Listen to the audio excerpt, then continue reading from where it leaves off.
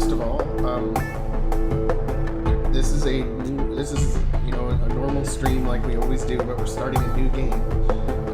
Starshift Origins was finished last week. So far, the reviews are good.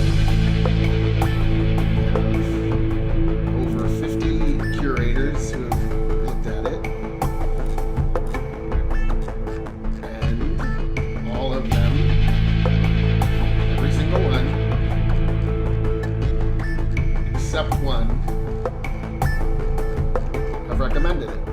Now, the one that didn't recommend it, I think it was a mistake. I think it was not accident, because it says not recommended, and then it says a very positive comment. A beautiful pixel-style narrative RPG that takes place in space. So it has a story that gets progressively better. A great way to spend your free time. Oh, thanks for reminding me about my stupid fucking microphone. It happens every time. This time I forgot.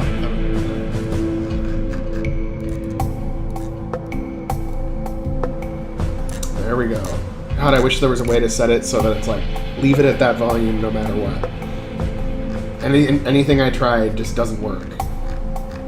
And every app always adjusts it to be too quiet. Always. Okay. So anyway, the game has already come out.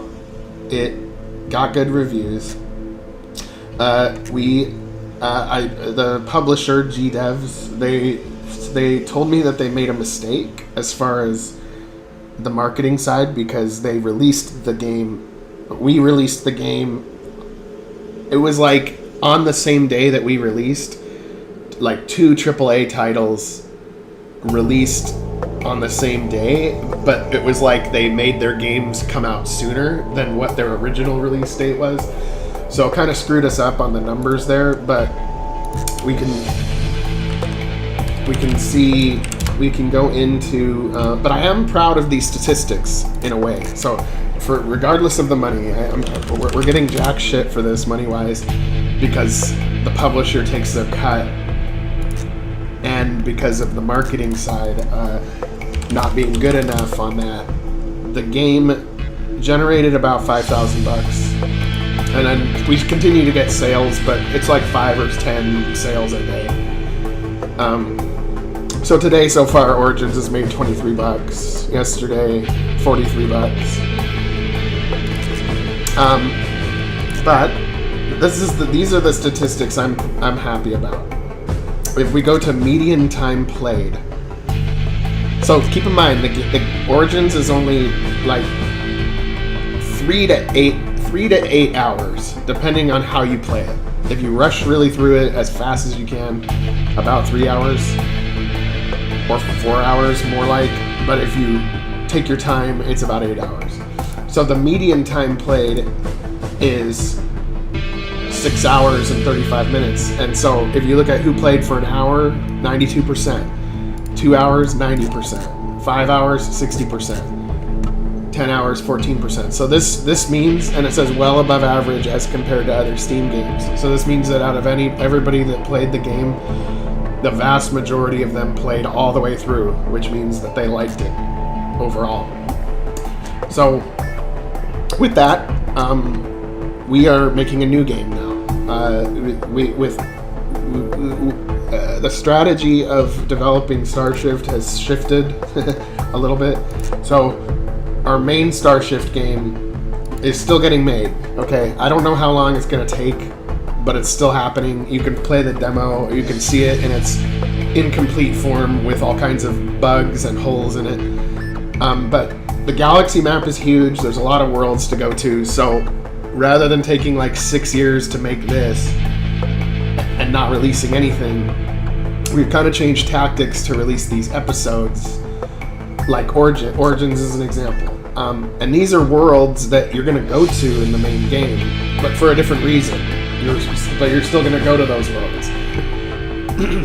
So why not make self-contained stories on those worlds in a different context, so that every few months we can release something And then when it comes time to have that part in the main game, all we got to focus on is story, because I can copy and paste the maps from the smaller projects into the bigger project, and then in the bigger project you literally have like 50 places to go to. So that's kind of the tactic we're using. So this idea just kind of popped into my head.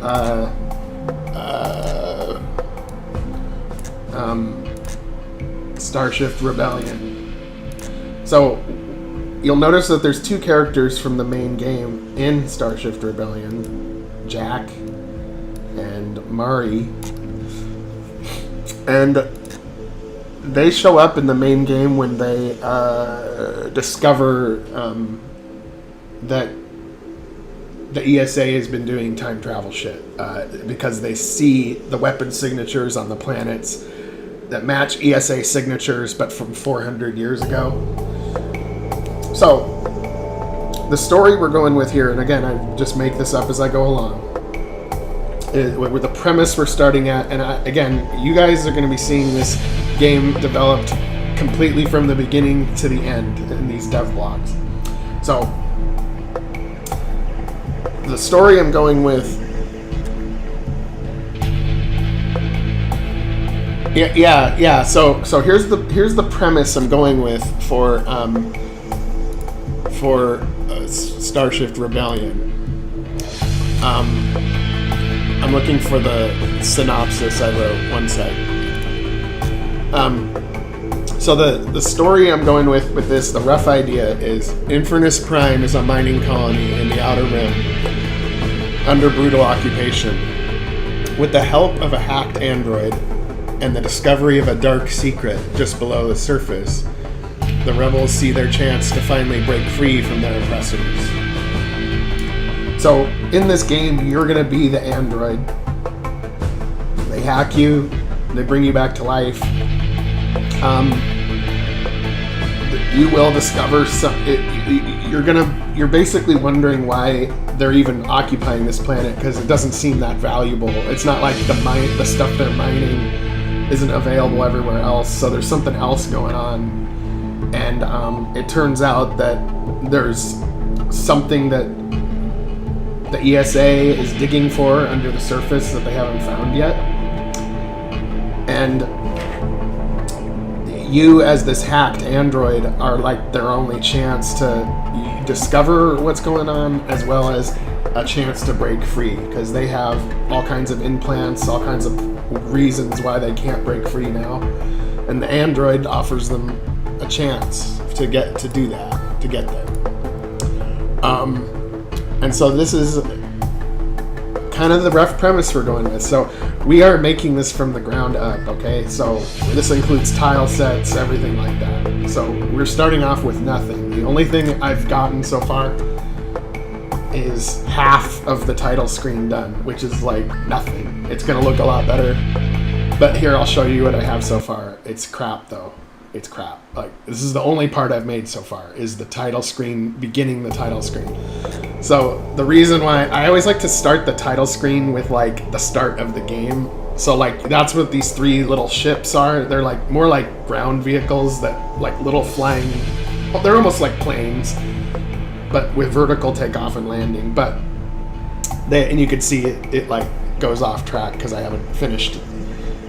But these are the people that are gonna, like, they're cruising the surface, they find the android buried in the dirt or underground, and they bring it back to life, and that's you as the android, and then they have you do stuff for them as the next step. Again, like, I don't even know what's gonna happen, we're gonna make it up. So I decided to go with, I'm making the tile set for this world right now, and I decided to go with purple grass with like desert sand, because it's an alien world, right? Not all these worlds look like Earth, right? So like they're like, of course we have to have alien trees and stuff. So far I've just made just some dirt, some darker dirt, and some grass, and that's all I've done so far. So the first step we got to do is we've got we got to get at least our title screen done, and we gotta and while we're doing this, we have to make the planet look like it's gonna look like when you are playing the game, right? So let's start.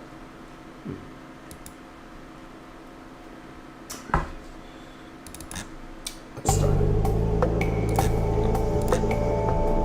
So only these tiles and only this tile are the ones I've done so far. I use other tile sets as a template though, so that I know how to where to cut off the grass if I'm doing it like that, because this is like a tile set, so if I do this pattern wrong, it looks all jacked up and stuff. So I kind of use a little bit as a template, but it's like totally different layer. So right now we've got some grass, we've got some dirt.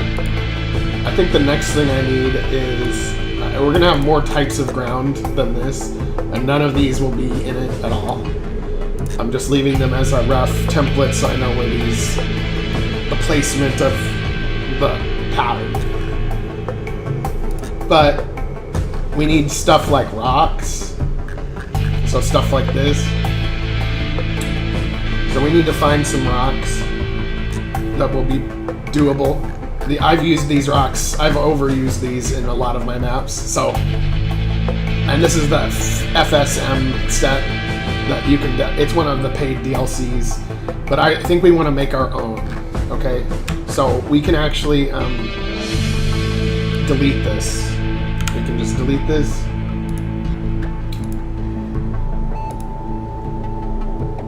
And it's going to be Infernis B, because this planet is called Infernis, which loosely translates to hell.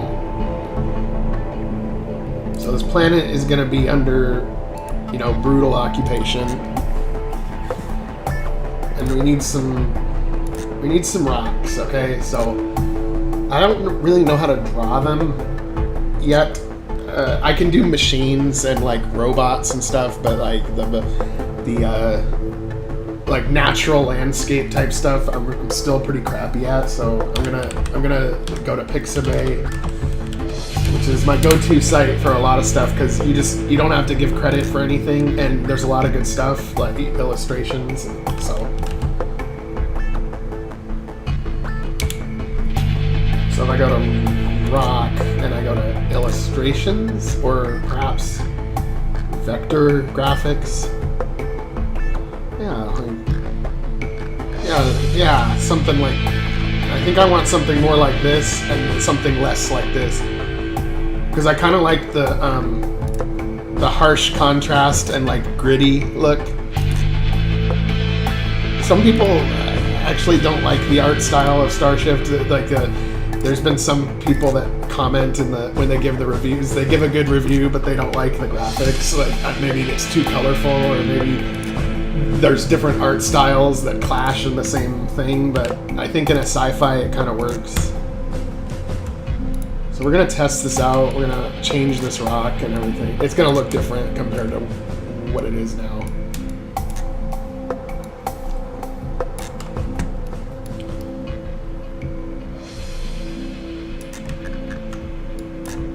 Okay, I think I'm gonna make it fit in 4 square. Put it like this because we want it to have a drop shadow. And let's give it a drop shadow.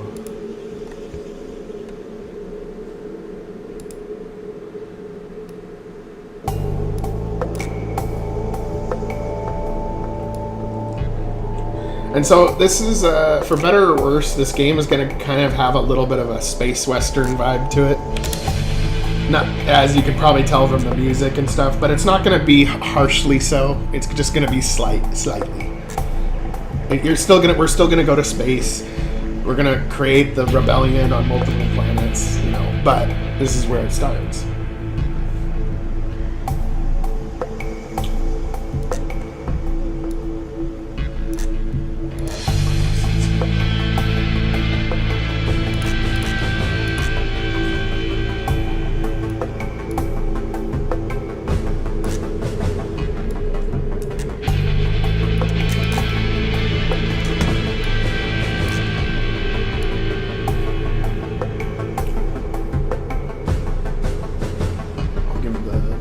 thingy, a more of an orange vibe. Turn the saturation up, turn the darkness down.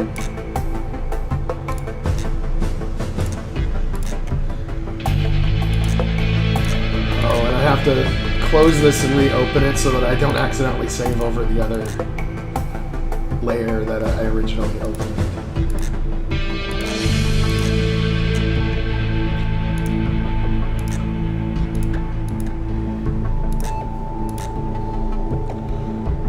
Okay, so let's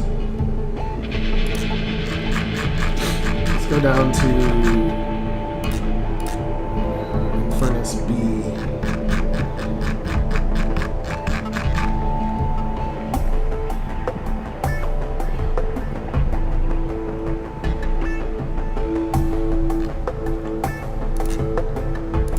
Yes, it is like if you live in the Outer Rim, it's like the Wild West, basically,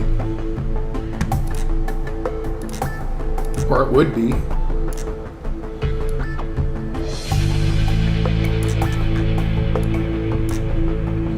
mean, I think that looks pretty good. That rock looks kind of nice.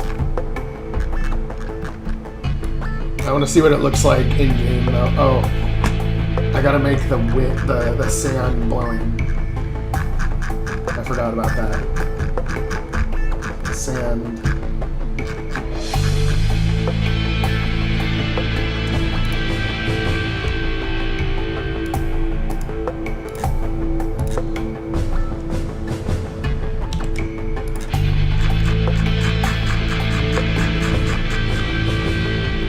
And the way we can get these games done so fast is like it's actually really messy because I'm not doing every project in a clean way.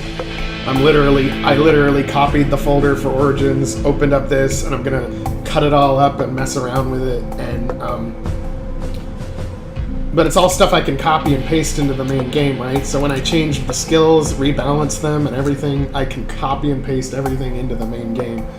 And so we're basically doing double development, but it's messy because I'm using files and places and everything that are still in the main game, but I'm not using them. But the reason why I'm doing it this way is because I can copy and paste things that I've already done before and change a few things to get it done a lot faster than if I try to start a whole new clean project where all the items weren't in the same place and stuff like that. So it's messy, but it gets it done fast, and at the end, it's fine.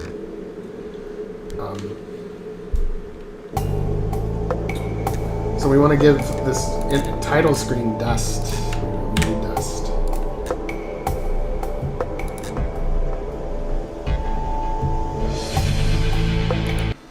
So let's see what the rocks look like if they're in game.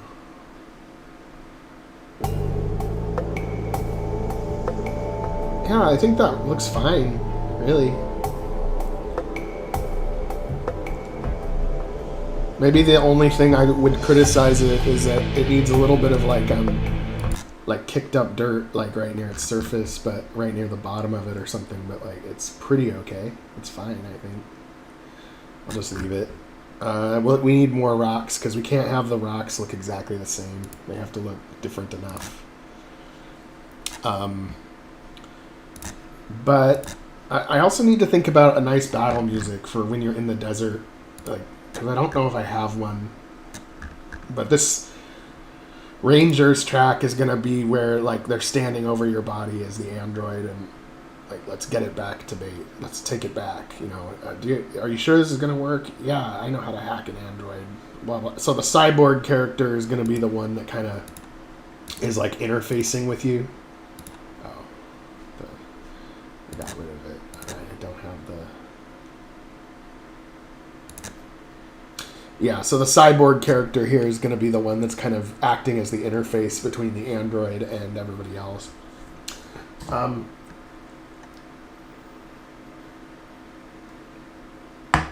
I haven't figured out this guy yet, but he's supposed to be a rock person. And then this guy is going to be some guy that, I don't know. We'll figure that one out. And then this guy is going to be, he's not going to be on your team. He's going to be a bad guy. He's going to be like a merchant kind of like the Ferengi on Star Trek, that he's trying to make money and yeah.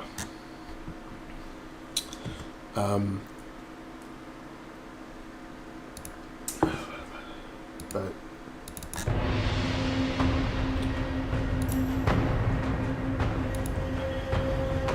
let's see.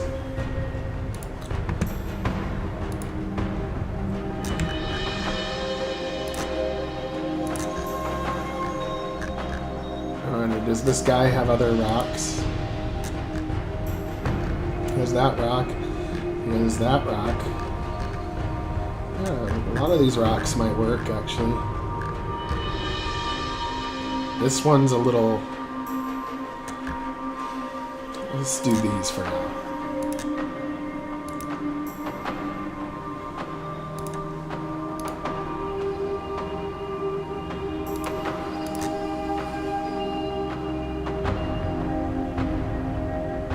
No, cyborgs and androids are different. Android is fully synthetic, artificial, almost like a robot, but humanoid.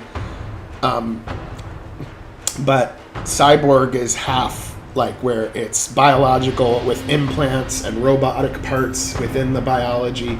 So they're still human, but they have a lot of cybernetic parts, kind of like the Borg from Star Trek, right? The Borg are cyborgs. That's why they're called the Borg. So, but different sci-fis have varying degrees of cyborg, but the Borg are like a very extreme version of that.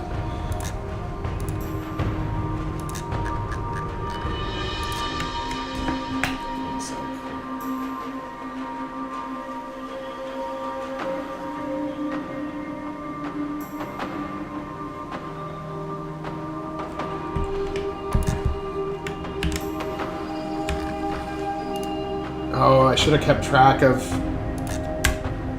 that other rock, the exact color scheme that I used for it. I forgot to look at that. Oh well, we'll just eyeball it.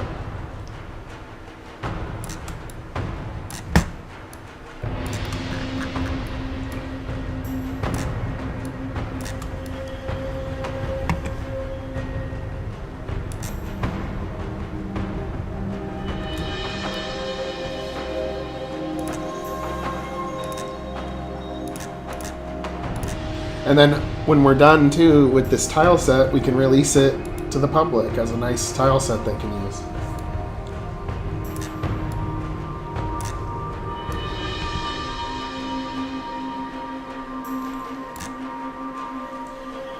Okay, so I mean that looks about right.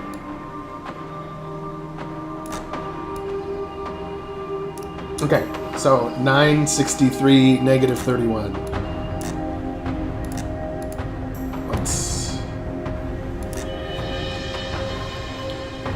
Let's keep that in mind. Oh.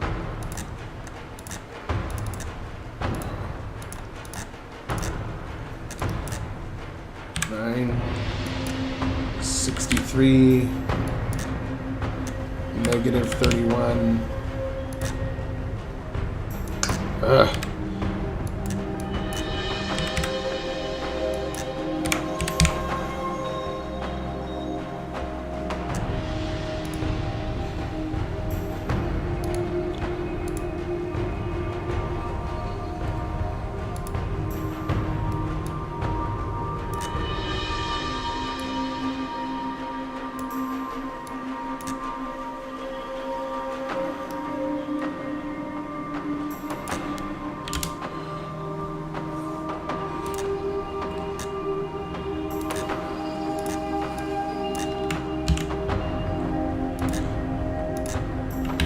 And also the first day of making a project is always kind of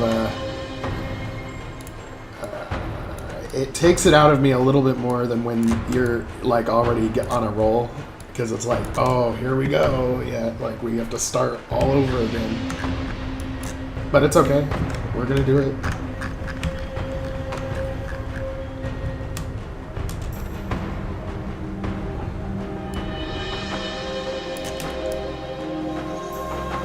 Let's make this one a little bit chunkier.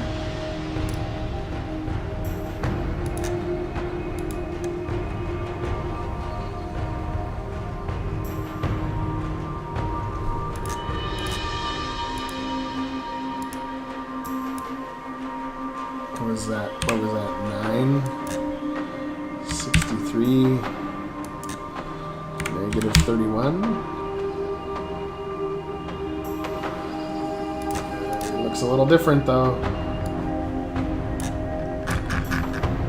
Let's see. Yeah, 963, negative 31. So this one looks almost the same, but I almost feel like it needs to be a little lighter.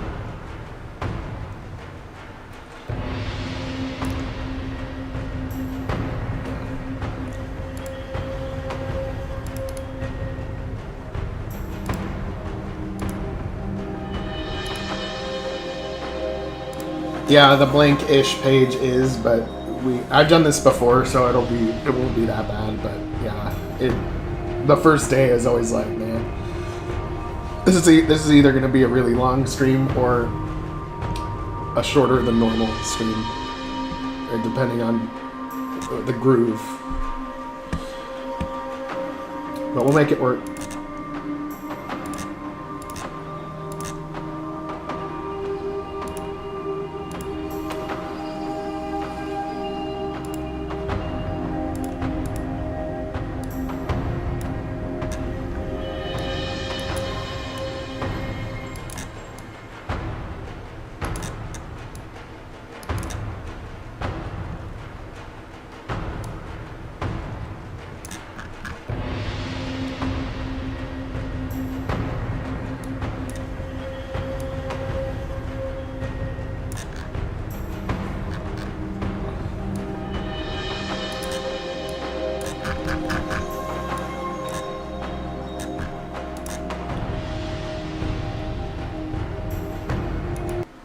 Let's see here.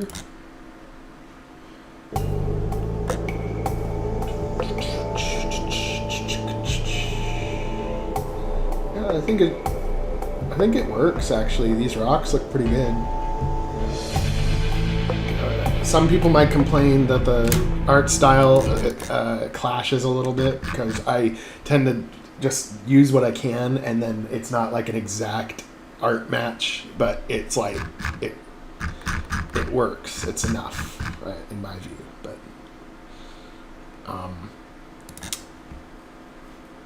But besides this beginning music, I'm trying to think about the nice, like when we first get into like little battles in the desert, what we want that battle theme to be.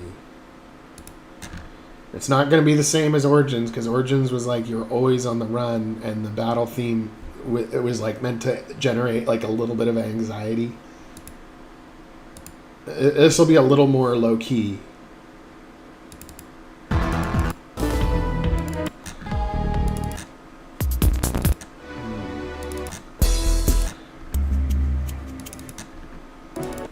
I might not even have the one that we're going to end up using, you know, in here.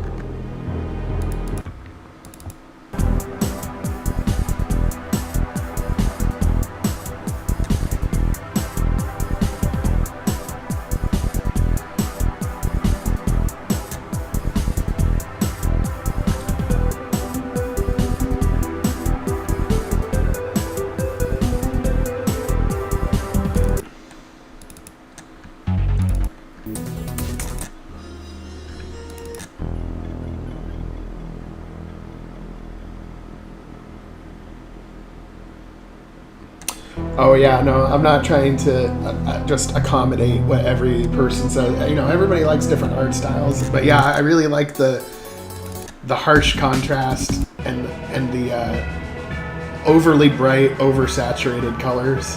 I think it works for a sci-fi.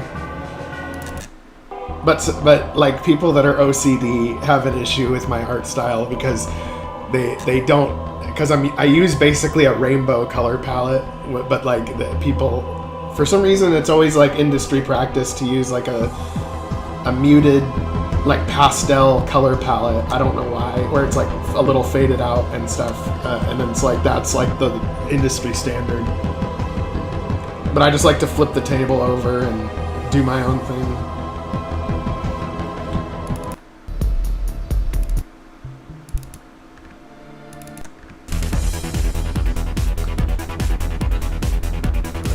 just gonna do this for now. Because the techno music actually helps me make this shit faster.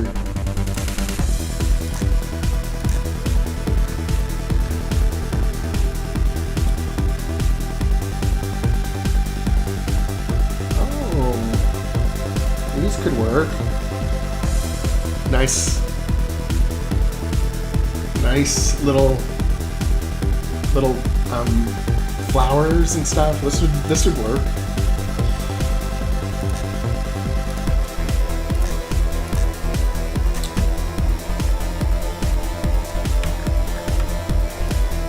Get these nice little purpley flowers going.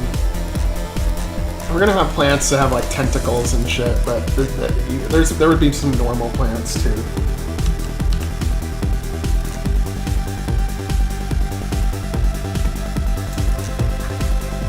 But I think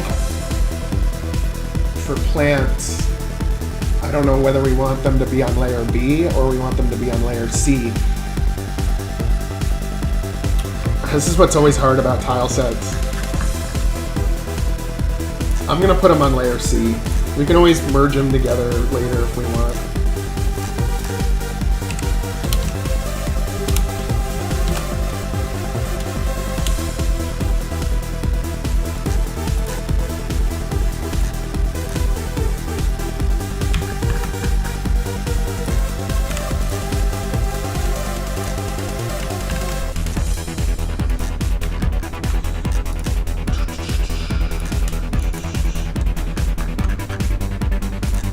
I always have to leave that upper left square empty on every layer, otherwise problems.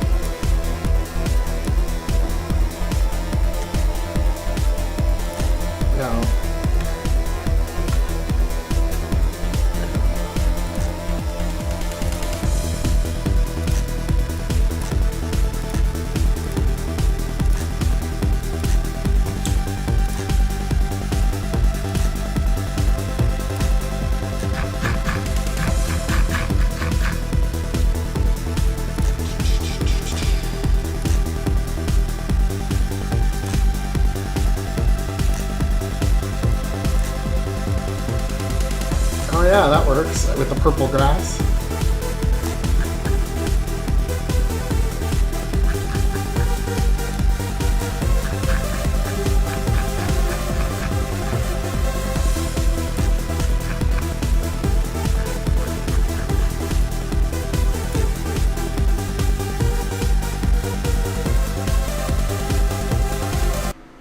Yeah, let's see what that looks like in game though.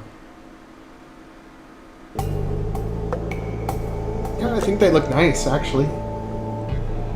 They look good. We need all sorts of different little plants and shit as well. Like, this is just the beginning. We also need some, like, taller trees. Alien trees. Alien trees.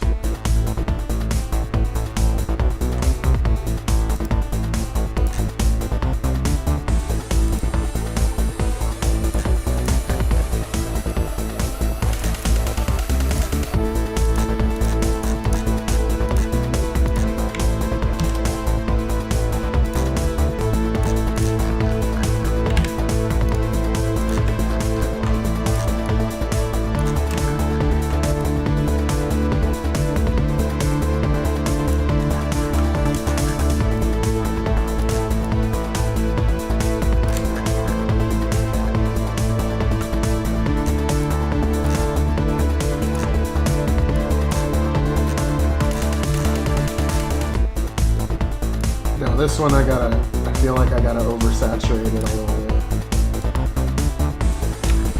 And I gotta make the grass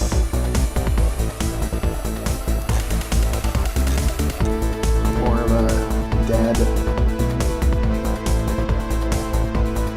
purple grass looks good. Because this planet has purple grass, so normal-ish looking plants with purple grass.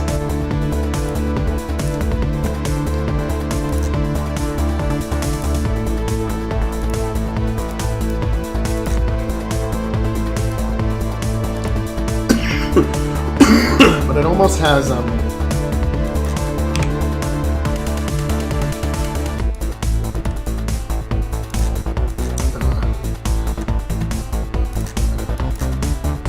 to me it looks a little what I would call blurry for some reason, even though I didn't. Okay, yeah, maybe if I duplicate, yeah, that works. It's when they have parts of it that are semi-transparent, it makes it look like that. It makes it look blurry. But it usually looks better in-game than it does in the editor.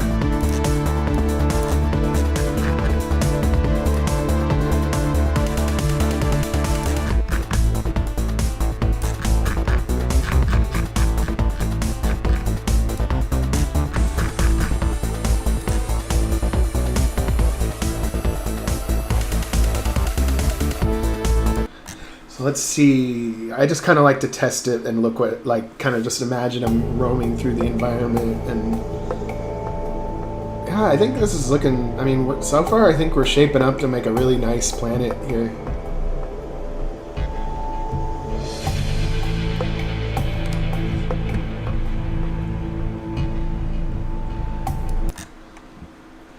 Yeah, it's looking good. I'm liking the progress so far in such a short period of time.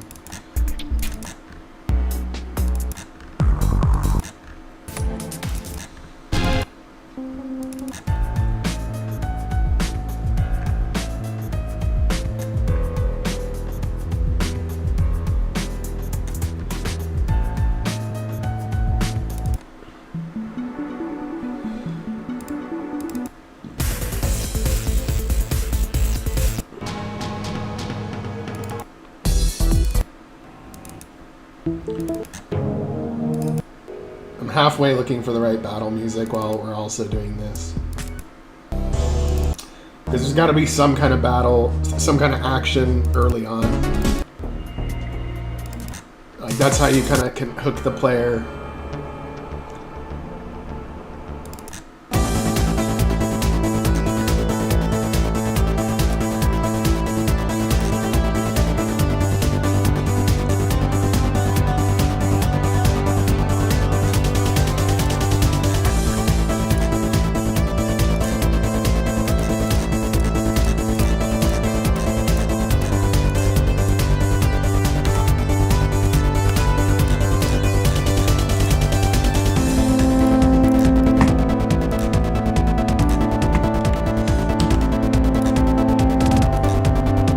Close these when I'm not done with them, otherwise I get so many fucking tabs that it drives me nuts.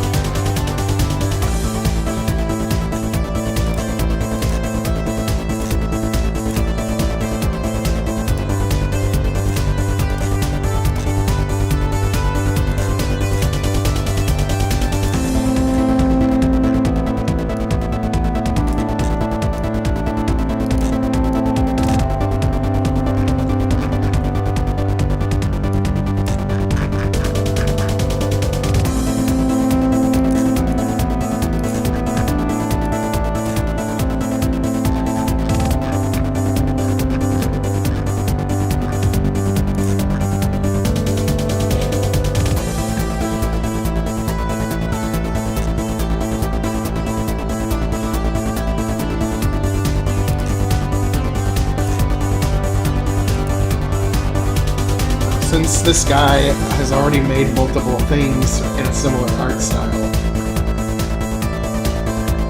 I need more rocks, I need more of whatever he's got. Oh, maybe these, maybe a dead tree.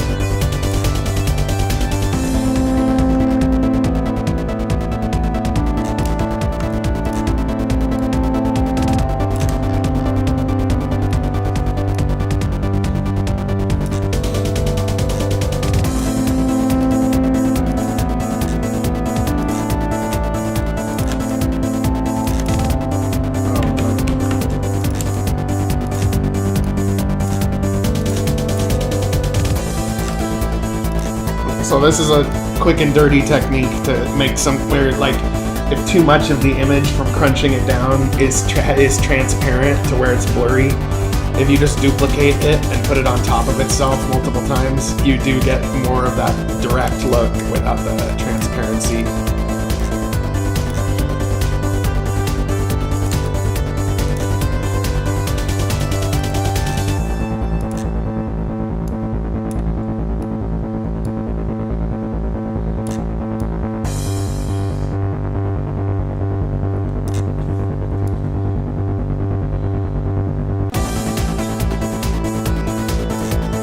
Actually, I think just leaving it gray like it was probably makes sense.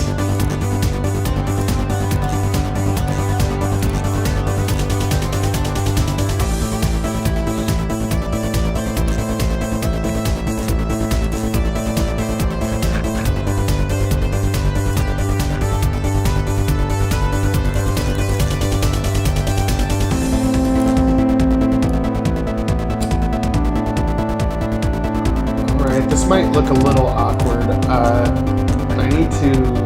think I need to give it a drop shadow. But let's just see what it looks like.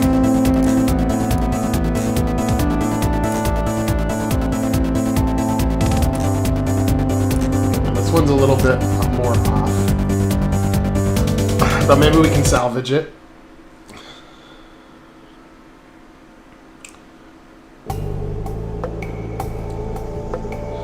It actually looks better when it's in game, but I think it still needs a drop shadow and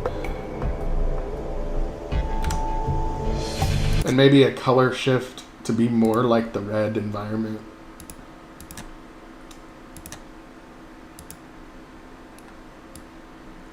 I don't think the tree should be purple, but maybe more of that brownish, reddish color. And then let's give it a little bit of shadow, a drop shadow.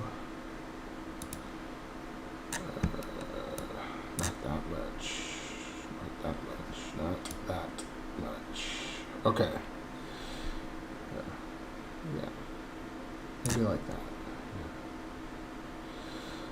Yeah. And 50% and not 75% transparency.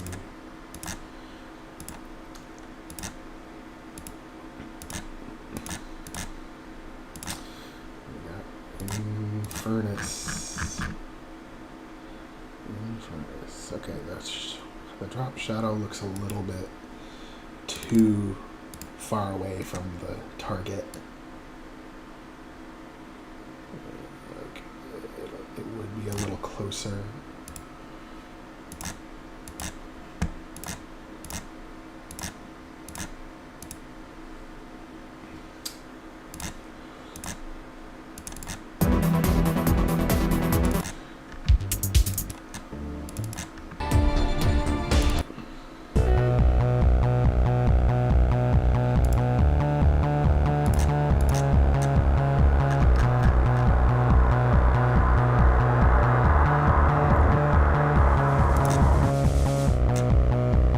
think the shadow, I think the problem with this tree is it's got so many gnarly branches that not every piece of the branch would have a drop shadow like this.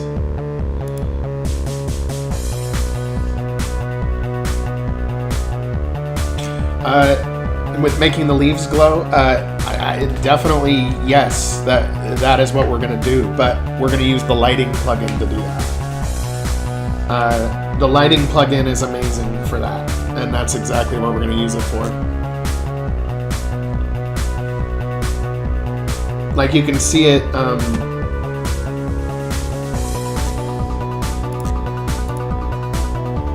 like if I open up Origins, for example, I'll show you. Because the glowing plants aren't actually glowing in the sprite that you do in Photoshop or whatever. It's in-game though. And I'll show you.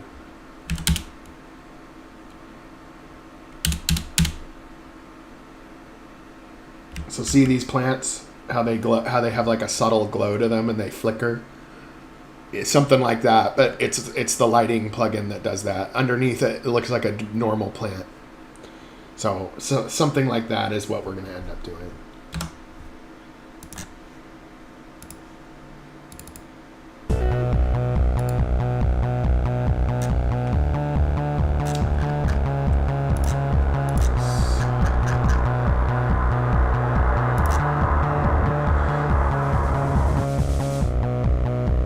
So I think with the tree, here's what we're going to do. The drop shadow is not going to really work. So I'm going to go to the layer, I'm going to go and do a new layer underneath it. And I'm just going to kind of half-ass this. And make the trunk shadowed, but nothing else.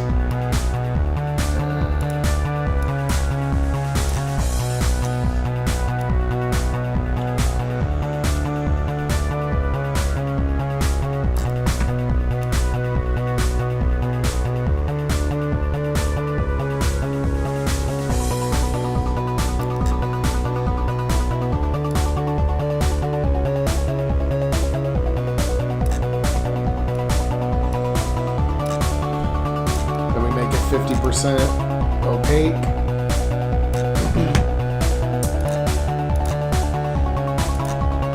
Let me do it that way, where just the trunk has the shadow.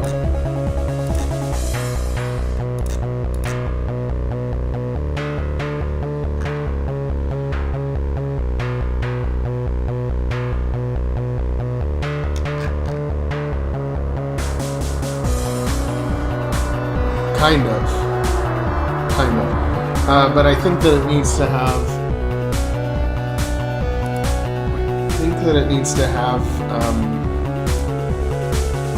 Shadow here too.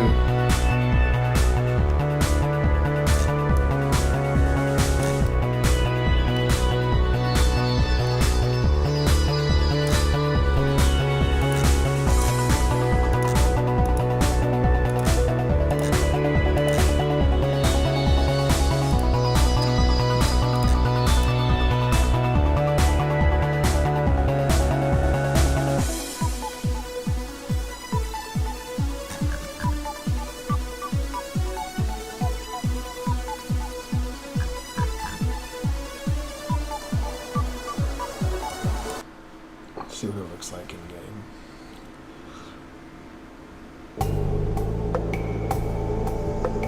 Yeah, I think it's good enough. It's not perfect, but if I'm not specifically fixating on it, then it looks okay. I like the little flowers, though. Those all look really nice, actually.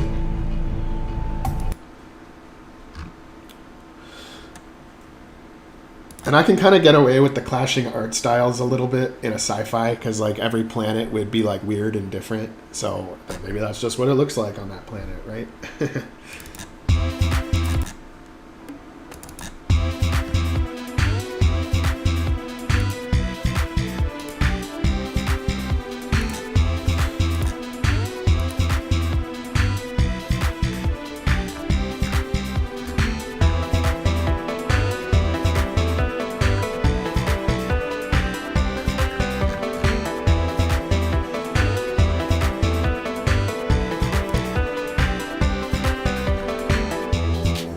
These ones would make good little subtle flower, like when because you got to make it look cluttery almost, because that's what it looks like when you're in nature. There's just lots of shit everywhere that looks way different. So you don't want like a generic where every plant looks the same.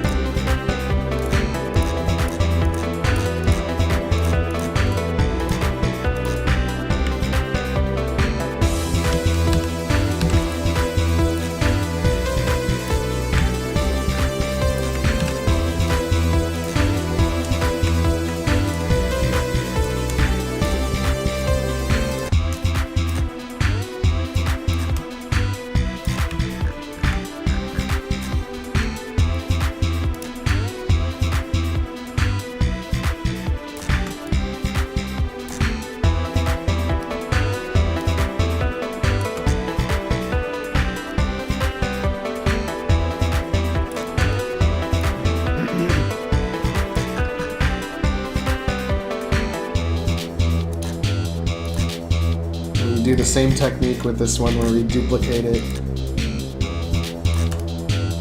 and merge it.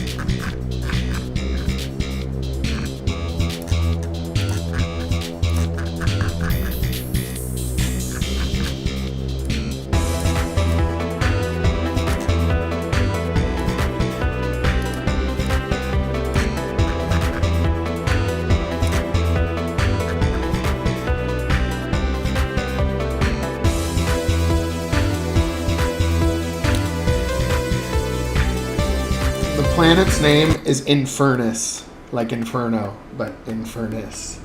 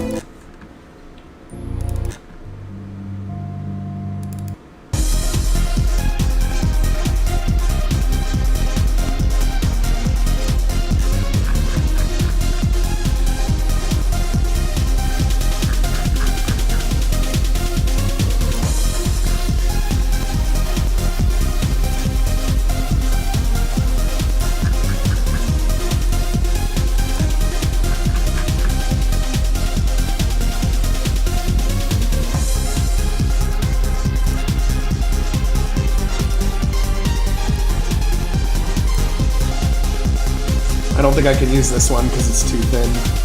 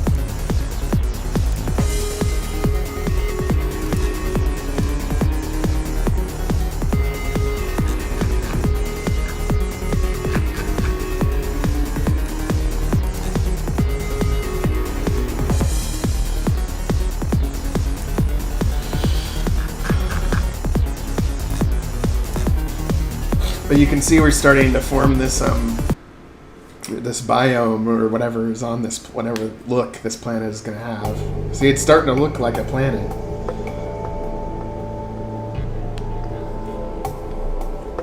And if we add more diversity to it, it'll just look even better.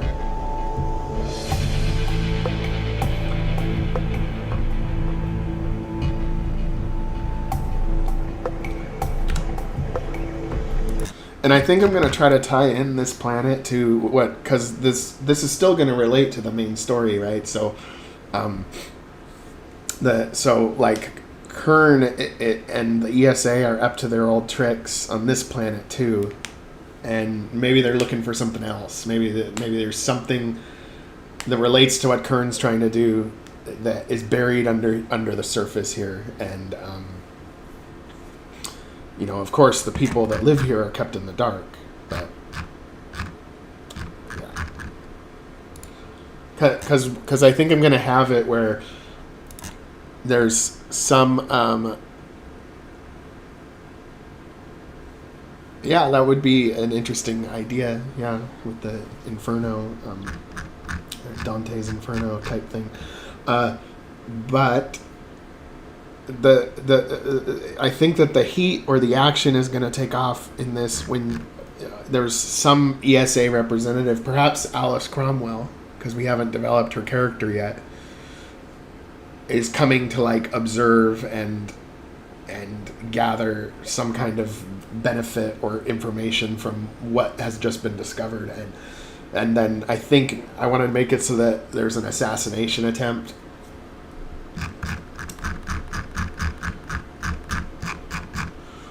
Or perhaps the botched assassination attempt on Kern. You know how he was attempted to be assassinated and then they replaced him with an android body. Maybe you're the one who tried to assassinate him. Yeah, I think I wanted to use the unstable CIA lady. I really do. And the reason why she's coming here is because whatever's underneath the surface is something that they really want. And she's willing to get her hands dirty. You know, Kern and Ra kind of tend to stay near headquarters. But she is willing to get her hands dirty. Just like Thraxton is willing to get his hands dirty. So...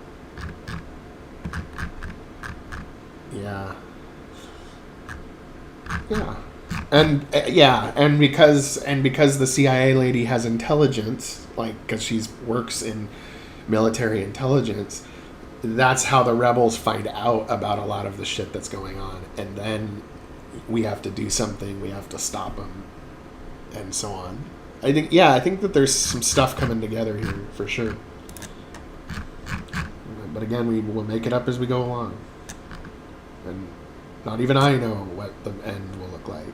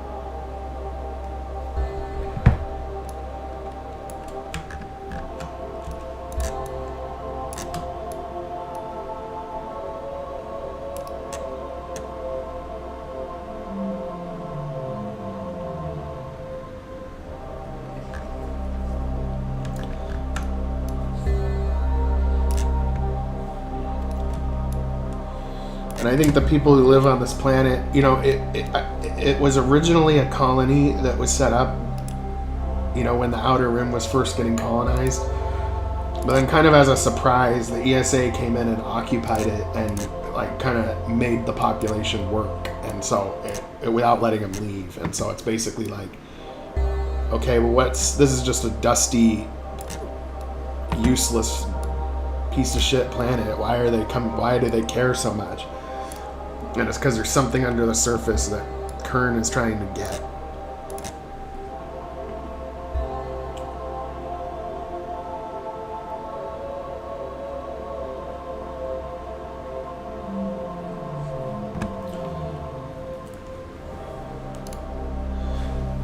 Yes. Maybe the main character, the android, has an encrypted data file that they are able to hack you, but they can't unlock that data file. And whatever that data file is the reason why the android was basically trashed and dumped in the desert in the first place.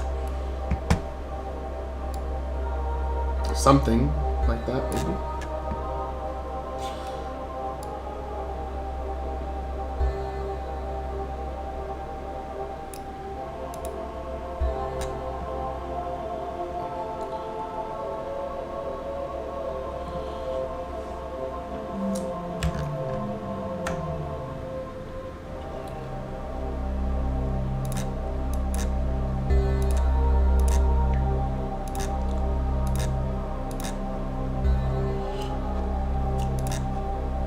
Now, most of these plants look really good when they're in the purple grass, and they look a little bit more awkward when they're on, and they look okay when they're on the darker dirt, but they look a little more awkward when they're like right on the sand. So I kind of have to make sure I put them in the right context when I put them down.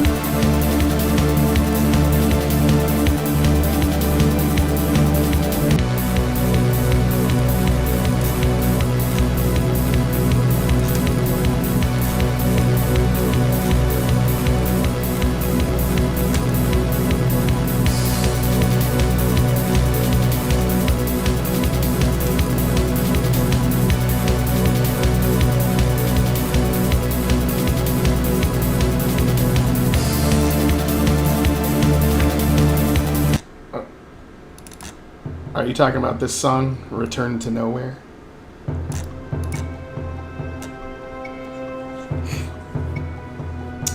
I kind of think that this track would be like really good for a cutscene with the CIA lady where she's just becoming like unhinged. Like, what? Crush the worms. But ma'am, if we do that, then this will blah blah blah. And she'll be like, I don't care. Get them. Deal with it. You know, and she's just like blowing a gasket. She's receiving very bad news and she's not taking it well. Boil them alive, you know, like that kind of.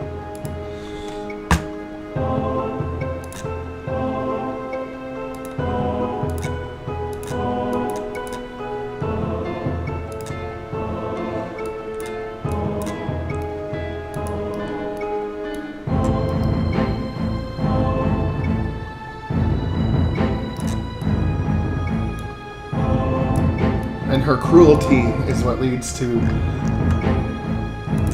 the rebellion taking off.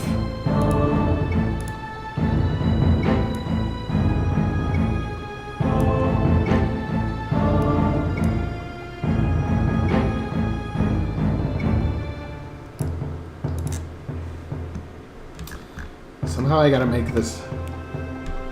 The problem with this tree is this gray ground. It needs to be more brownish, dusty.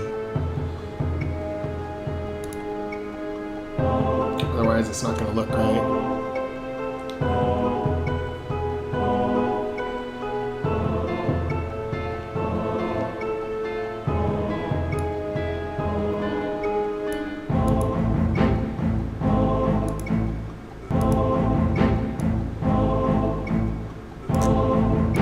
I might not be able to use this one.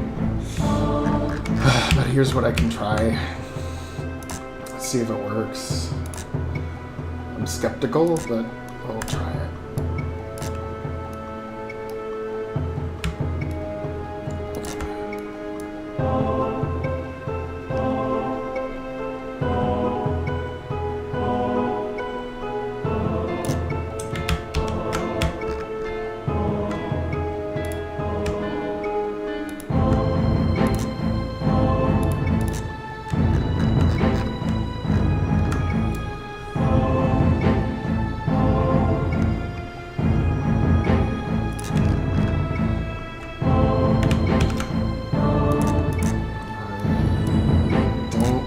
This is gonna work.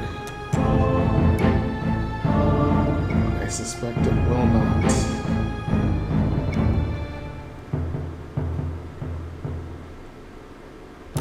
Oh, it's not gonna work. I'll have to call that one quits. If I had one that was just the tree, it might be better. This one works. It's another spirally spinning.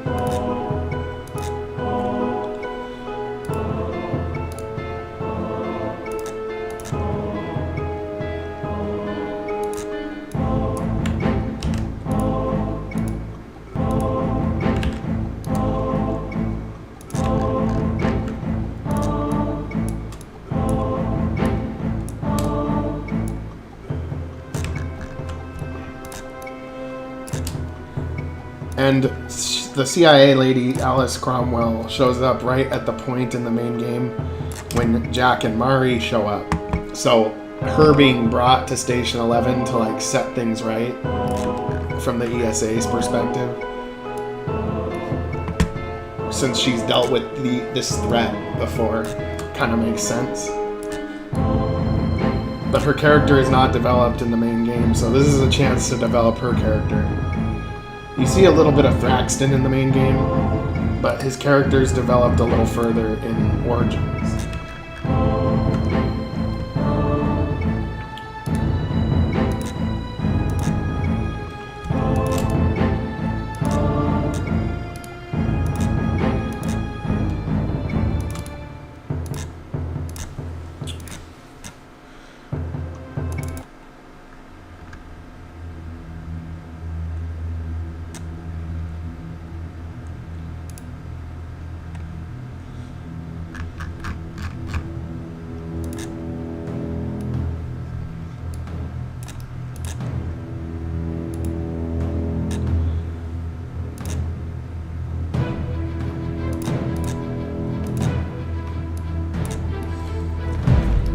But this is basically her theme.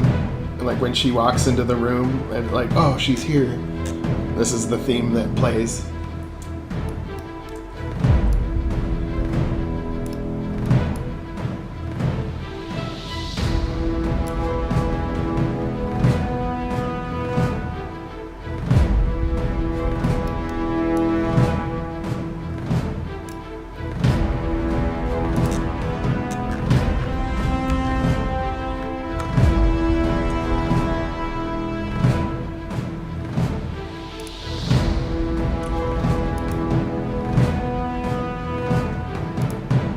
But I slow it down a little bit. I actually set it to,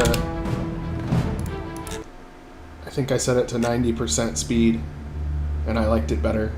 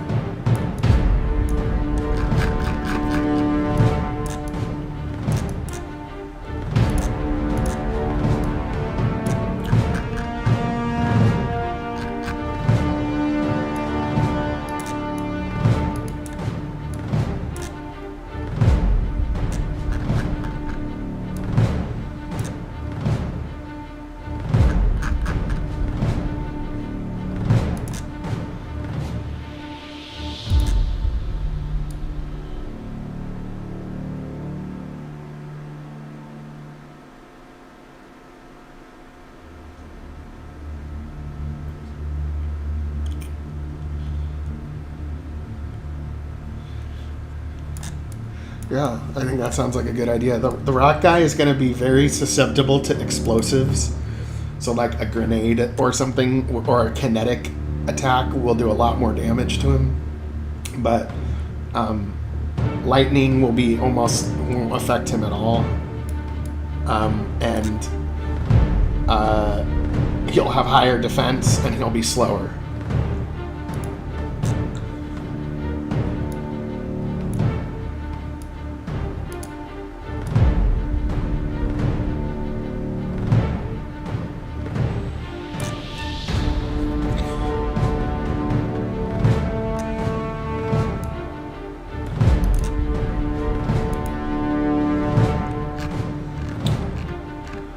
I think we're well on our way to creating a nice biome here. Now, the one thing that I'm thinking of now, we've got some nice diverse plants. We've got lots of different stuff. That's good. I'm starting to believe it as a desert environment. But we need differences in elevation. We need differences in elevation, like little rock outcroppings and stuff. Which, I think I've made one that I haven't used in any other set that I'm just going to do the shortcut for it because it took me forever to get the pattern where it didn't look like a shitty repeating loop pattern. So let me try to find that tile set, but I'm going to get a nice little track going here.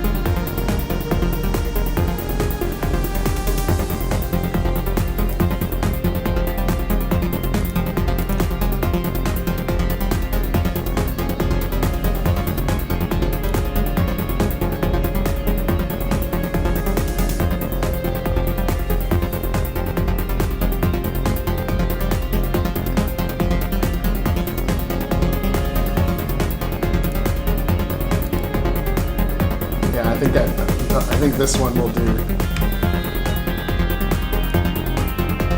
Because I was replacing the RTP as a project for somebody else, and I think this one will do.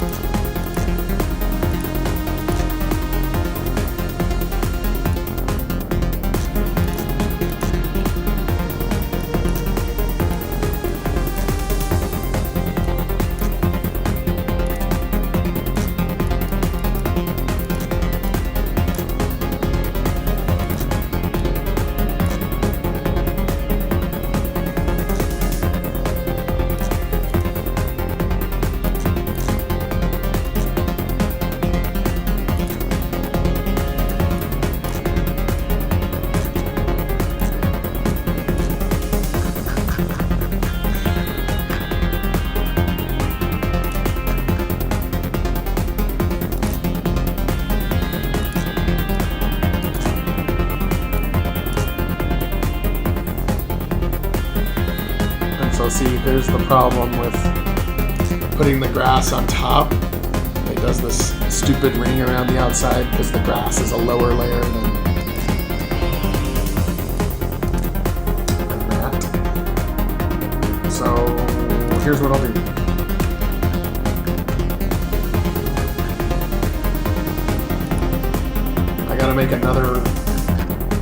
I gotta make another grass with that other crap. Yeah, I'll do, and while I'm at it, I'll make dirt with that color and everything. This pattern.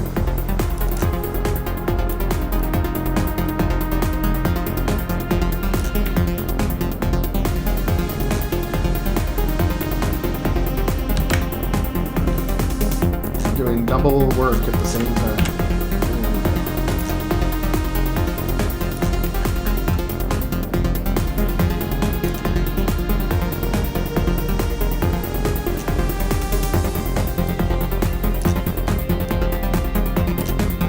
fuzz out the edges of what?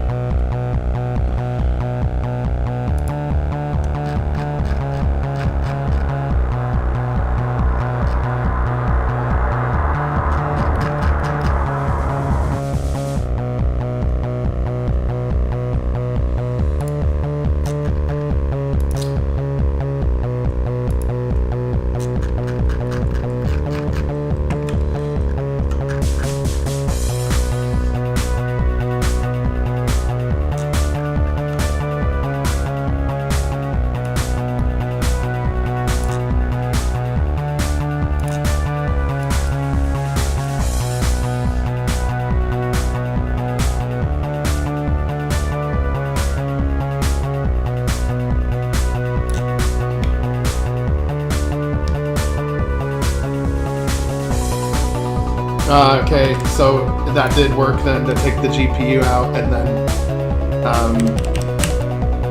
use the integrated graphics instead. Damn, that sucks. So it's the GPU though. Does reseating it help? Like popping it out and popping it back in again?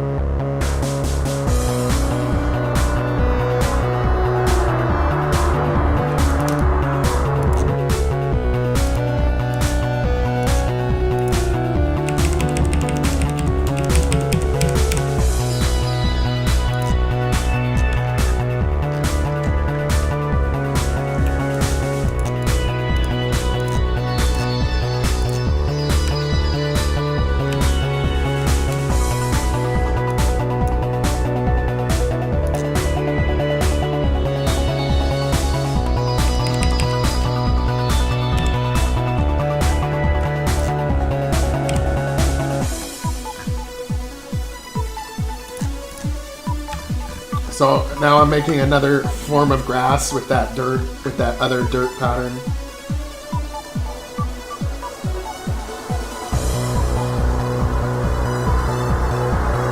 But maybe I want to do something else.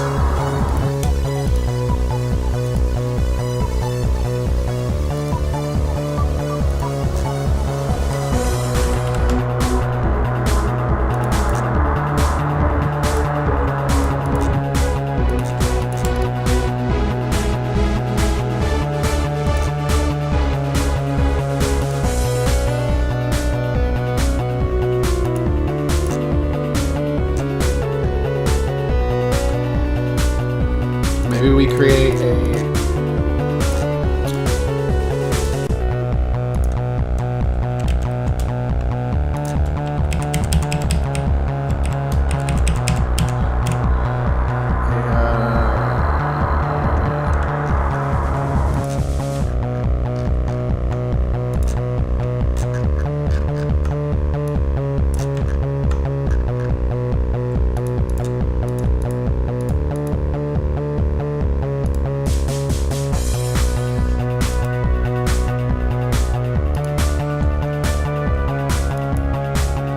here's what we do. Actually, we'll do it with the grass one because that one's even better. Okay. We'll duplicate the grass. And then we'll give it a color overlay so that just the pattern is preserved.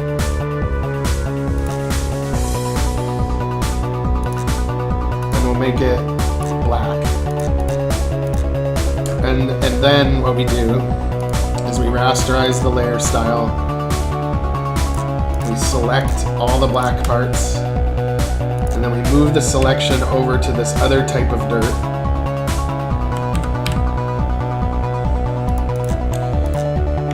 And then we copy and paste it. And we put it on top of this type of dirt. So that there's like a way to make like a subtle difference in dirt styles.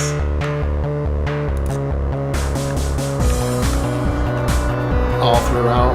Then we get rid of the black.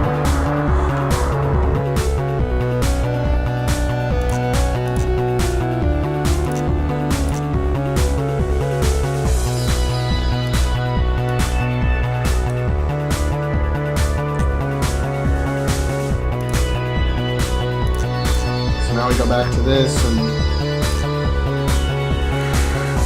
now I can put the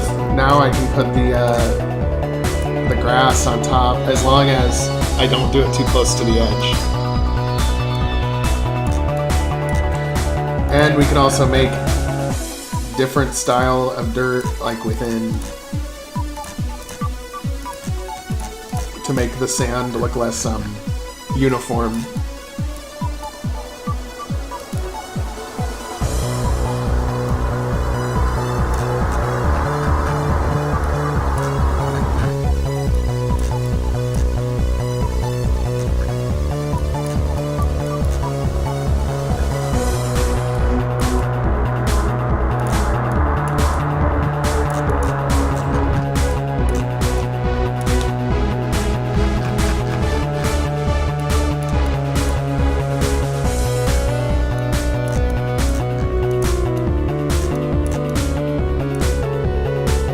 No, you shouldn't have to reinstall Windows.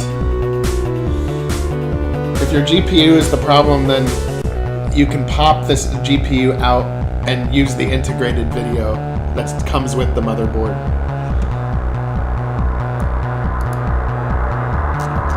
And it's weird that Windows shuts down when you log in. That almost indicates a software problem more than anything. Otherwise it wouldn't turn on at all, or it would shut down even before you log in.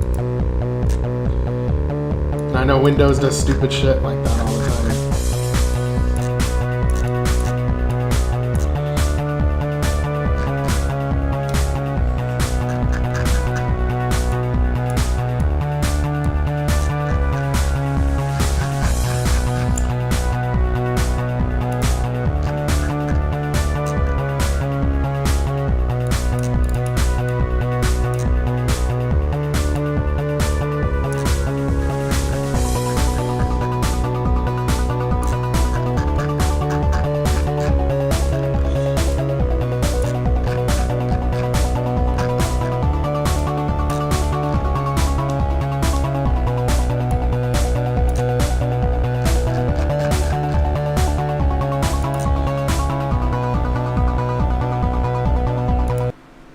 Let's see.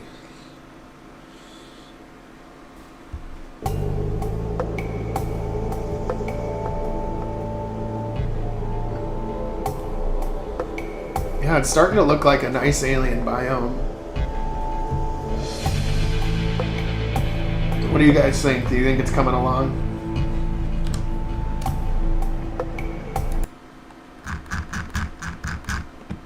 Like, we're still not done yet, but we're trying to make it look like it's like really nature of an alien planet.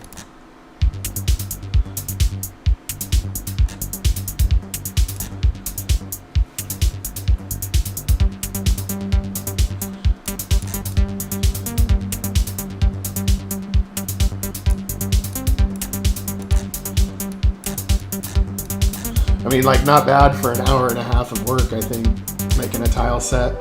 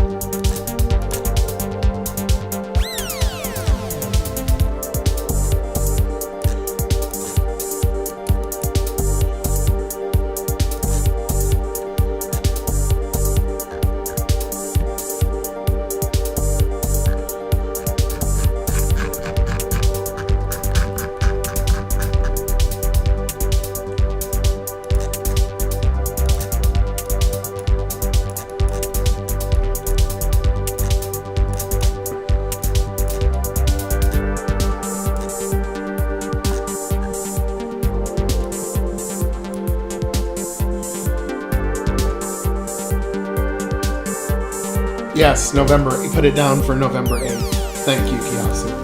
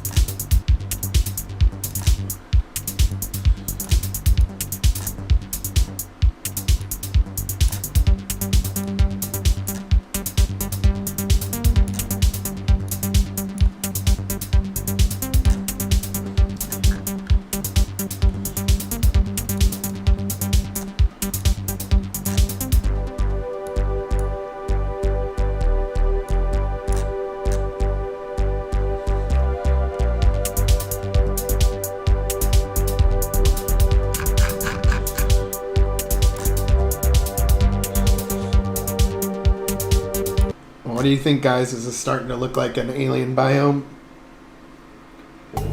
Not bad for an hour and a half.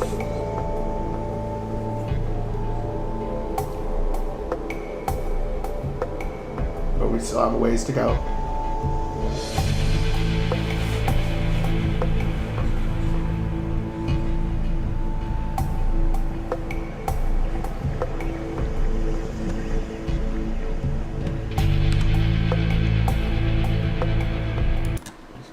Although I do think I need to make this part that's darker match the reddish rocks a little bit more. But we're getting there. It's getting there. It's getting there. Okay.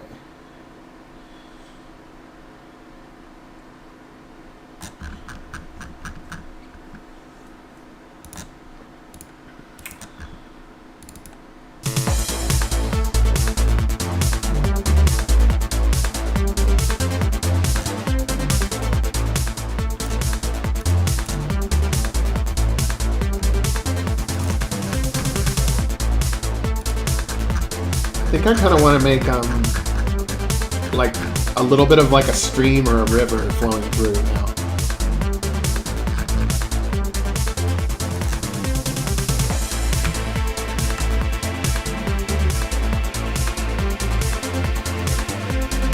Yeah, Kiyasu, that's fine. I trust you. Just do what you gotta do, and thank you for all the help.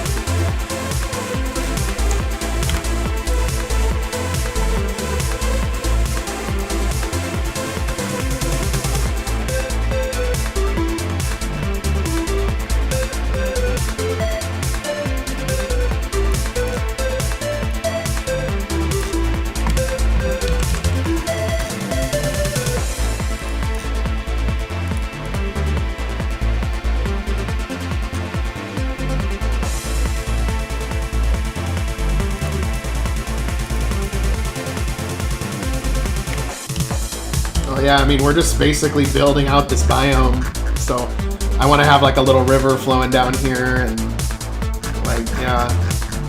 I mean, it looks kind of cluttery, but I think that when you're doing nature, that's a good thing. When you're doing a map with a lot of, like a little ecosystem where there's stuff going on. It's not just lifeless.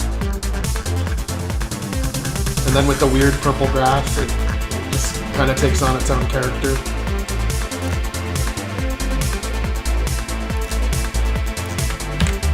But again, I'm not necessarily like a pixel artist, so you can see from this technique that it's decent. But if I was somebody that could just draw it all pixel by pixel, then it would look better. But like in a very short period of time, you can get something that's pretty good up and running.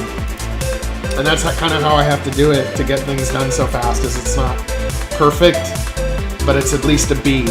Like if you got a grade of B, but you got your project, your 6-month project done in 1 week, that's kind of how I have to do it.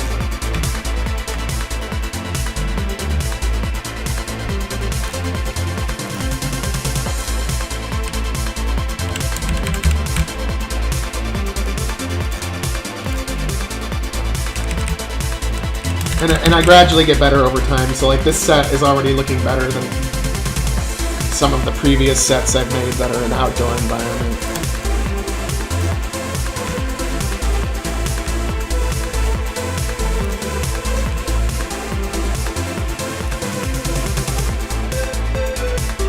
Now I'm going to reuse my water animation a lot because it took a long time to figure out how to get the water to animate where it looks okay in 3 frames.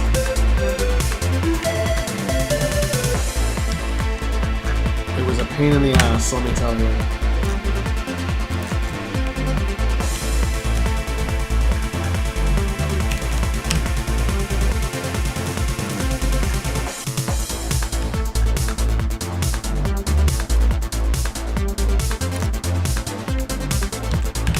I do see one graphical glitch though, so I'm going to fix that.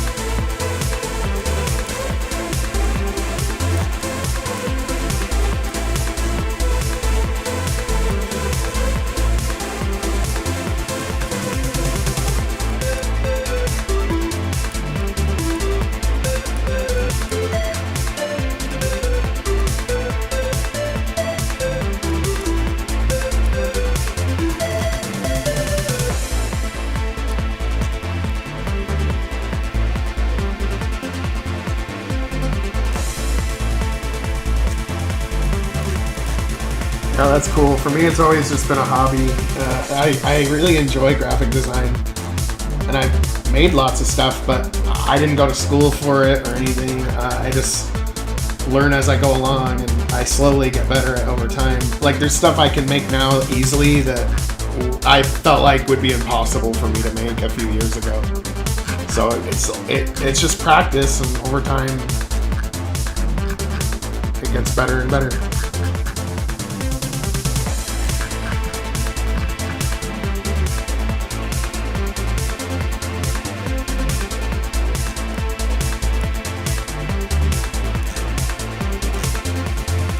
But I think sometimes people work themselves up and they think that something's not possible, but they just have to work at it and eventually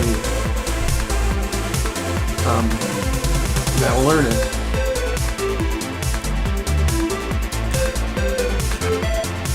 But you have to want to learn it. You have to want to practice it and then get better at it. Some people aren't willing to put in the hard work. Straight up.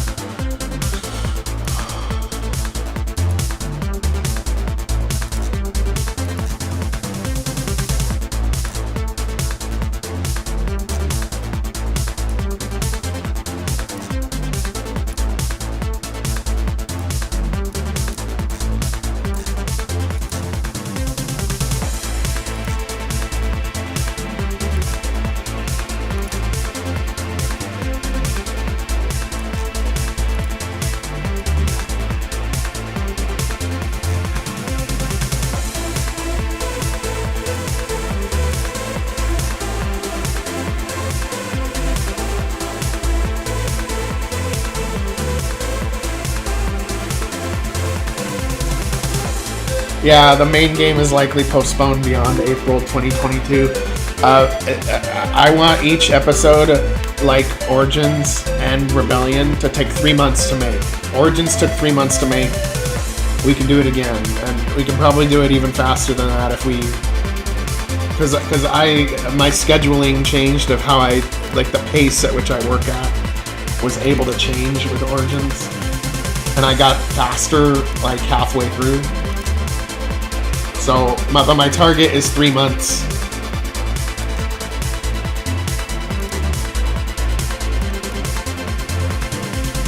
Maybe it'll be sooner, maybe it'll be later, but about 3 months is what I estimate.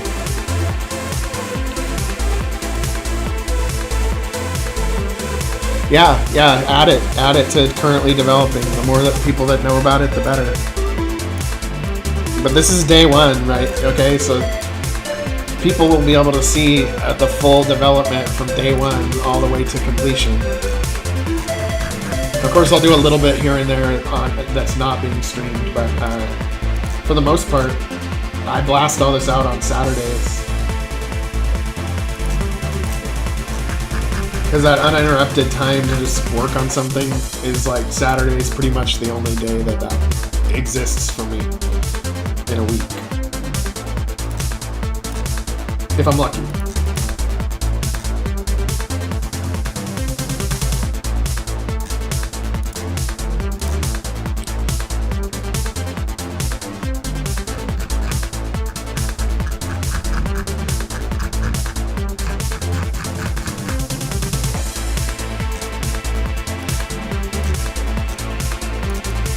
But see, now we haven't even finished the tile set yet, and we're making, and we already have like quite a biome to work with now. It's gonna look even better after we have a little more time to come up with the rest of it. And we might not even finish today, like making the biome. It might just be that we've built enough to where it's sufficient for a title screen, and then that we have to focus on the first scene of the game, and then we'll have to add more to the tile set as we need more.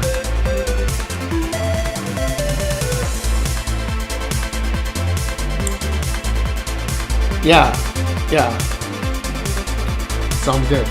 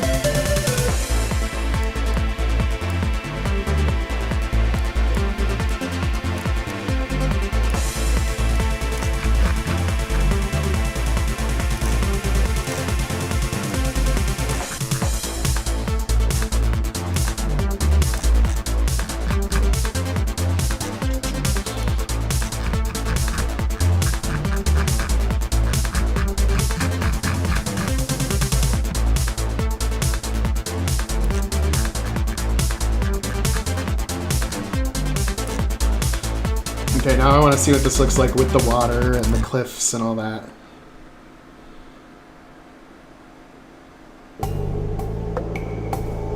I like it.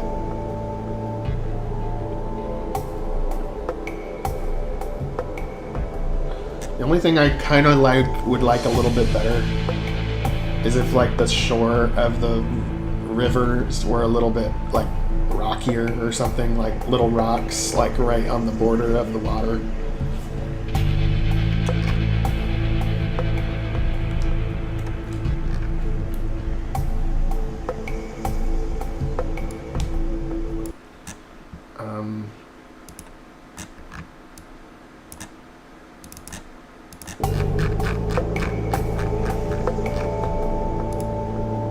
It's getting there though, it's getting better.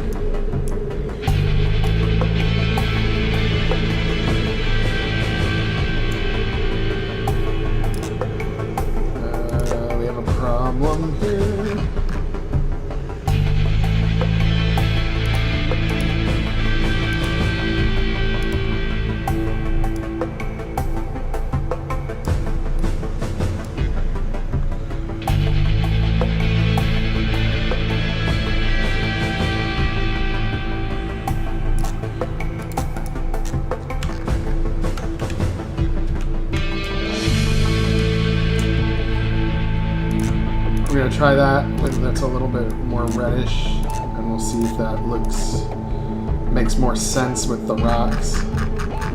So right now we got like these rocks with this. Now it makes less sense. Maybe we just have to brighten it up a little bit.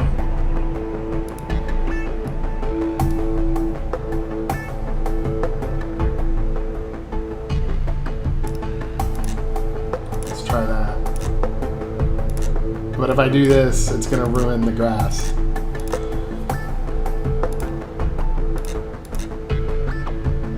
No, I'm just gonna change it back because it looked okay. And I don't want to redo the grass again.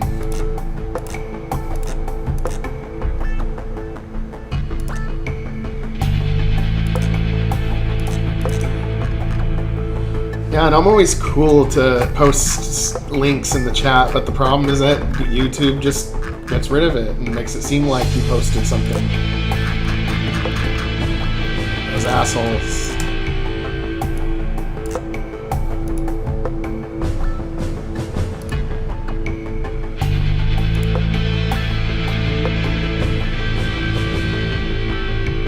Yeah, the when you put the words dot, it did show up.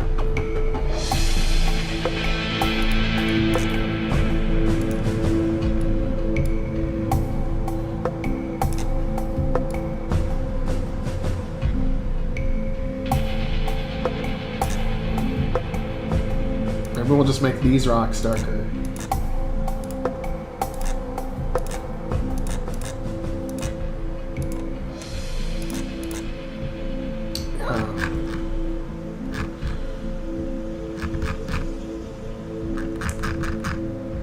I think that does look better, actually. But maybe a little bit more on the brown side.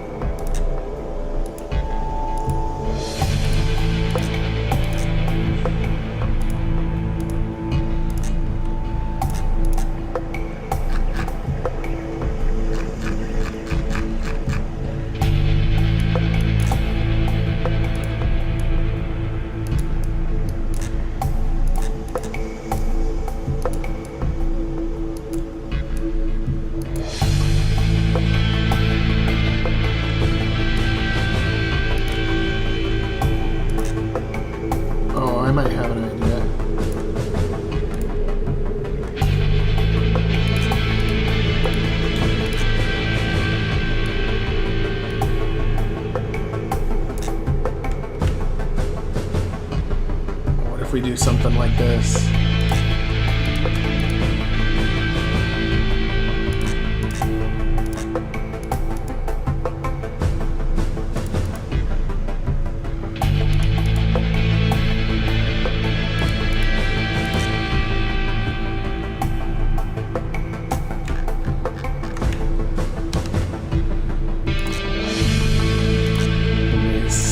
Slip this darker dirt.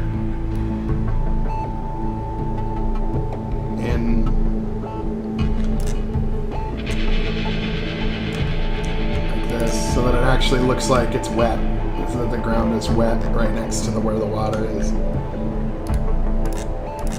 It's just an experiment, but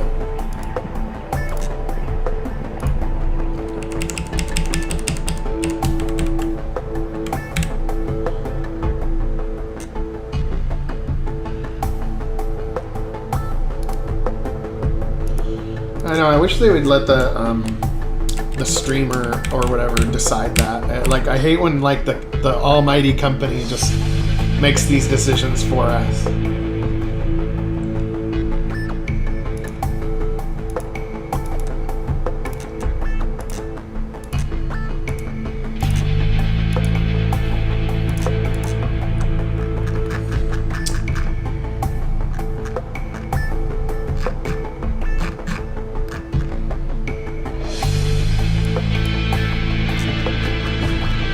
I kind of like the general look of it, but it's like too dark.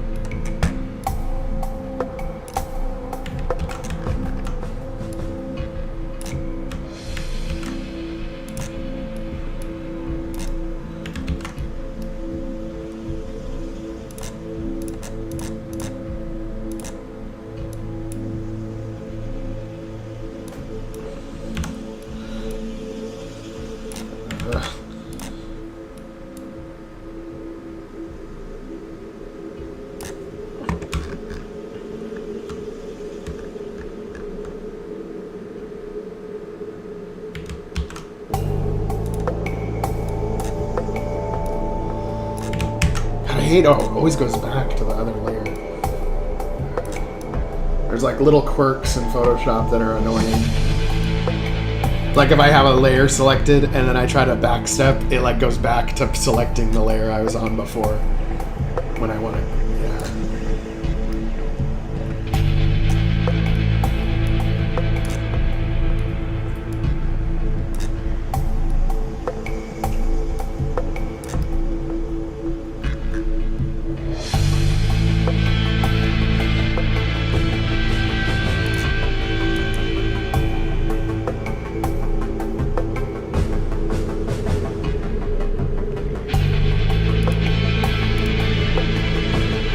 Is there a possibility that your CPU is overheating?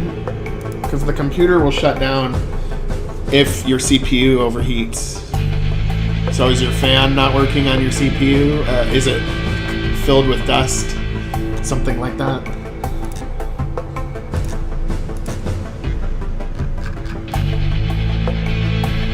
Yeah, that's looking better. The edge of that river is looking better.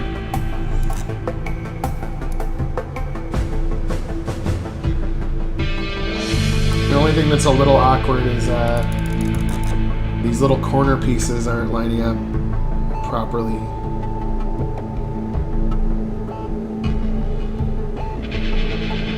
These ones are always hard to troubleshoot. Like, what part is that, right? I don't know.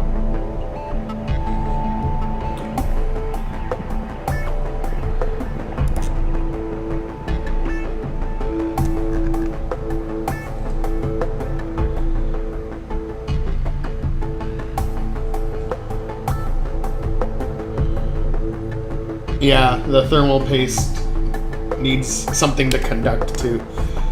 So you need some, I think you probably need some different thermal paste. It might help.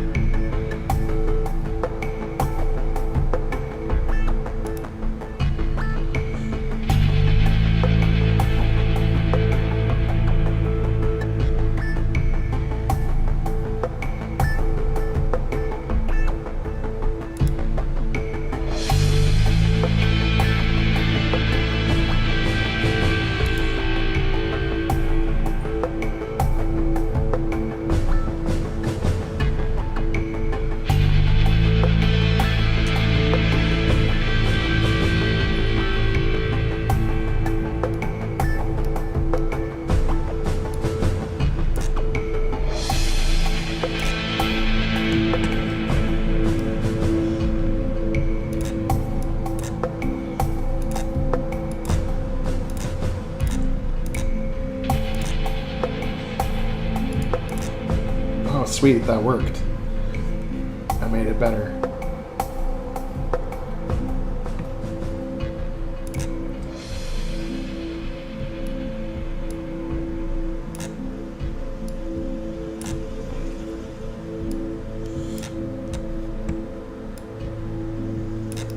Cutting out these corners.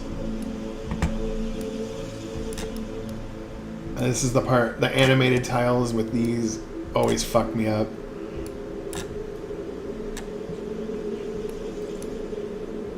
Because of how it's supposed to align with the center versus the other part. And sometimes I can waste an hour trying to figure out how to get it to align properly.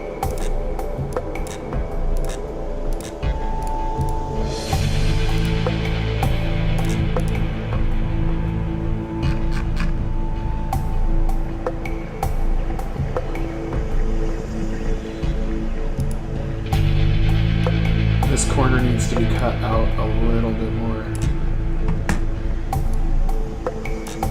because of how it aligns with the rest of it.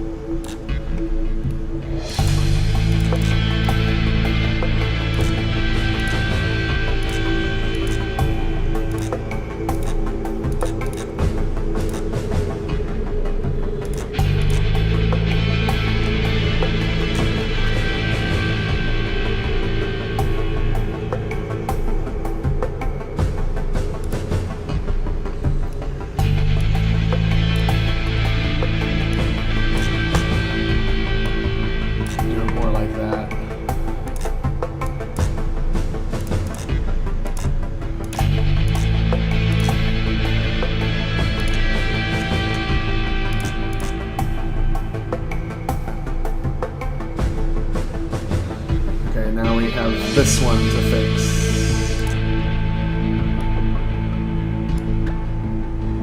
Along similar lines.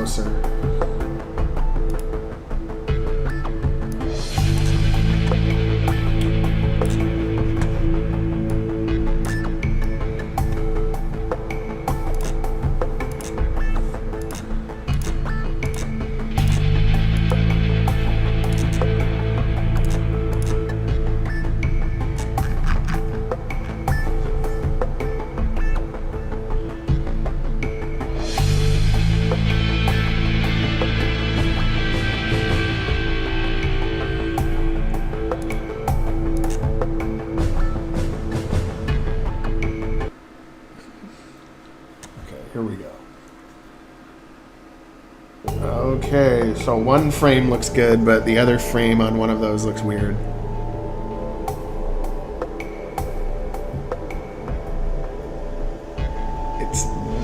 It's the upper right corner one. For some reason it looks good on two of the frames, but not on one of them. I think it's something like that.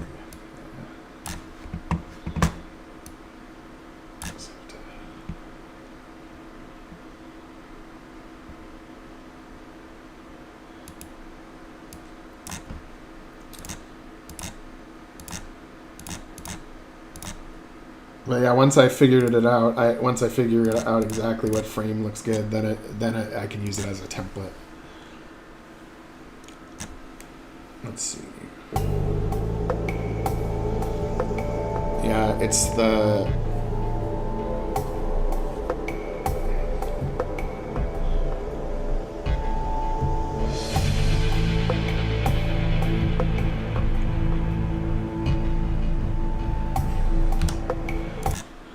It's because of these not being aligned, like probably this one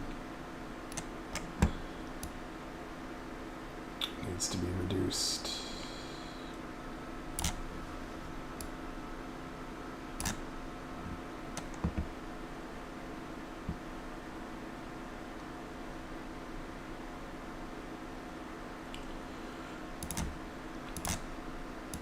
It's getting there though, it's getting better.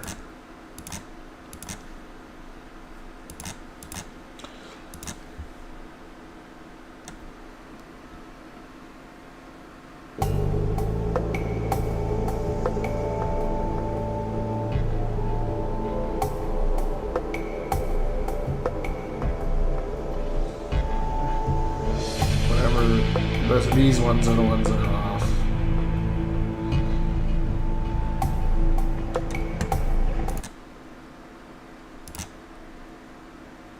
And yeah, probably this frame a little bit, but this one especially.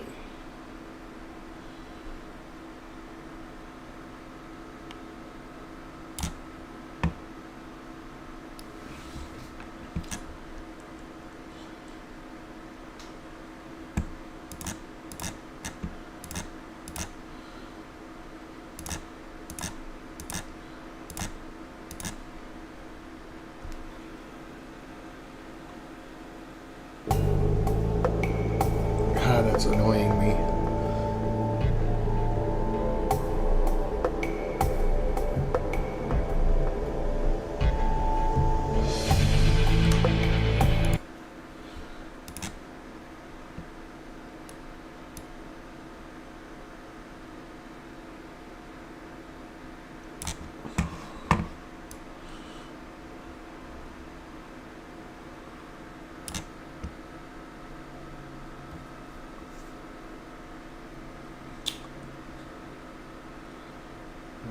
vertical and horizontal ones that are fucking up. Some of them.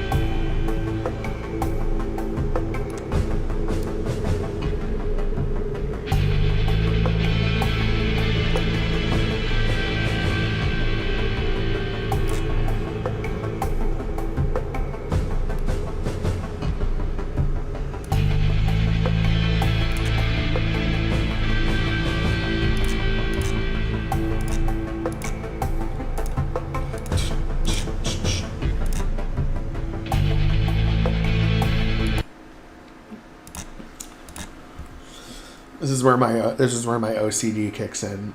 I'm like, the frame on the water isn't quite right.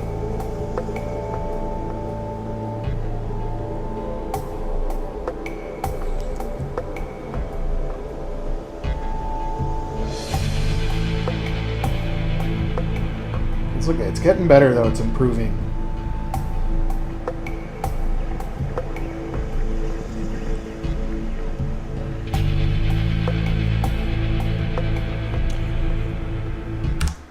There's one little defect I see still, that it's like down here. This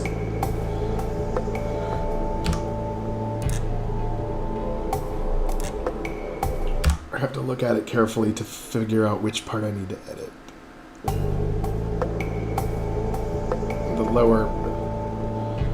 The lower piece needs to.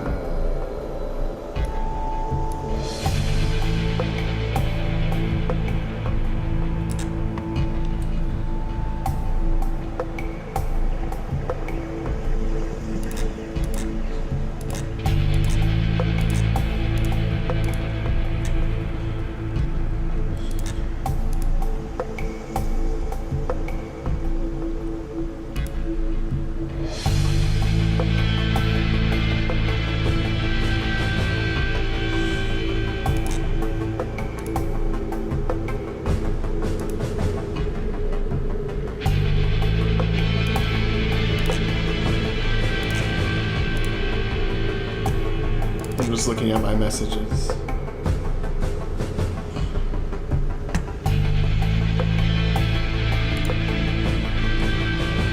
Huh. Nice.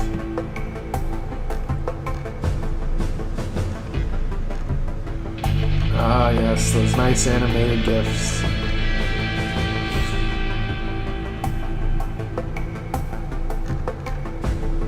Looking good, Kiyasi.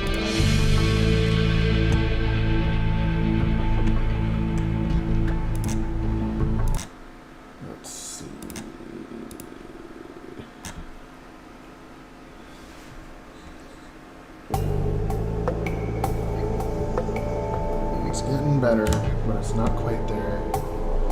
There's one little part. That little part right there.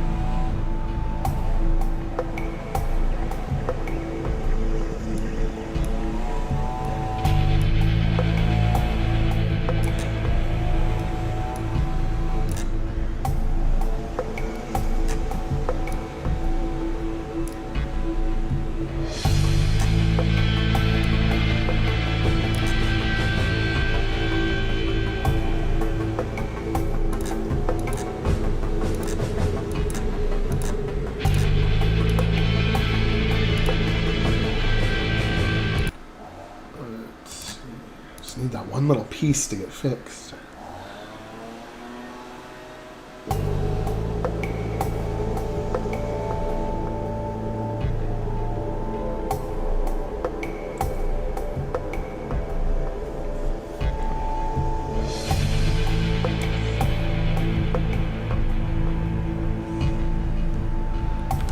One little sliver of water that for some reason shows up like it's on the bottom, but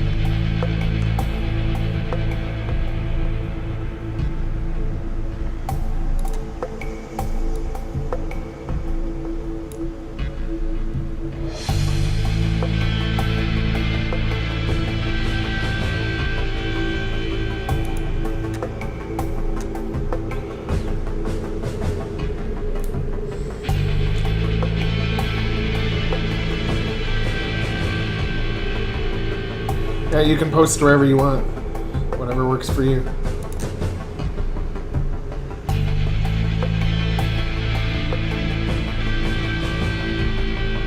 Oh, there it is. There's the problem. See? There's the fucking problem right there.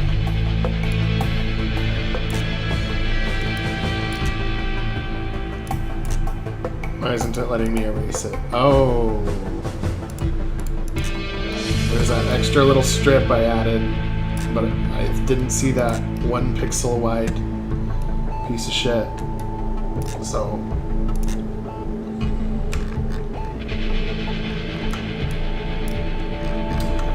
now it'll look good, I think.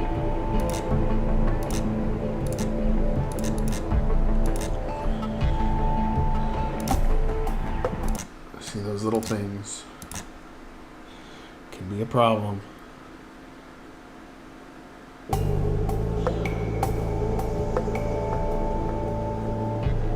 Yeah, now it's not perfect, but it's good enough. It's good enough. Oh, other than that little corner. I'm not gonna fuck with it anymore. It's fine. It's fine. Okay.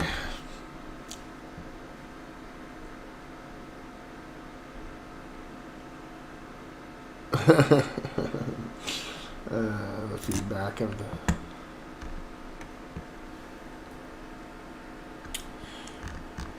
Well, I just hope that he enjoys it. And I hope that he gives a good review.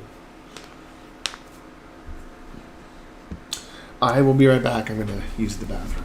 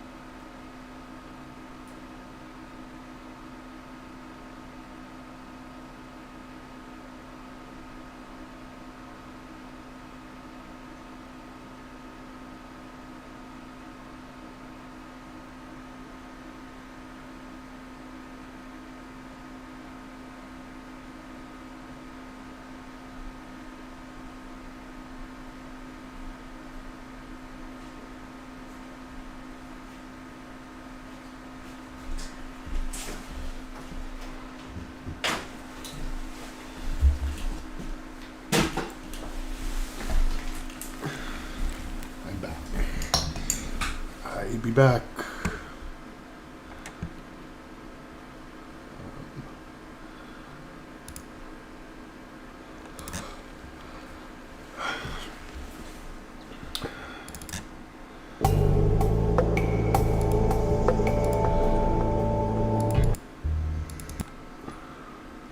Oh man, I hate when the engine does that. It just does this weird little glitch thing where if you try to play a music track, it just won't play any tracks at all. It just goes like it's thinking about it, and then you literally have to close and open RPG Maker again.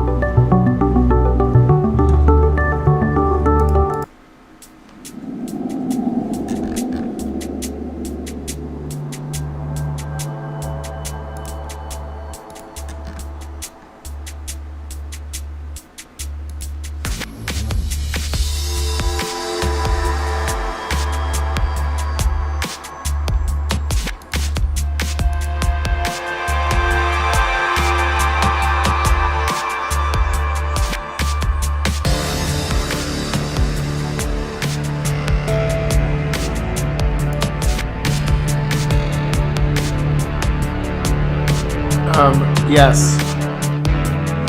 The Psychronic account on there is me.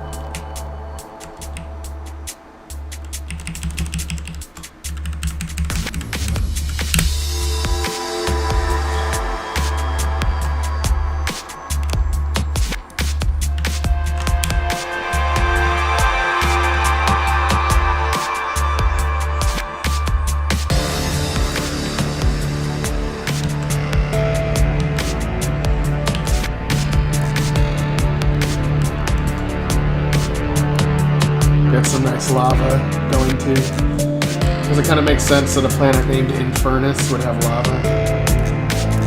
Maybe active volcanoes.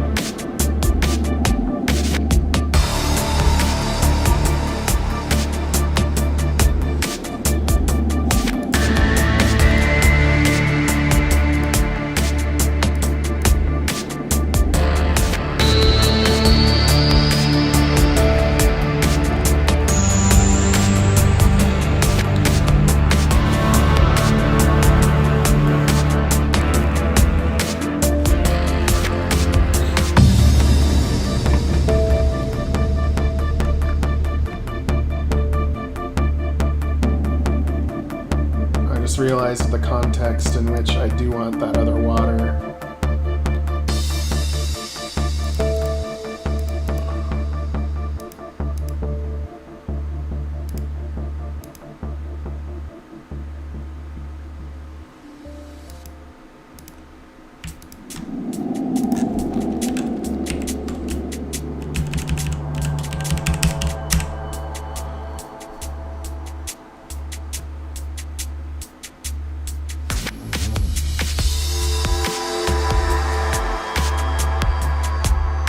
Yeah, what I see in the chat right now is you said, but after that, he said, and then you put, that's some feedback for you. So you might have said something that got erased or something.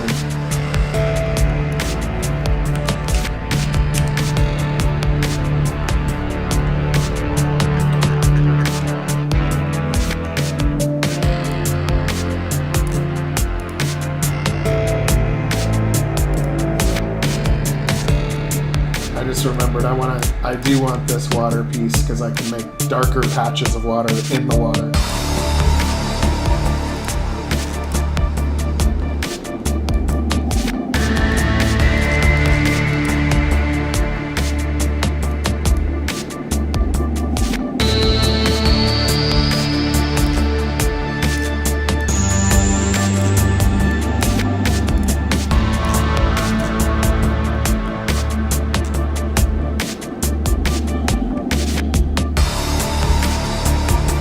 Oh yeah, it looks like Google or YouTube phases out swear words too.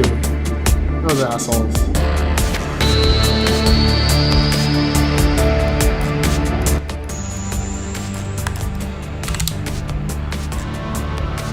No, I just don't like when these companies try to be our parent or something. Like, they need to fuck off. They need to just let us say what we want to say and post the links we want to post. Give the streamer control over deleting it if it's a spam link or something. It's very simple.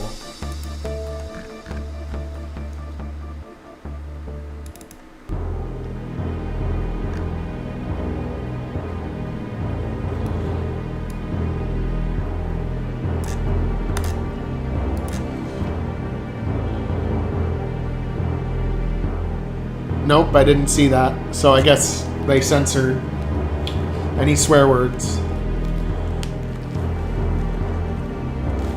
I don't like that. I don't like when they do that.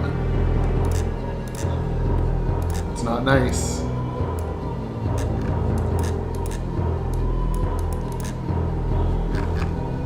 Oh yeah, nice. This will let me add little patches of differently colored water in the water.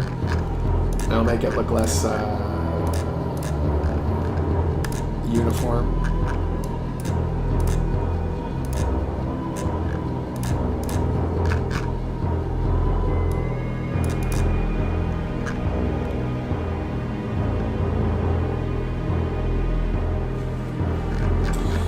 I know, it's not even that bad of a word, like, to say shit. Like, I don't know. I just don't get why they have to be so... I just don't get why they have to be assholes. I mean, that's basically all I can say. Censorship sucks.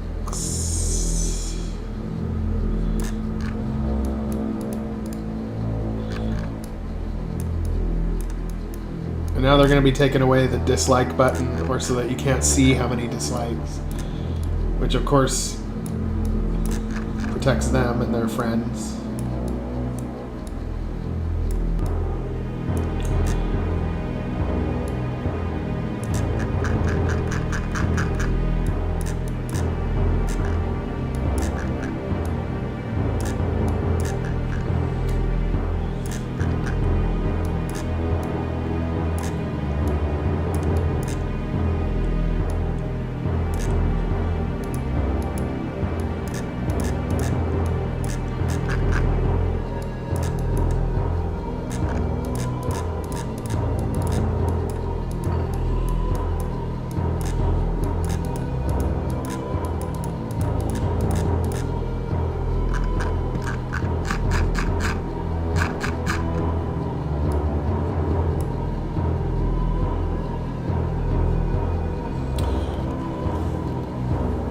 I mean, I can see the censored version of what you said when you said assholes. When you put AS dash holes. But I can't see if you really typed it out. All I see is, what about AS dash holes, and the shorter version I typed above. I don't see anything of what you typed above. You literally can't use the word or they block it.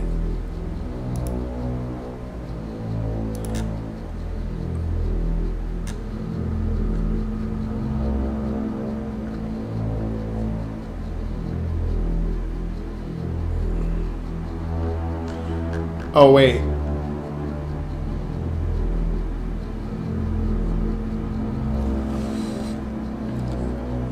Oh. No, I thought I saw the word shit, but it was really just shift.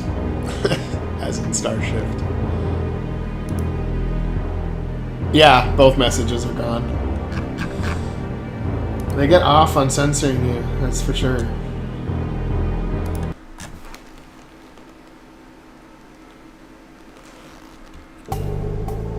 Yeah, that water's looking a little more dynamic now. I like it.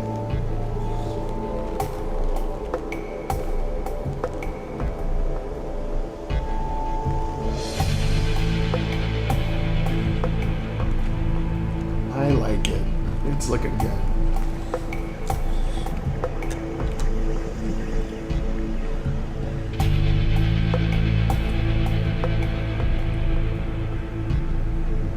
The only thing that's a little off with the B layer is that this is like straight up like a straight line on the edge here. And to make it pencil, I need to make it like a little bit ridgy. Come on, erase. Damn it.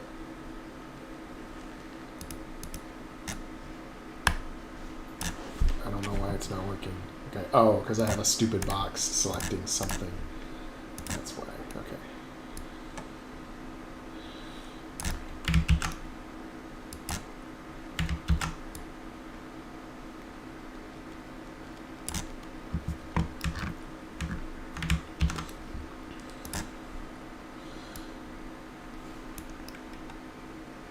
I can see ass hat, yeah.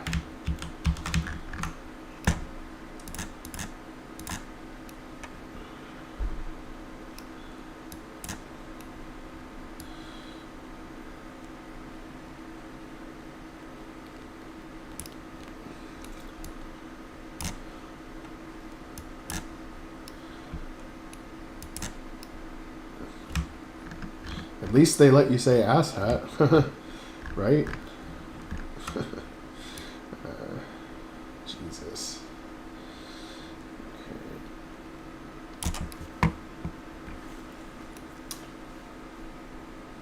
Okay.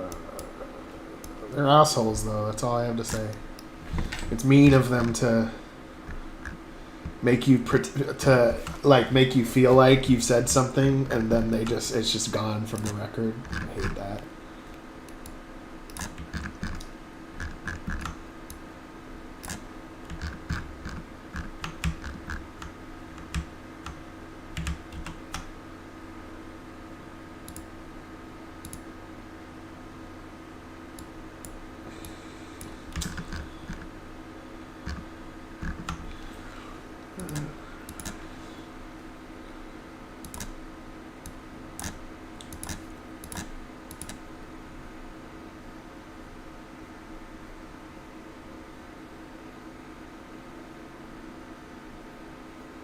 Censored version of what?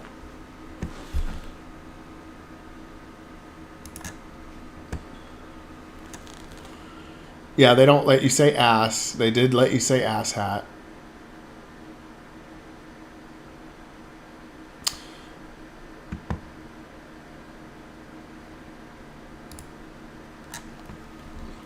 I don't know, it's just...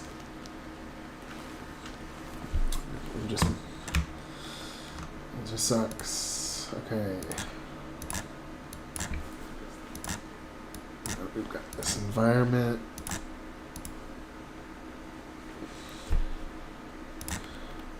just wish they'd let me do the full uncensored and let people talk about what they want.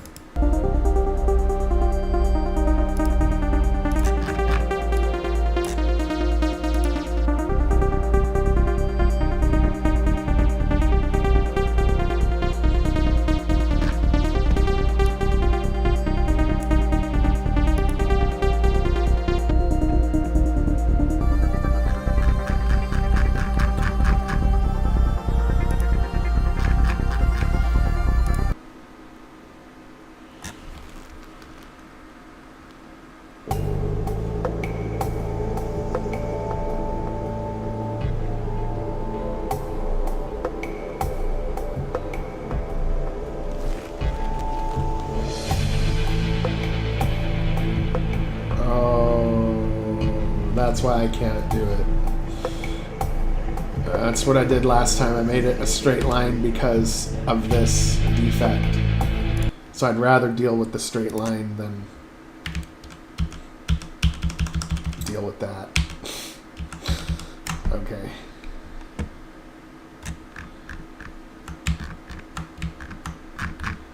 That's what it was. So yeah, I'll just deal with the straight line then. Sounds good to me.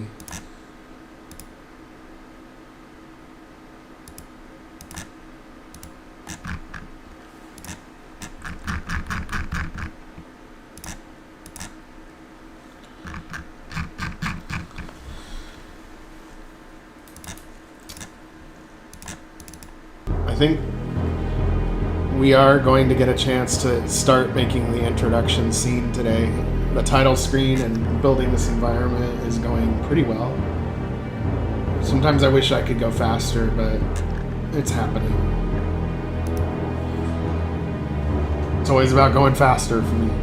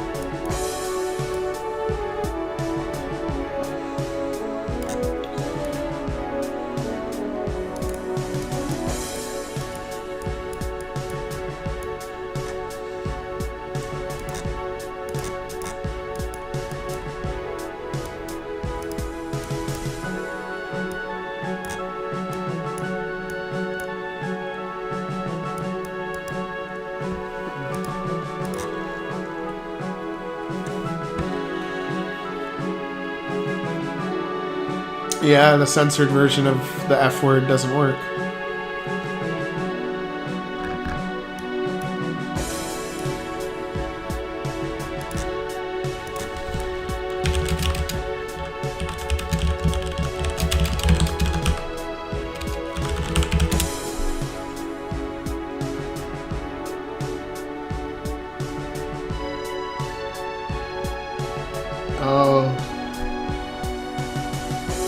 Maybe I can fix it. Okay. I'm gonna go to YouTube Studio. It says from the left, select Community. And then of course I don't see that. Oh, Settings. Community.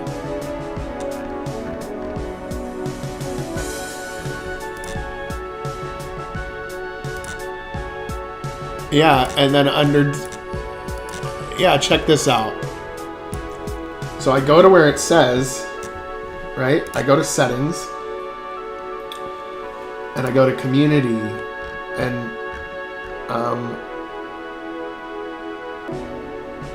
then we have these users. And then I unchecked this to block links. I unchecked it. So it shouldn't block any links. And then I go to defaults and I have it set to allow all comments. And I unchecked hold potentially inappropriate chat messages. Yet it still censors it anyway. So it's like a way for me to feel good that I have that option, but I really don't. That sucks.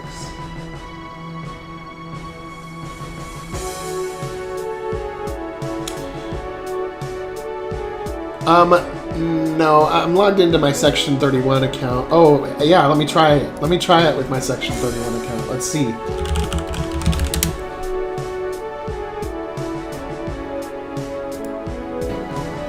That's...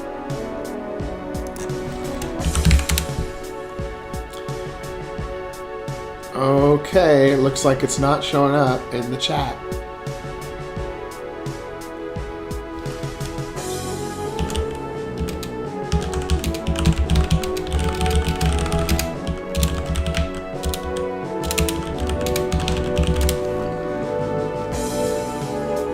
Okay, that one worked. That looks like fuckers works. Okay, fucker works, but fuck does not. That's weird.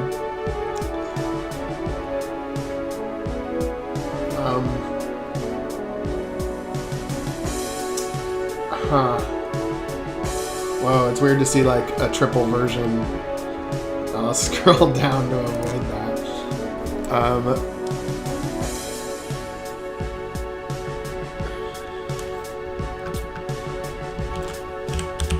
Okay, and if I try to say shit, it lets me say shit.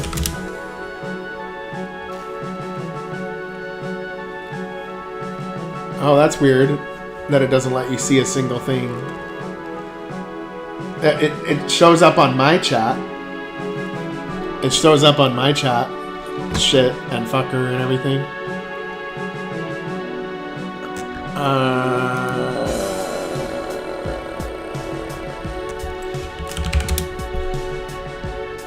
Okay, wait, we gotta figure out the pattern here though. We gotta figure out how to get around this. Maybe there's a setting. No, if the setting was in your account, then it would still show me the comment. Okay, what if I go into YouTube Studio on my Section 31 account? Because maybe it censors you from yourself?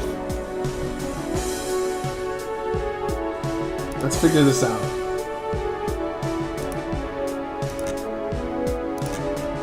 Allow all comments.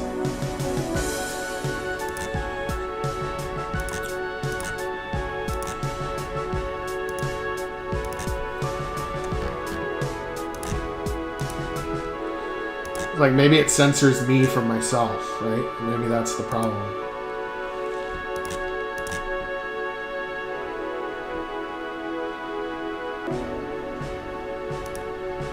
That's weird. That's weird, though, because it does show up for me on my Psychronic side. But maybe YouTube just knows that it's my account, so it lets me say it to myself.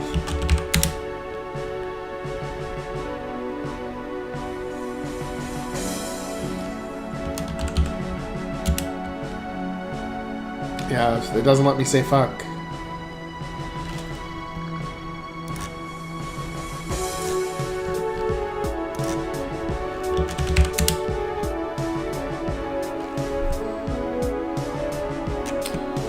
Well, damn shows up, but not fuck.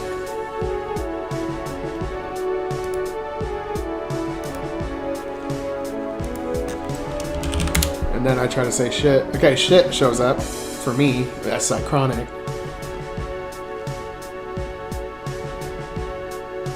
Did shit work? Because for me, shit worked. See, if I go to my Psychronic chat, shit works.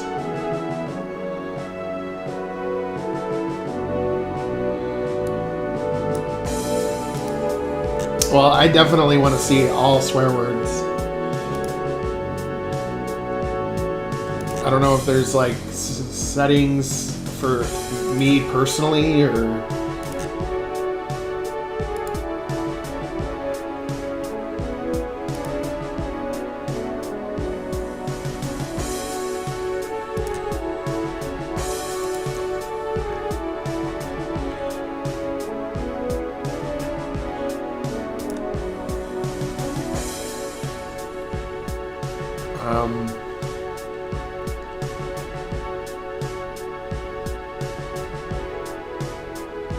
Yeah, because I seriously like to set it all to totally uncensored, which I've done, but it...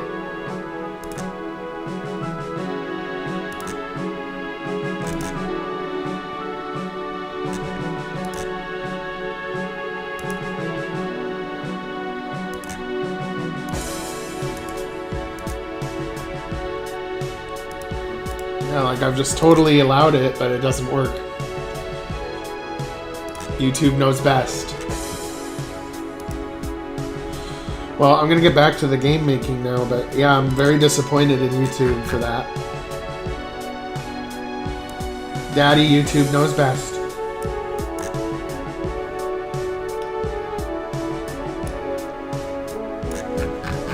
We can't hear any words that would hurt our feelings.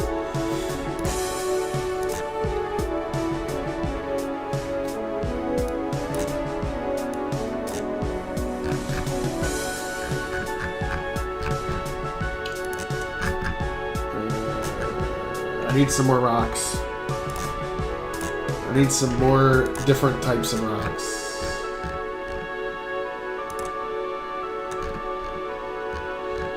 Have to get some different ones than this. Oh, wait a minute, what was that? That one could work.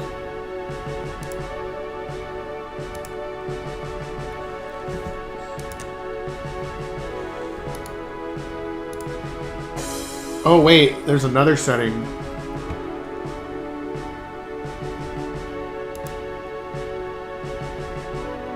Well, right, and yeah, voice to text does the stupid stars thing to censor it. I've even unchecked the option for that when I've tried it, and it still does it anyway. It's like they give you the option as a fake option or something. Oh, hey, you know what? I have another idea. In the YouTube studio,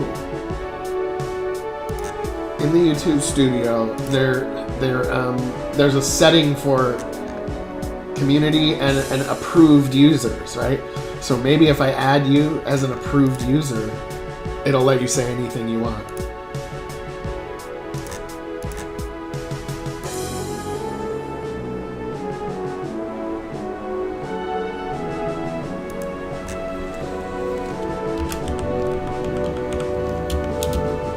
Okay. The channel URL. Okay. Let's try it now.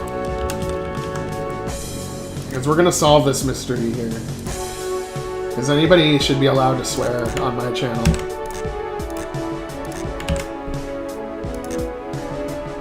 It says no matching users. It says paste the channel URL.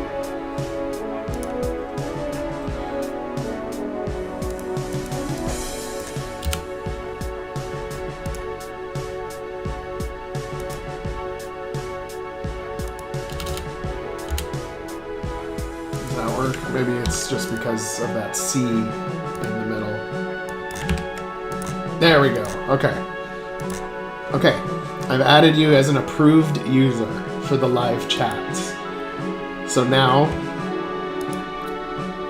say words that you're not allowed to say, Kiyasu. Do you guys see when I say it?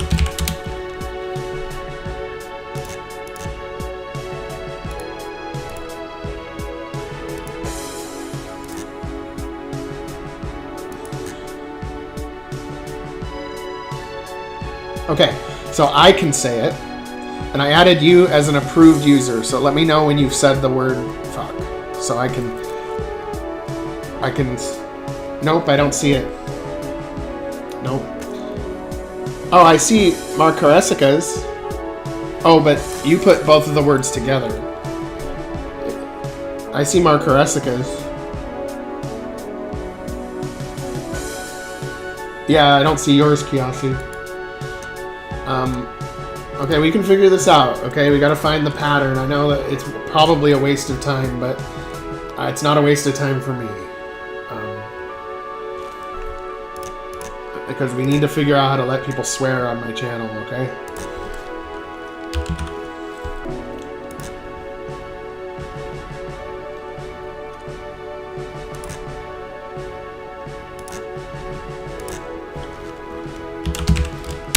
Okay, what about section 31s?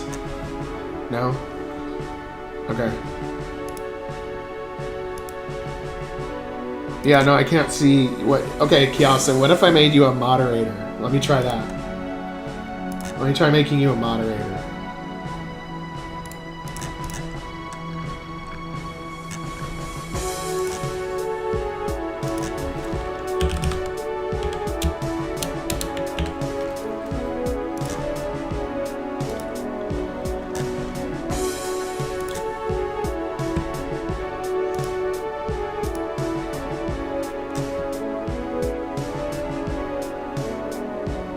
Oh, one thing you guys need to do. You know how at the top of the live chat it says top chat? Set it to live chat instead of top chat. Because when I set it to top chat, I can't see Markaresica's shit fuck. See, when I set it to top chat, the shit fuck goes away. When I set it to live chat, I can see more. Not everything, but more.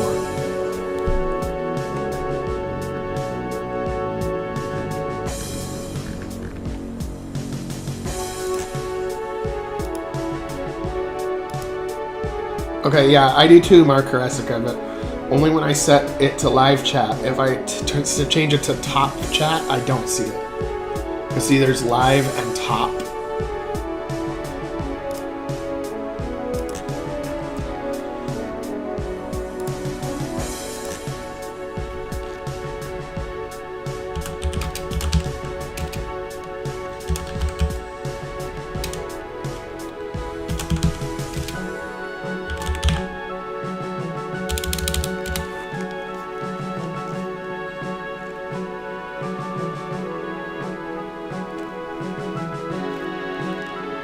No, I can't. I cannot see it, Kiyasu, so... Oh, wait. Let me set it to live instead of top. Nope. I don't. See, as you can see, my channel... I can see yours, Markaresica, but I can't see Kiyasu's. It's weird though that it's inconsistent how it's censoring different things for each of us.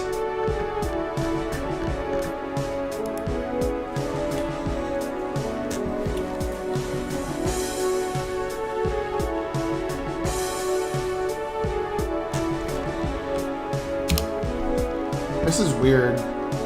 I'm sorry. I think it's weird.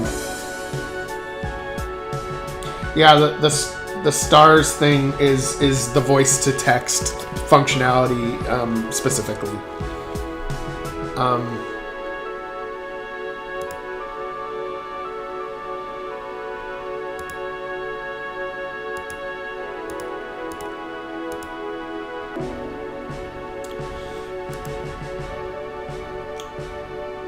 Yeah, that's so weird.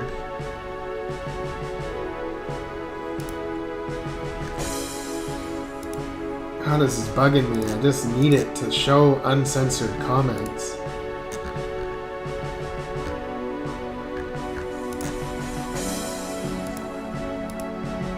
It needs to be uncensored.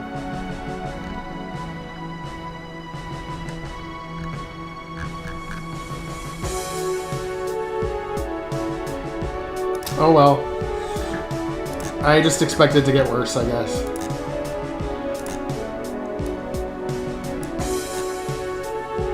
No, I can't see your F-bombs, Kiasi. I wish I could.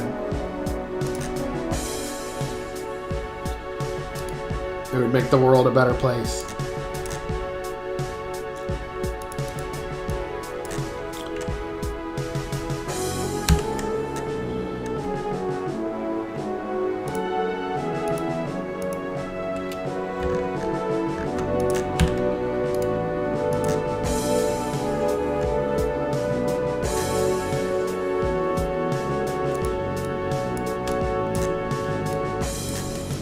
I just don't know why they have to be such prudes.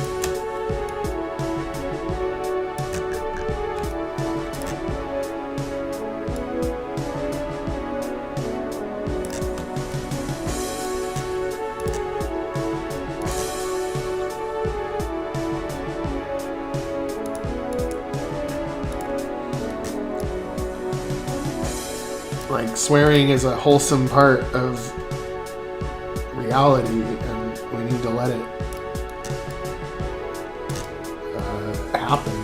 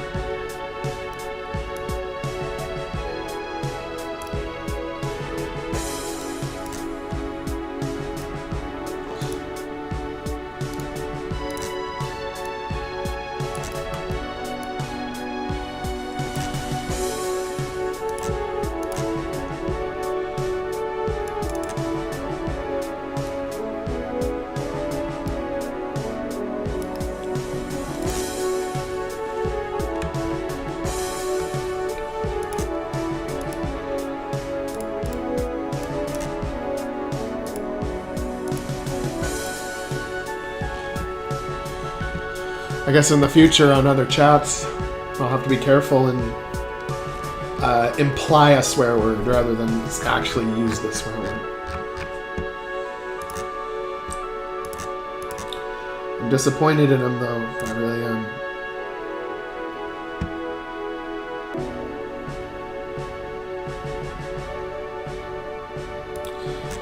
God, I kind of am thinking that this dirt color is too dark.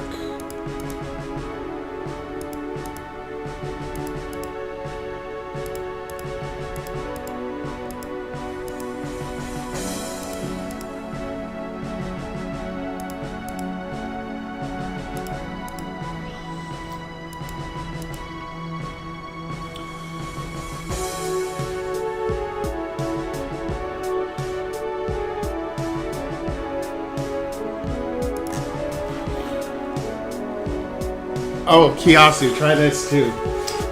Okay, so it's not letting you use the swear words, but maybe it'll let you use URLs now. Try URL, a URL. Maybe we can make some progress, right?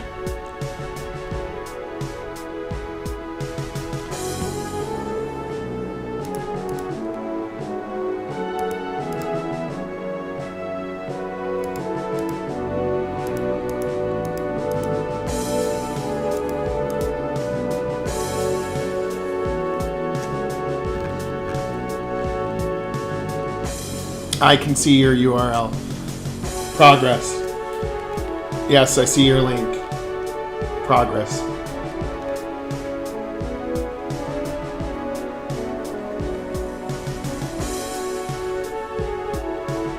Yep, so links work for you now that I've added you in.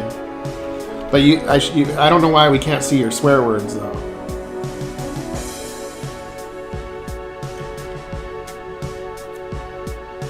I see the URL, yeah.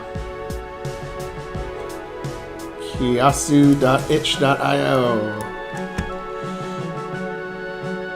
I do see the URL that you put in there. I do see that one too. Yep.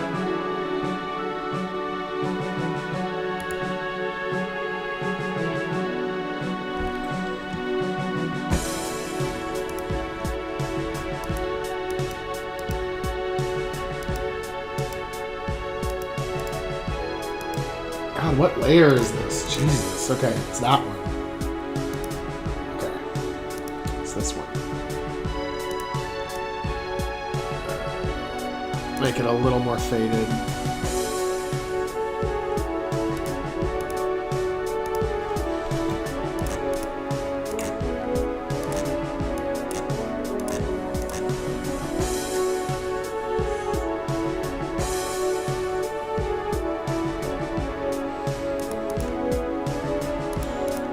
Right, but until I added Kiasu as a moderator, Kiasu was not able to put URLs in the chat. So we've made progress, but we need to figure out how to get swear words for everybody allowed. We need to figure that out. I'm working on it. Yep, I see that URL too. Forums. Whatever. Yeah.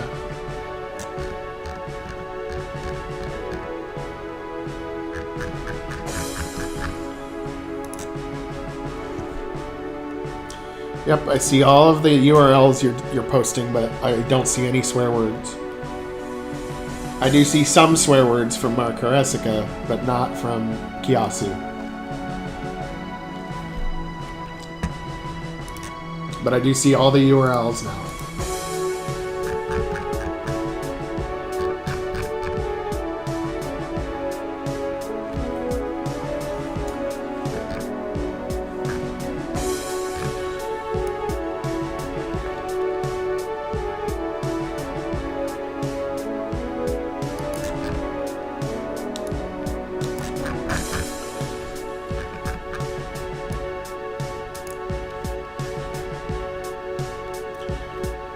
Yep, I'm seeing your fuck, it is a keyboard message. Yep, I'm seeing that.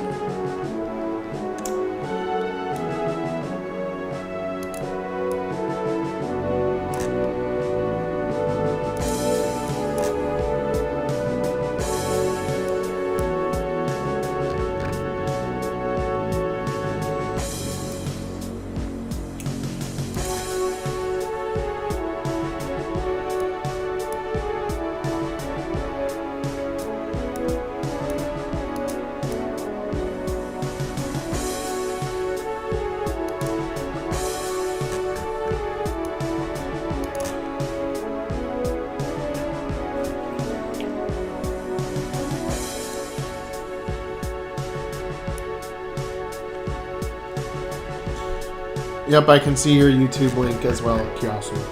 All your URLs work now that you've been added as a moderator.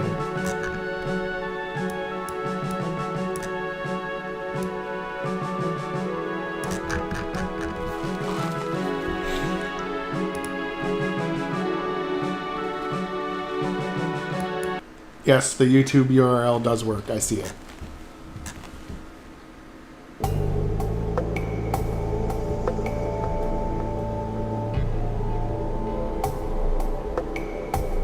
God, this is looking like a nice little alien biome now. What do you guys think? How's the environment looking?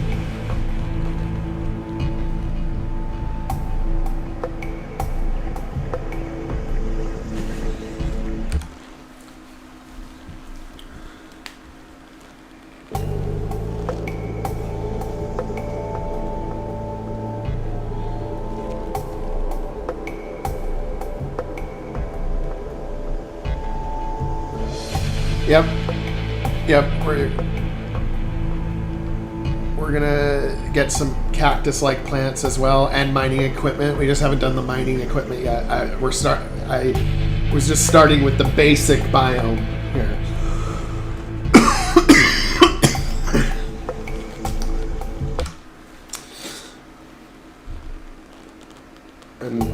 And it's just the beginning. We're gonna be adding a lot more to it too.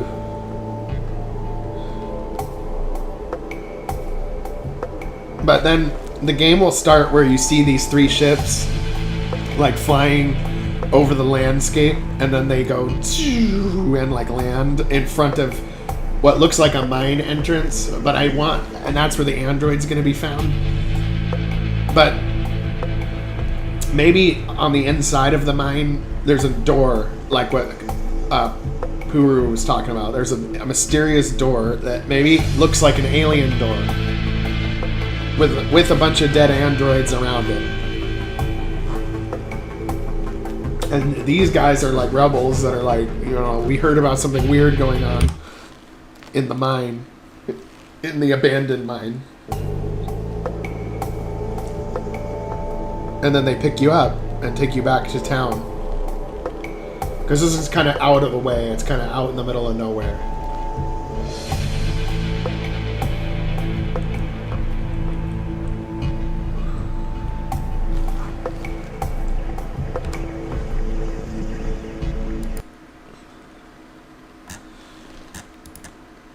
Yeah, I think it's gonna be good. This is. Origins was good, but I think we're gonna make a different kind of good with this game. Like, it's gonna feel different, it's gonna have a different vibe, but it's gonna tie into the main story all the same.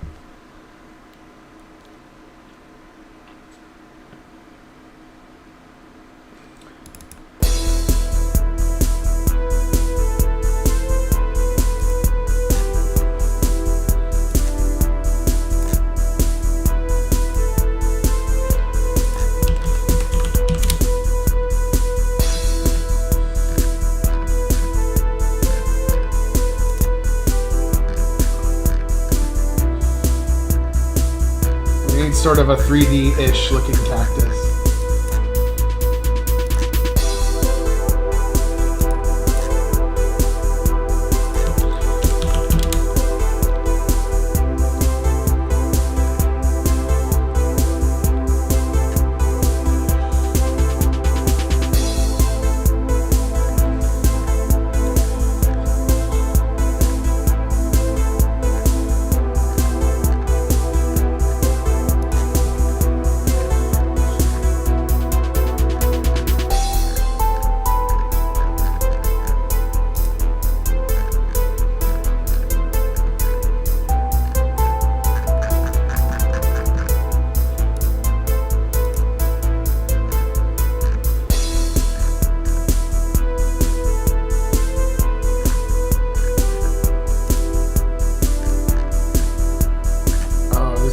These ones might work. I was kind of hoping for the rounder cactuses, but these could work.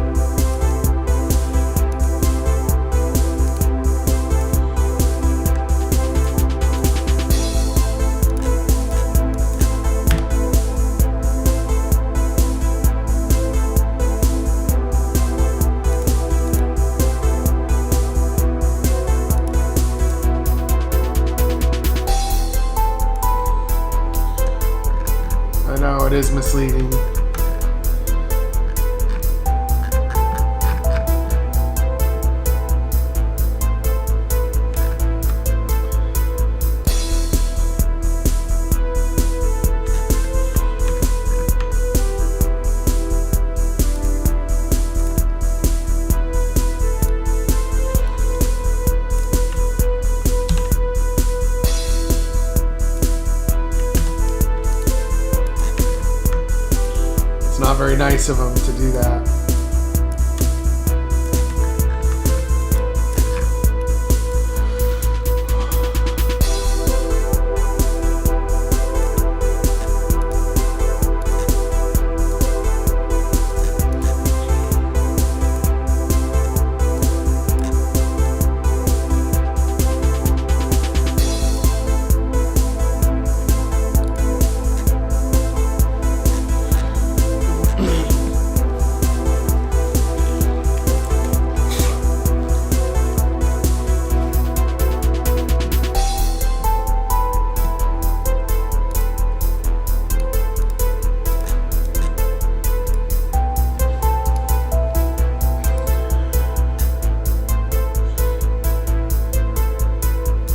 They are being asshats.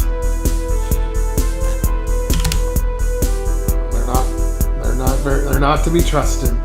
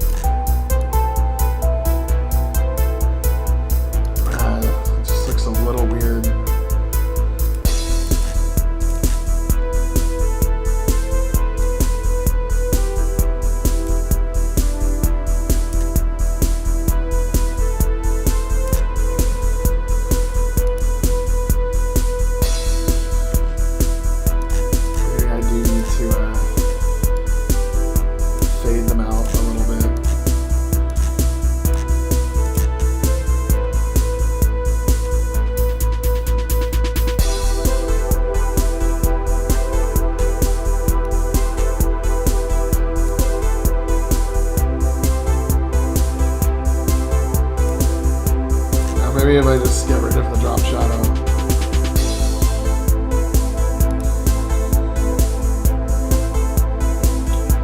The problem is that it looks like it's on top of the ground rather than in the ground. This one looks okay, actually, but this one,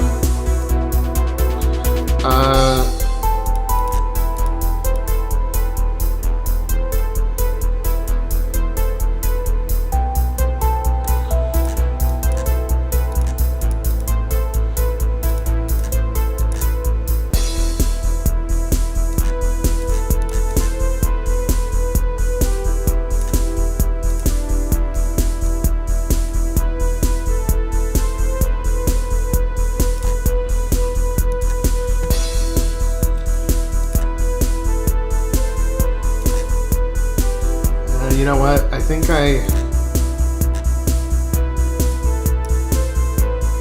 I might end up just getting different cactuses because they look a little bit jacked up.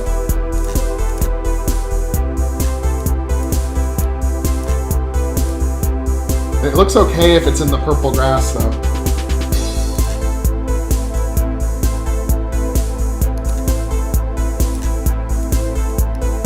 But they're just kind of mediocre, so I think I'll keep looking.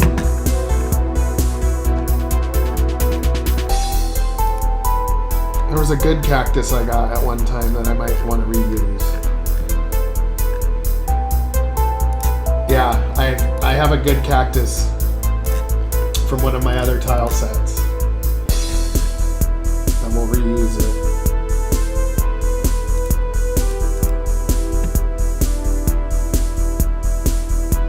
Not this one.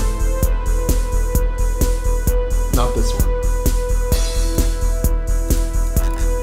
Oh god, I hate when I select that on accident. Open in Bridge. Adobe Bridge, which is a useless program that I have no reason to open anything in ever, but it's that button right next to open. So it's like, oops, and I hit it all the time.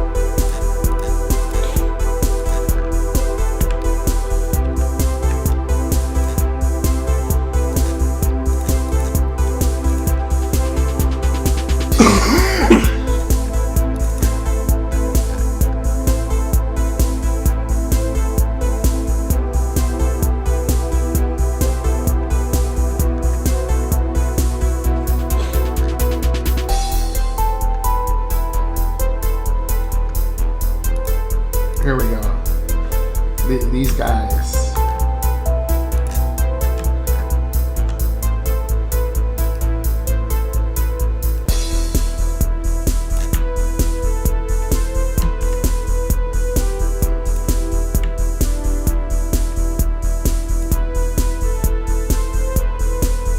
Oh, hey, Staffu, please. What's up? Thank you.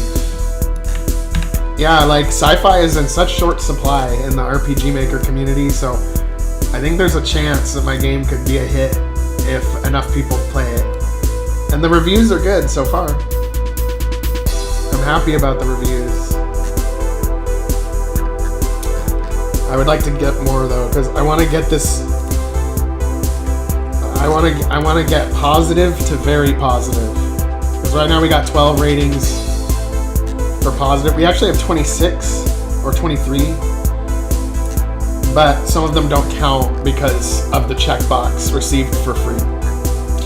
So hopefully we can get a few more under our belt and turn this from positive to very positive.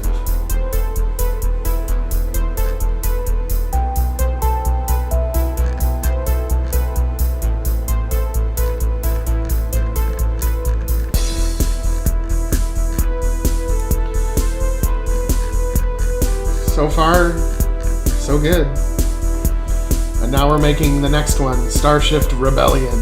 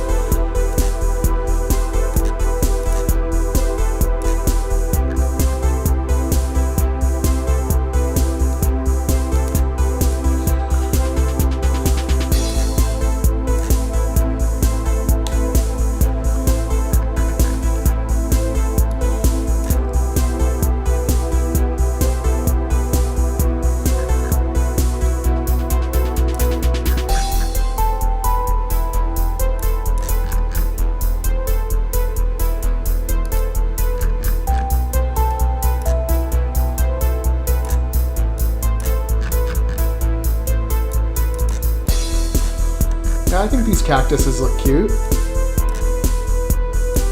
They work. Purple cactus. It is an alien world after all.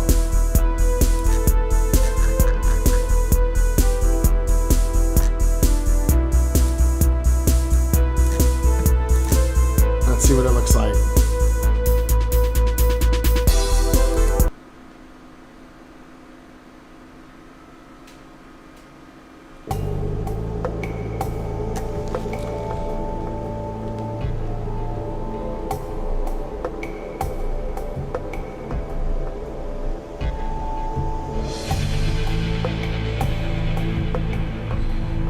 I think it's looking, the biome's looking good.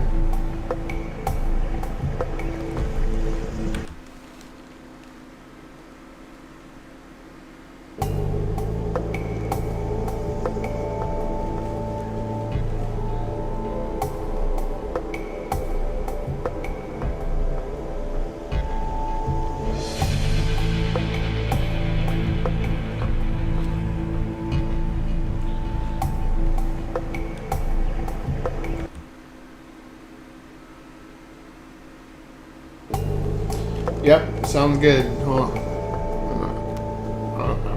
This project's exciting me so far. We're just thinking about it. We're still on the intro screen, but we're gonna have to build this environment anyway, so we're we're just kind of experimenting.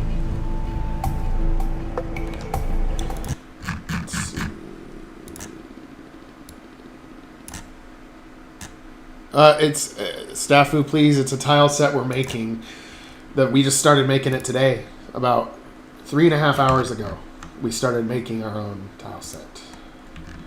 So it's our tile set. It's going to be the Infernis Prime tile set, and we will release it to the public for free once it's done. And we're going to have mining equipment, futuristic mining equipment and stuff like that. But we're just making the environment here.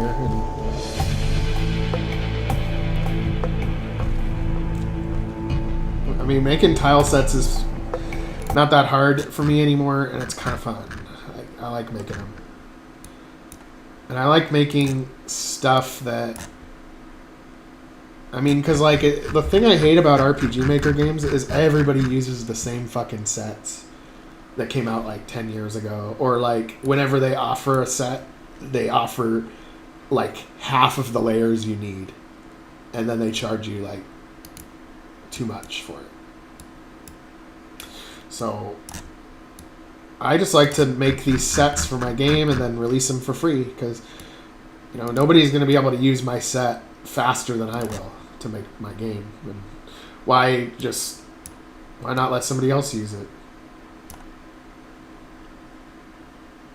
Although sadly a lot of people don't like to use my sets. Like, well, it doesn't match the other RPG Maker sets that they've made, so it's not my style. It's like, okay, fine.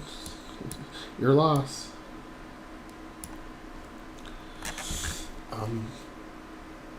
I gotta get rid of those cactuses. I don't like them. I don't like those ones specifically. Wait a minute, not that one.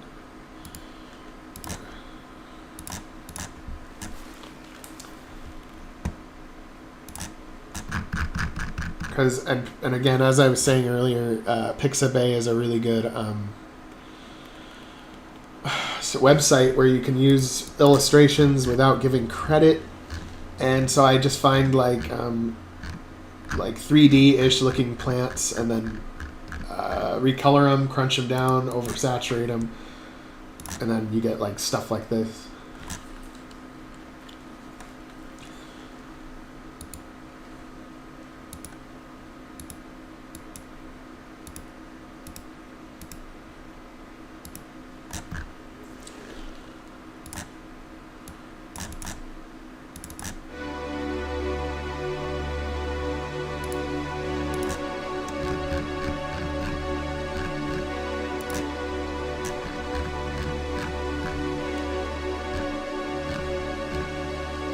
Finding cactuses has been a little tougher than I thought.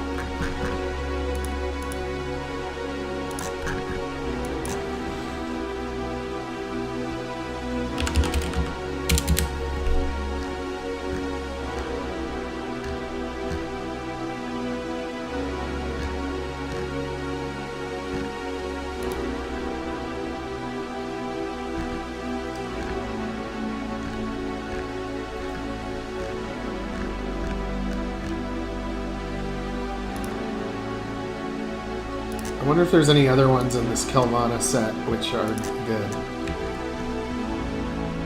Because I can probably reuse some of them. The cactuses I did, but... Oh, I gotta get these baby cactuses too.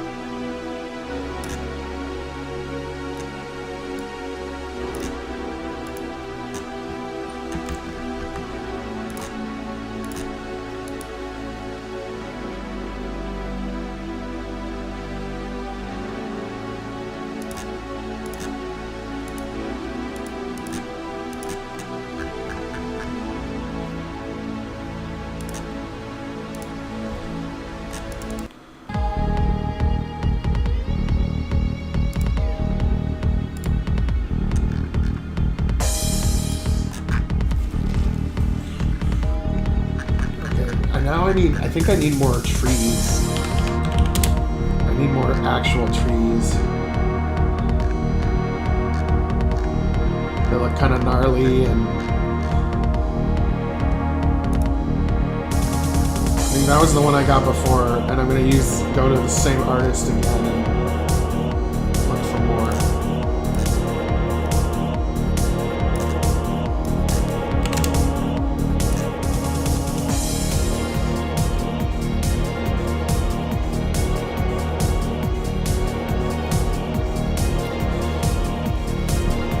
You can take the 3 screenshots from the Steam page. The solid screenshots.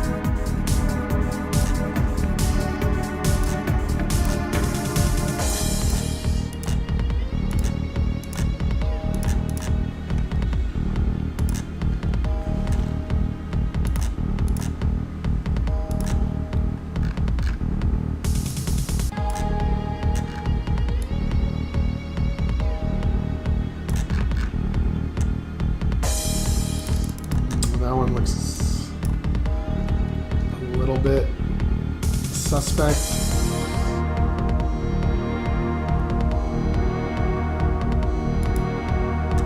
It looks a little too, like, grainy. I like grainy, but it's a little too grainy.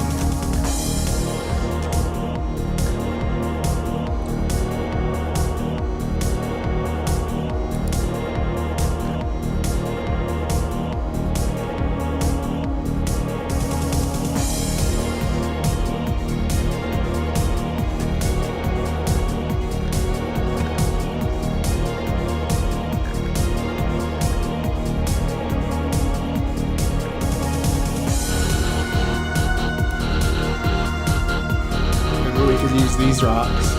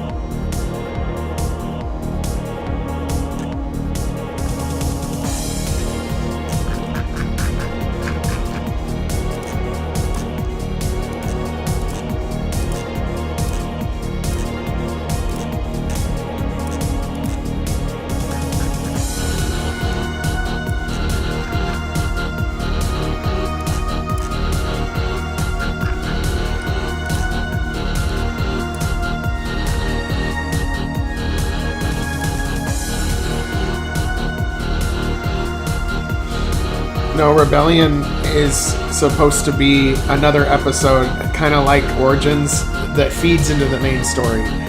So it's going to show basically the founding of the Outer Rim Coalition, like how they were able to form.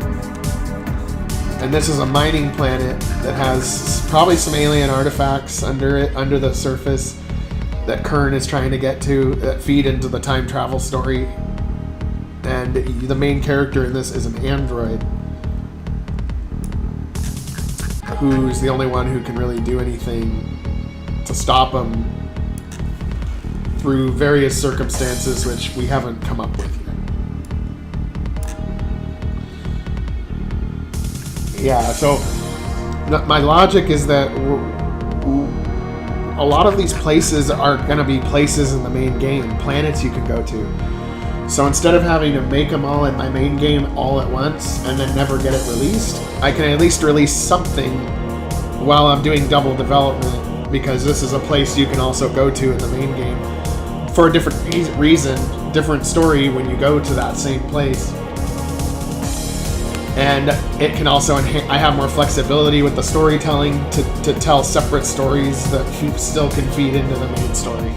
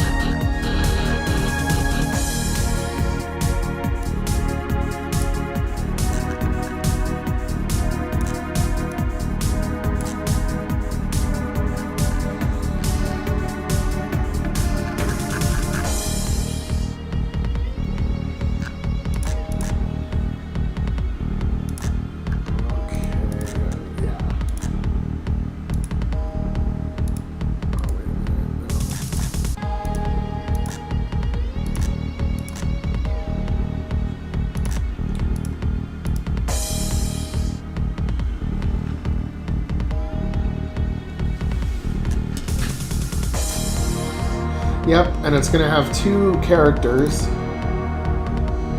from the main game, Jack and Mari. Because in the main game, they come to Station 11 to try to stop or try to get the quantum chip because they know how destructive it is. But how did they find out that information?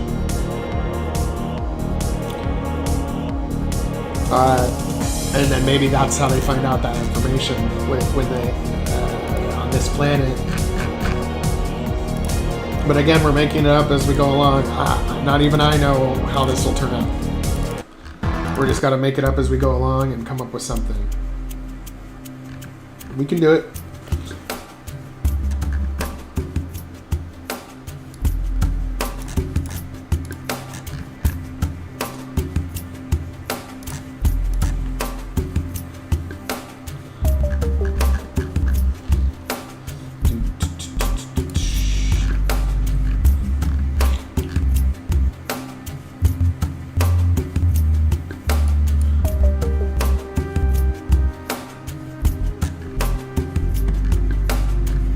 Because what I'm doing while I'm doing all that is also making tile sets. We're just doing double the work while being able to release something in the same amount of time. And then it can help build up the franchise, because if people played the previous game and liked it, they're going to want to play the next one. And then over time, more people find out about the game.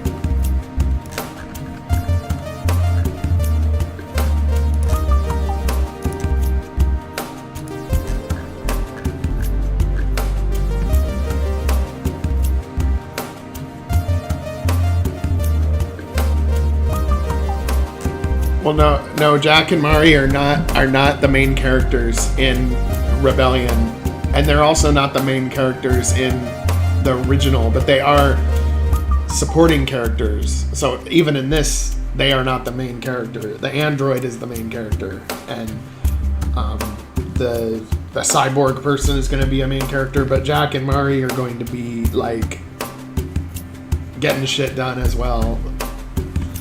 But they're not going to be the center of focus in Rebellion. But you're gonna but they're gonna be with you, so they're gonna so with their role in the main game is gonna make a lot more sense. Like why they're going to Station 11 when it's so dangerous.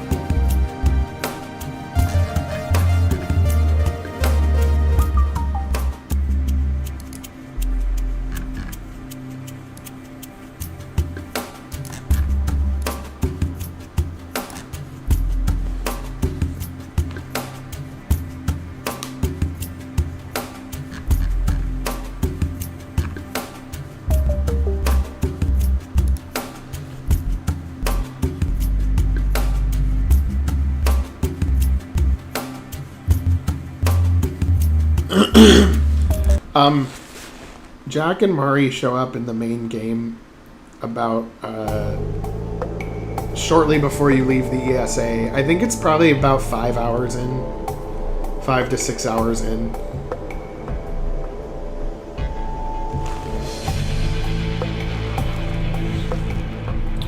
And I'm just resetting this a few times so I can just kind of get a feeling for what this biome feels like when I'm going through it.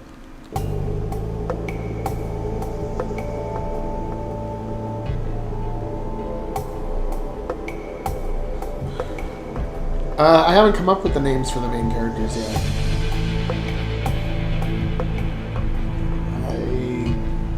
I have not. We'll think of something cool.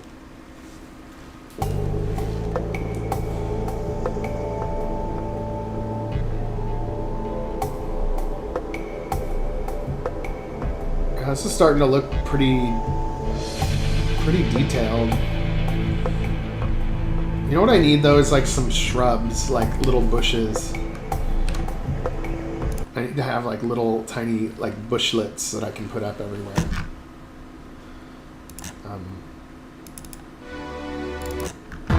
We need a happy little bush. I guess we'll put it like that.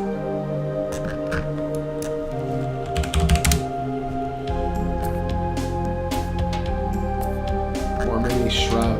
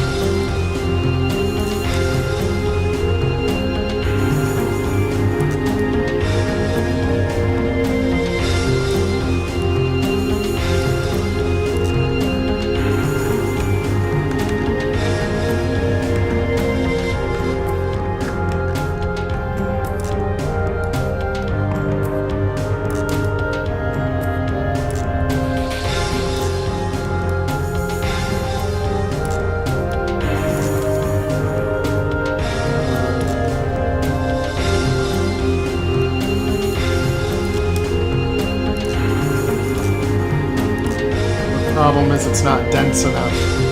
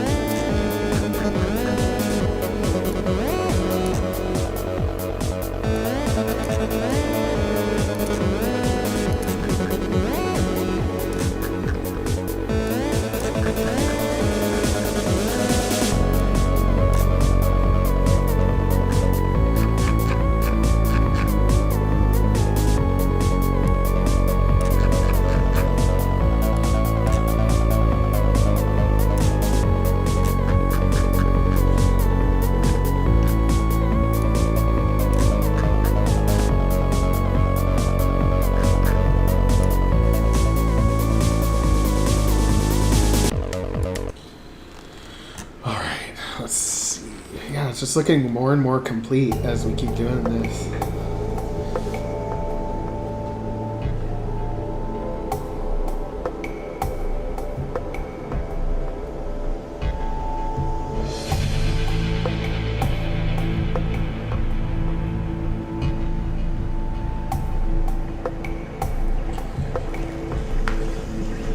It is a little bit of trickery to use a map as the title screen. You have to kind of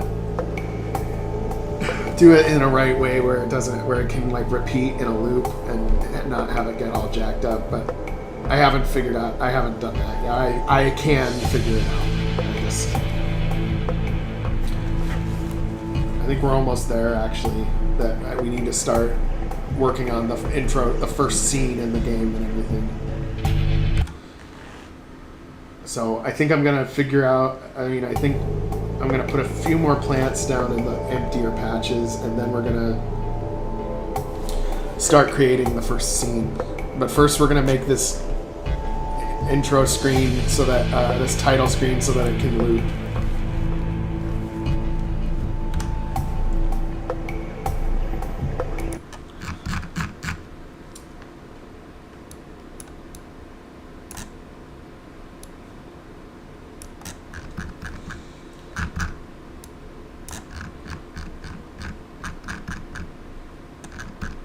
We'll get a couple different colors of plants eventually, but I'm not going to worry about it at the moment.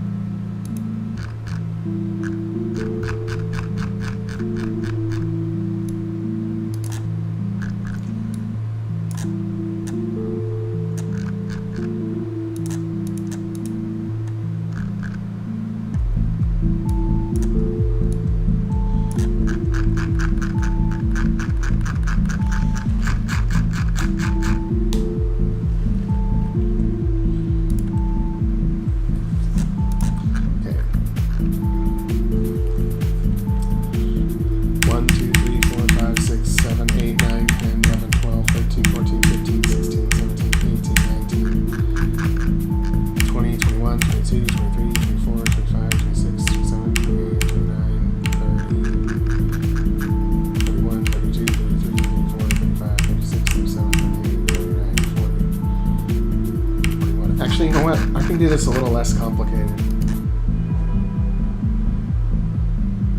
Actually, no, I have to orchestrate it. Okay, my bad. Okay, so this is square 44, so we want to go 44 to 0. Okay. So 44. Okay. 1, 2, 3, 4, 5, 6, 7, 8, 9, 10, 11. We'll times that by 4. 1, 2, 3.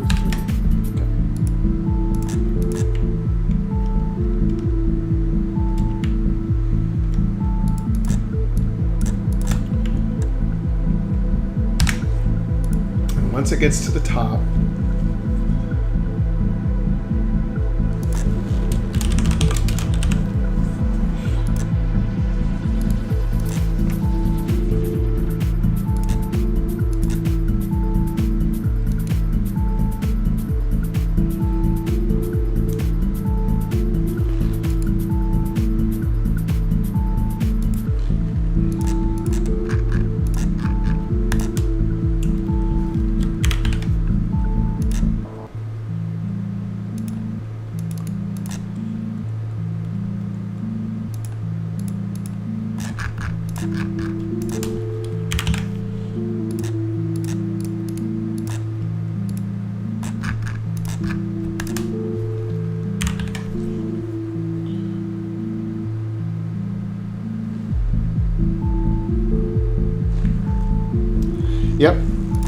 Yep, exactly. I can add those elements later, but right now I'm kind of satisfied at the moment with the way that this biome looks if you were playing it as an intro screen.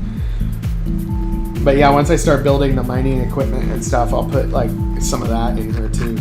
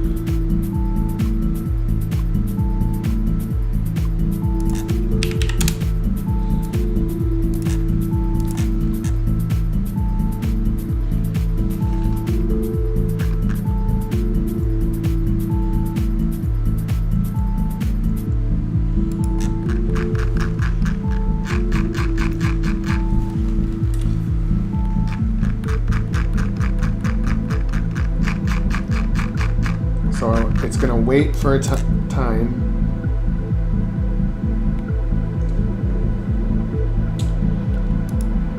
It's going to flash white. And then at the same time, it's going to transfer.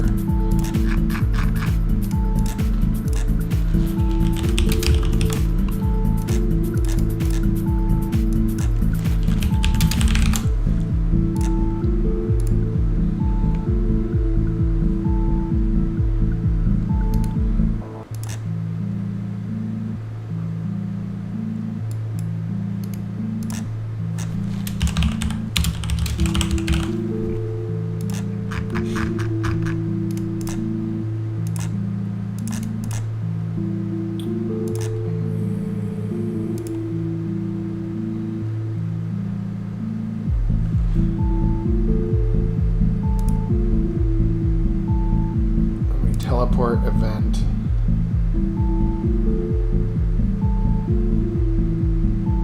Wherever that is. Set event location. Okay.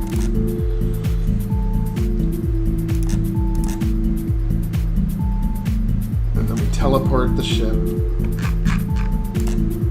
to where it was when this thing first started. We'll do one for the left ship.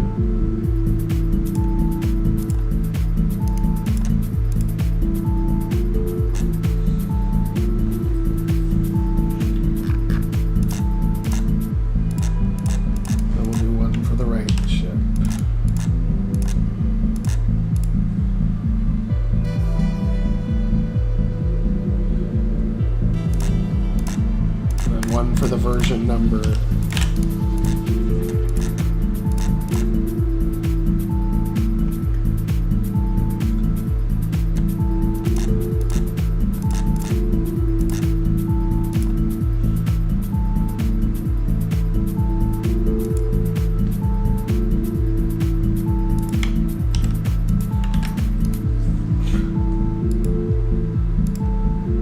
And after it flashes white, we go down, direction down for the camera at the fastest possible speed.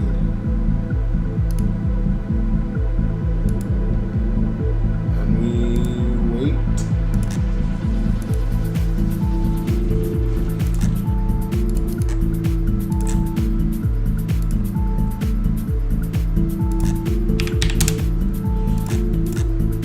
Then we tint the screen normal again.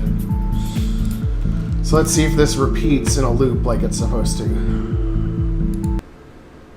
I know the timing is going to be off, so it's going to start flashing before it should and stuff like that, but let's see what it does.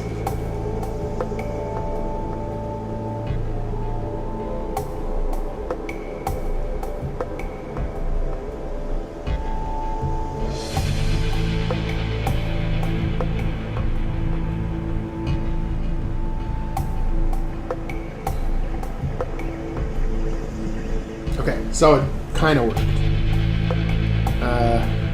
Okay. That's weird. That's weird that it did that.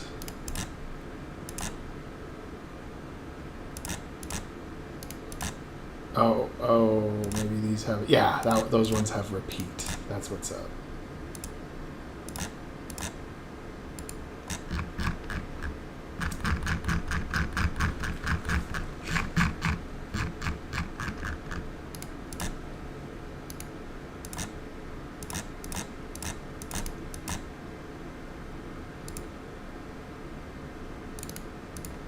I actually want to wait more like 800 frames.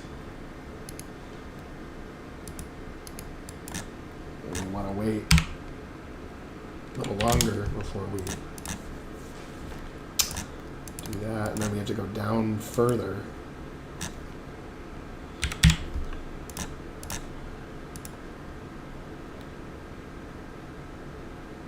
Let's see.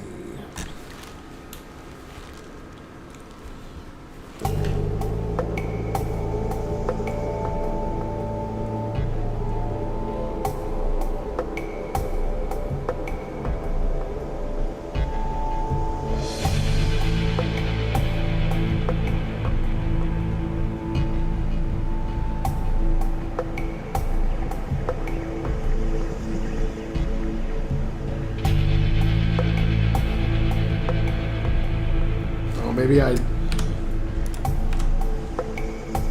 made the camera go down too far, so it needs to go down less than what it did.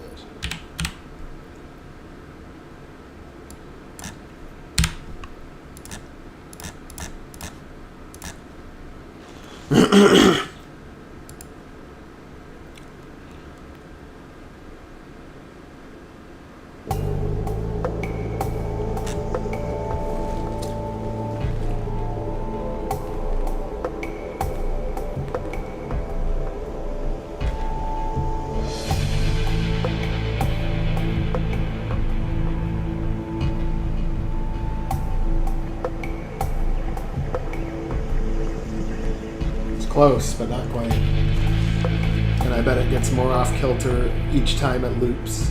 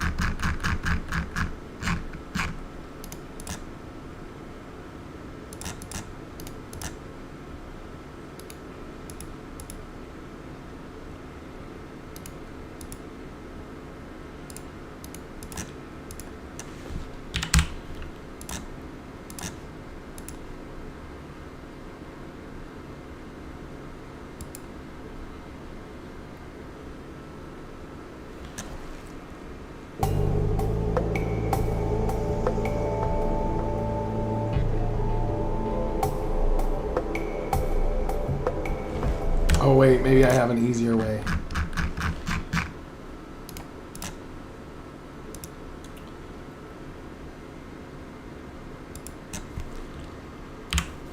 We do cam player. That way it'll just go all the way back to where the player is originally supposed to be. Who's invisible in this map, by the way. So.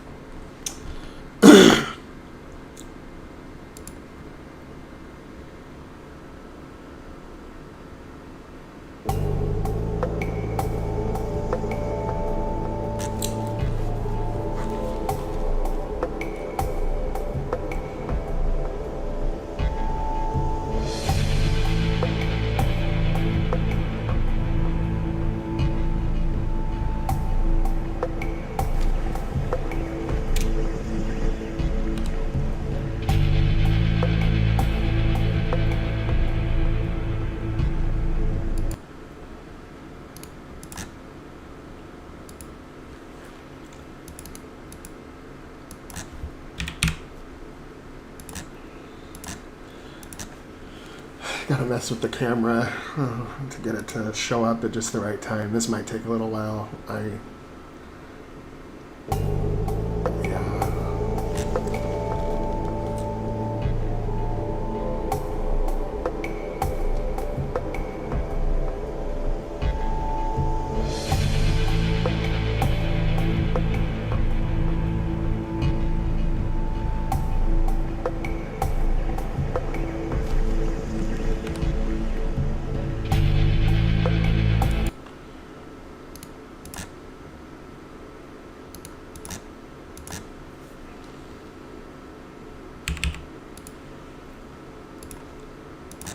Now I'm just going to make it exaggerated and see if it gets better or worse.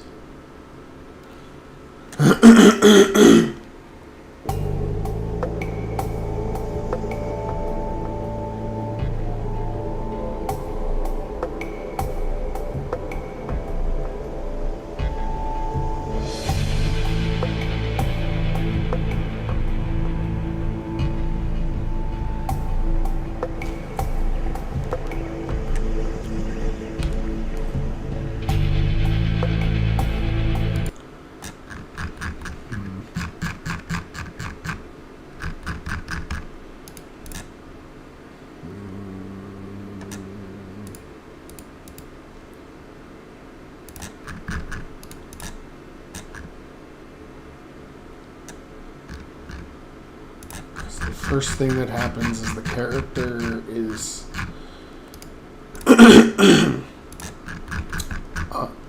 on a certain part of the map.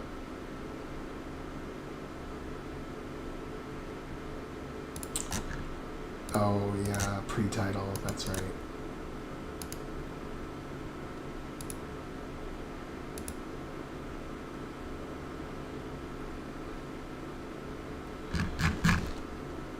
So maybe instead of, yeah, so maybe instead of doing the camera, I just have your character walk at the same speed as those ships and then teleport.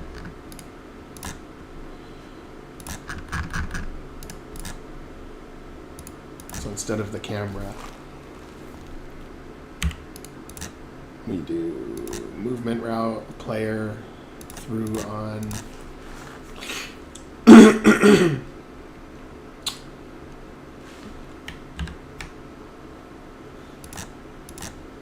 go up the same amount as this guy.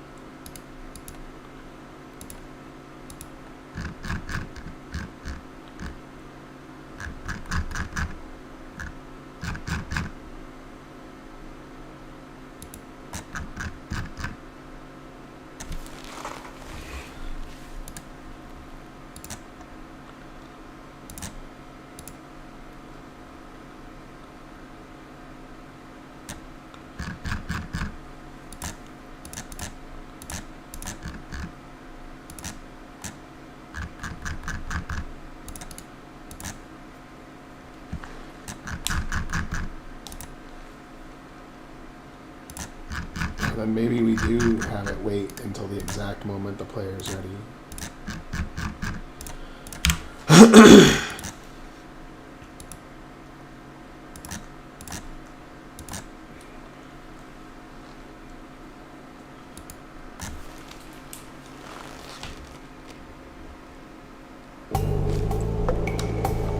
The reason why that happened is because the player is walking too fast.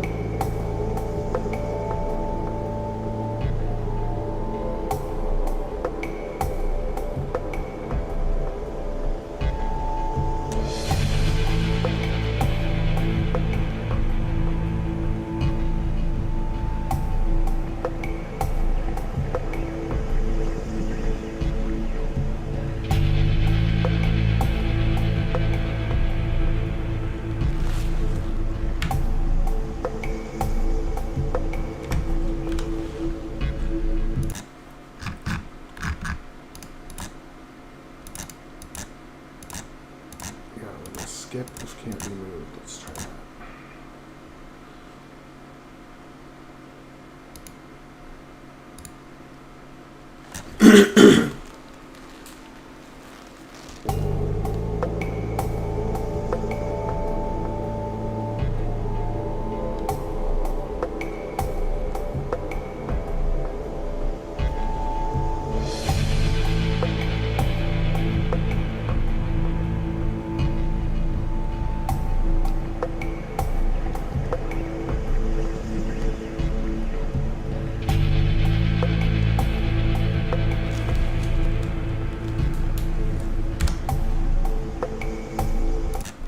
It doesn't loop for some reason.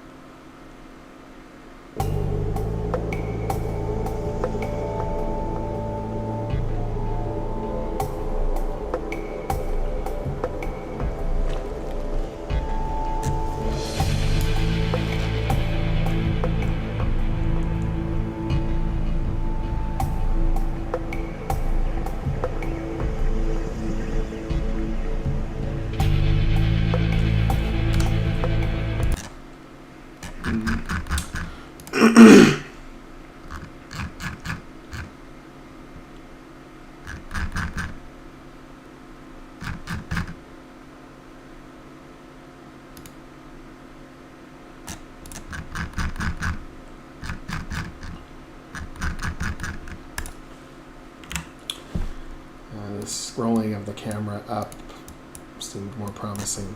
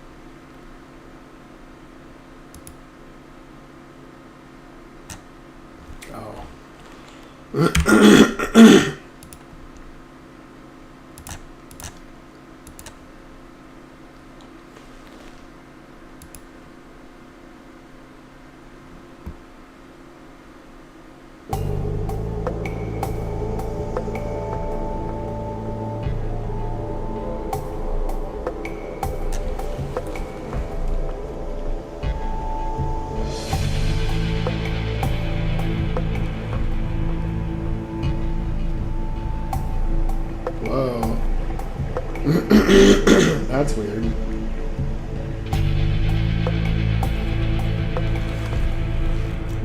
That was weird. Oh, maybe it was that cam player 1. I put 1 in there, so that might have done it. That might have fucked it up. Ah, it's so weird. Getting the map to like loop over and over again like an intro screen is actually kind of annoying. Every time I've made an intro screen in both of my games, it's like this the first time you set it up.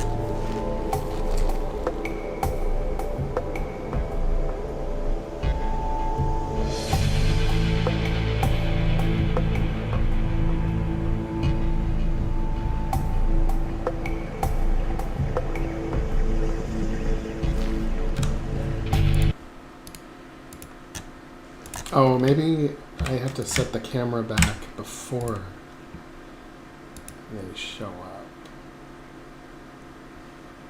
And then maybe I make the pause happen before they teleport, because once they teleport, we want it to be instant.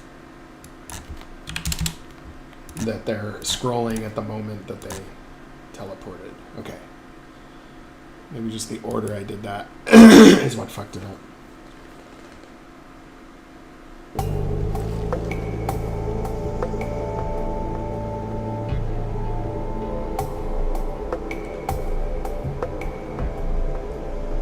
Yes, I see your URL.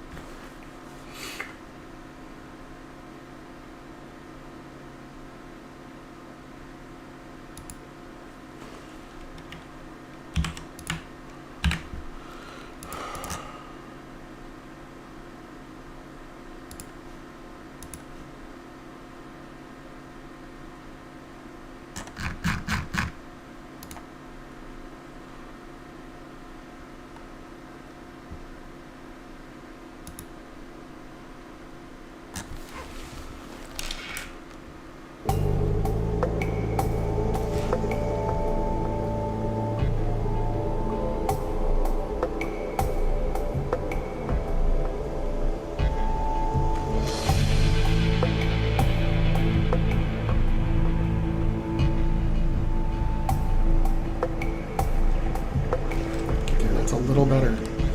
It was a little better. So what did I do?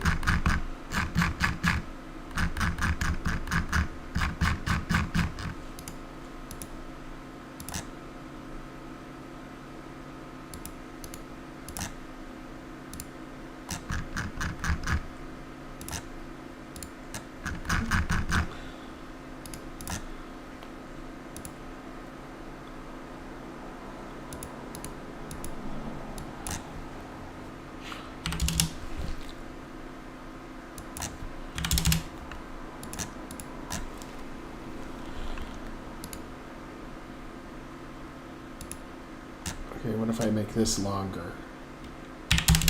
So if it's white for longer, what does that do?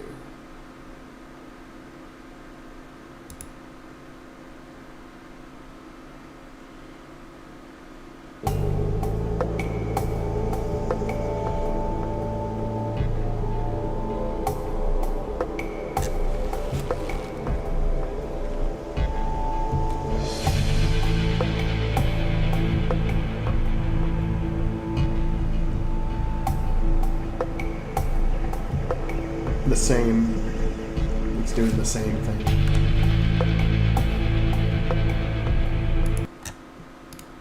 Okay, maybe cam player and then yeah, so maybe if I even just take this out, let's see what happens.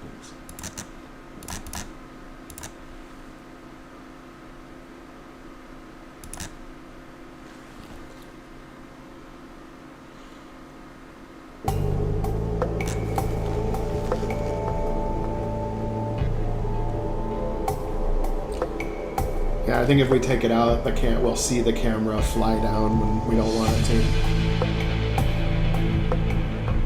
Yeah, and so it doesn't have to wait for very long, but it does have to wait for the amount of time that it would take for the camera to get to the player. I think the 120 frames was good. And then maybe scroll the camera up, scroll the map up to at the fastest speed.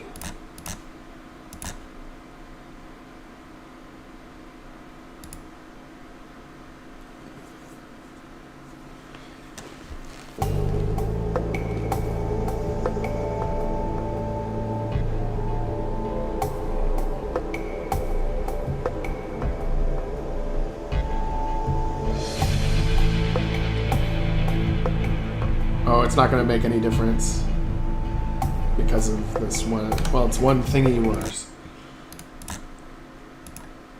I have to do cam disable again.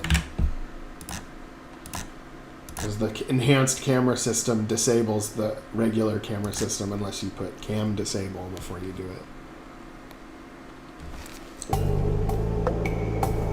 Looking forward to getting this done.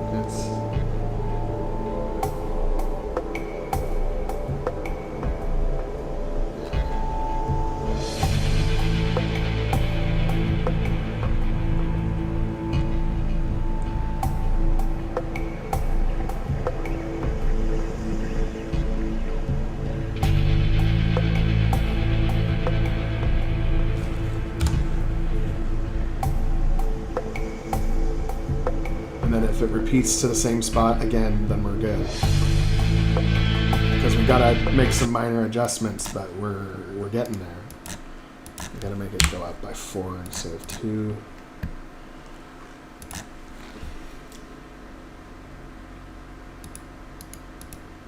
And we wait maybe another 30 frames before we let that come back.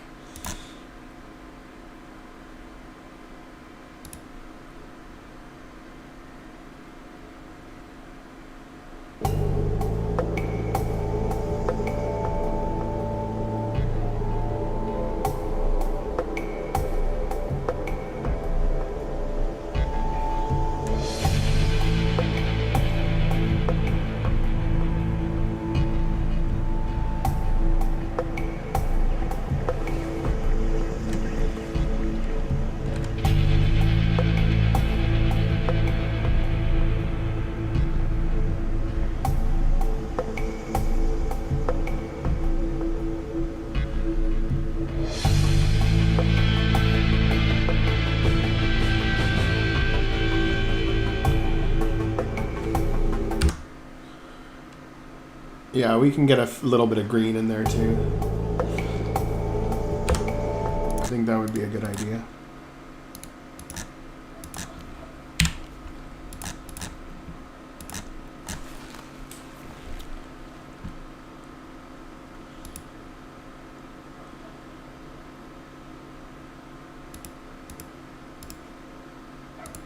And we're going to fix the version number flying across the screen and stuff. It's just another part component. We just got to get it to scroll in the same place every time it loops.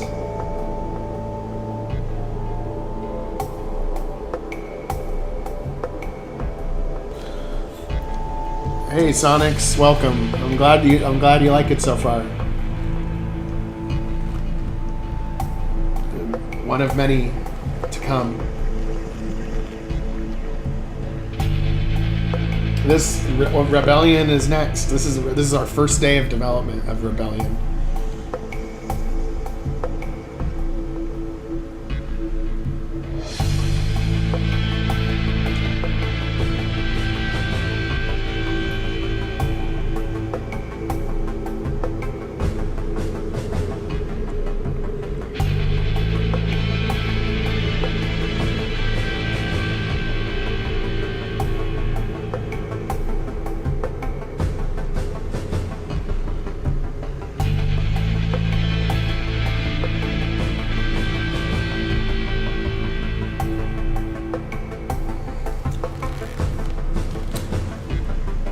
Well, I don't think I want the planet to be totally dead. I want it to be like harsh, like where there is a little bit of green, but like it's not the primary color. It's like very like 10% of what you see.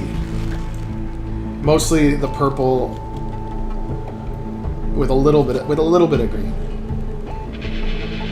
Nothing lush.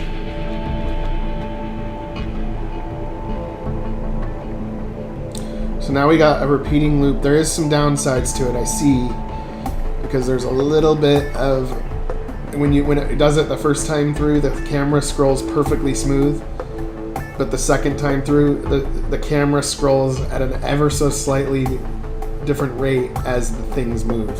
So you see a little bit of movement, but it might be tolerable enough to deal with it.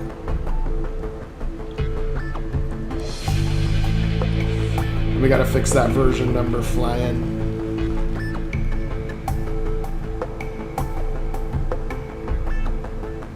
And I think I know how to do that. Right at the point where it starts to flash.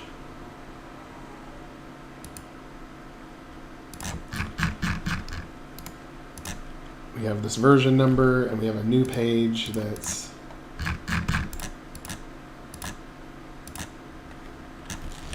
temp gone version.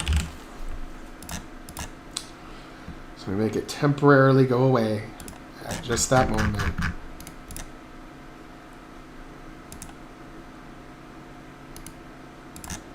We have to tell it not to wait, and then we put another 120 frames in here. And then we turn that switch on. And then once we go back and it's player,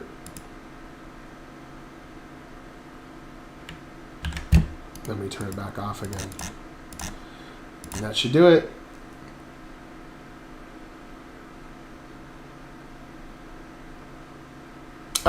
What I try to do, and I haven't done it 100% successfully, but I have done it in Origins, is I do autosave. So there is autosaves. You do have to save one time before the autosave works for some reason. But I usually do autosaves before crucial moments. I think I might have left one or two of them out, but I do have that in Origins. But yeah, I agree. And you can save anywhere too, so. But people forget. I forget to save sometimes, so that's why I do the autosave.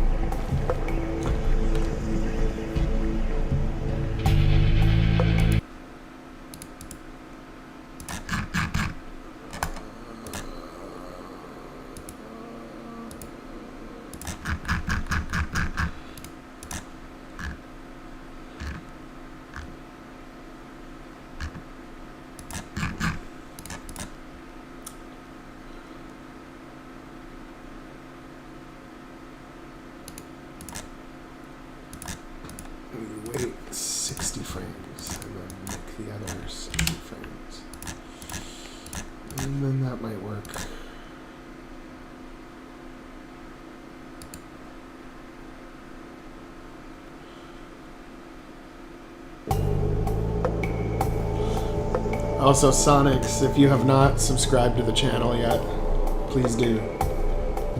Keep up to date.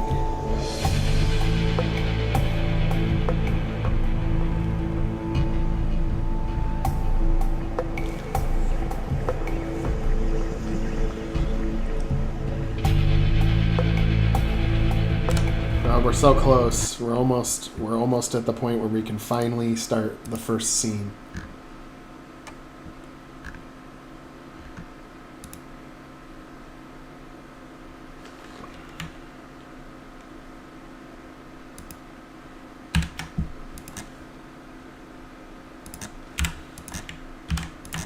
But we did some good tile set work too, so we didn't just make the title screen, we started making the tile set as well.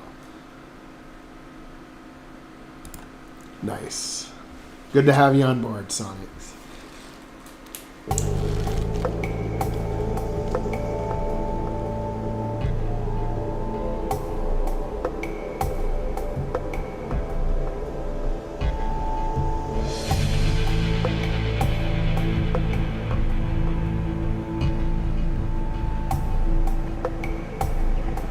Weird. Something prevented it from showing up in the right place by changing the timing of that. Oh, yeah. That's why. That has to be there.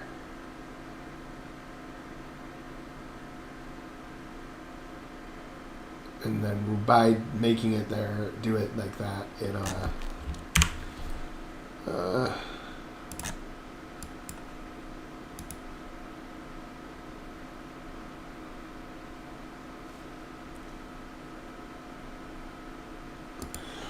no, the fleet combat and army combat, there's army combat too, is a plugin called LETBS, and it's a tactical battle plugin made by Lecode. And I love it, but it's incomplete, so you have to really work around it in order to prevent it from massively lagging or crashing. And I figured it out, so it's a totally viable, usable thing, but yeah.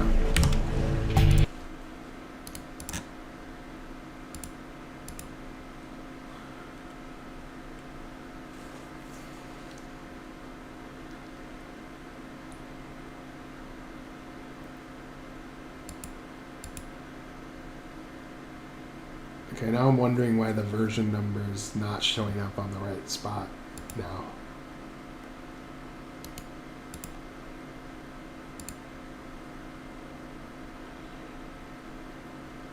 Oh, I see.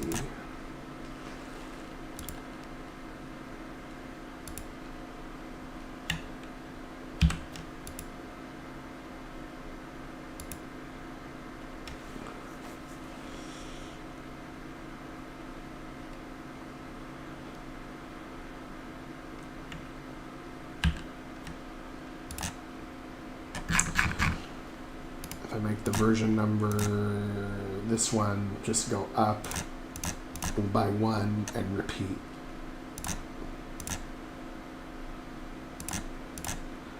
That might do it.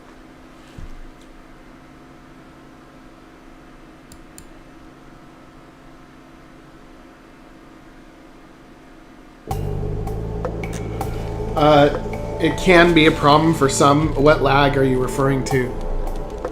And are you on a potato PC?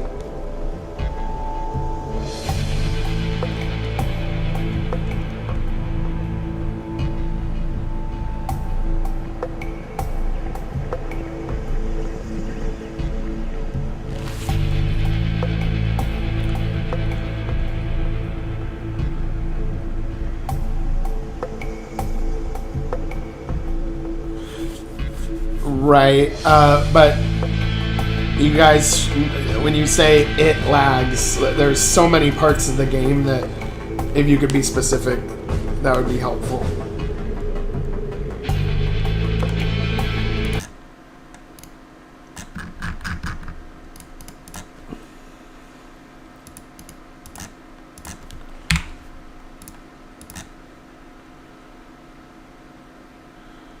Oh yeah, that's weird because, I mean, when I close the menu screen, I don't get any lag at all. But my computer's kind of fast, so. Like, how long are we talking? Like, how long does it take to close the main menu?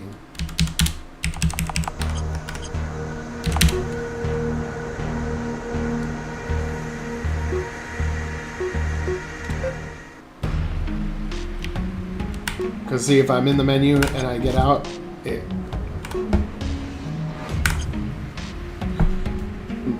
Also, are you on a normal hard drive or are you on an SSD drive?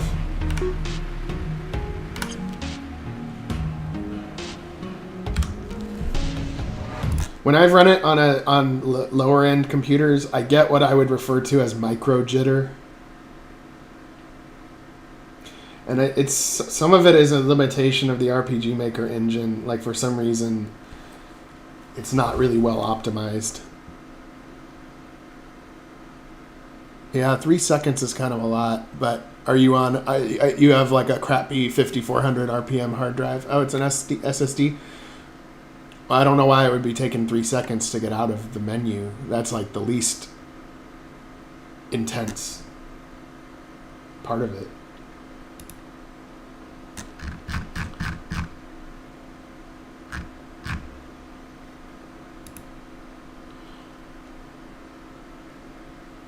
We'll just have to figure it out.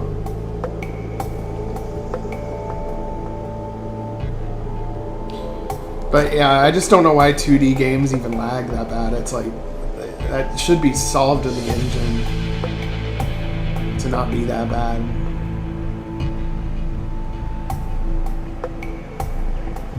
Okay, we're almost...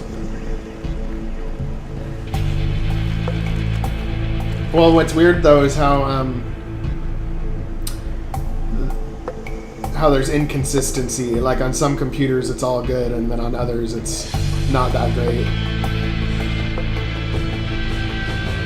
Well, it is an MV thing. MV is not very well optimized at all.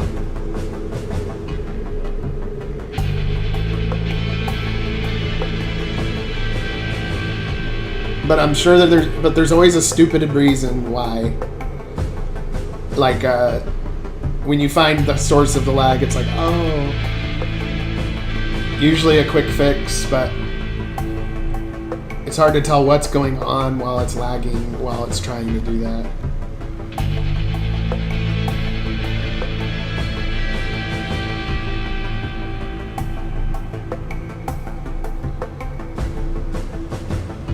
We're very close.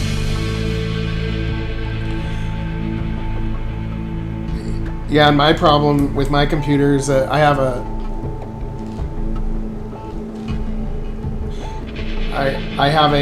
Threadripper 1950X CPU with an NVIDIA 1070 Ti, and so the problem with my system is that it runs great even when, like, there's massive lag. It doesn't lag on my system.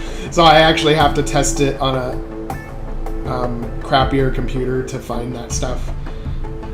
And I can test it on my computer too by using a virtual machine, because a virtual machine runs graphics like as if you had a potato PC, and I get what I would call micro jitter.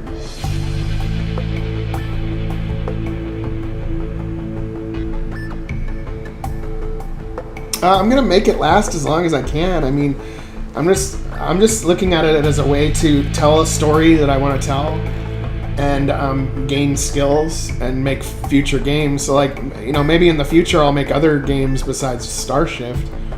But for now, this is I'm just trying to improve my skills and make better and better games. I'm trying to get a reputation for making games that you'll have nostalgia for, like when people talk about the old SquareSoft games and stuff like that. Like, I'm making my own version of that.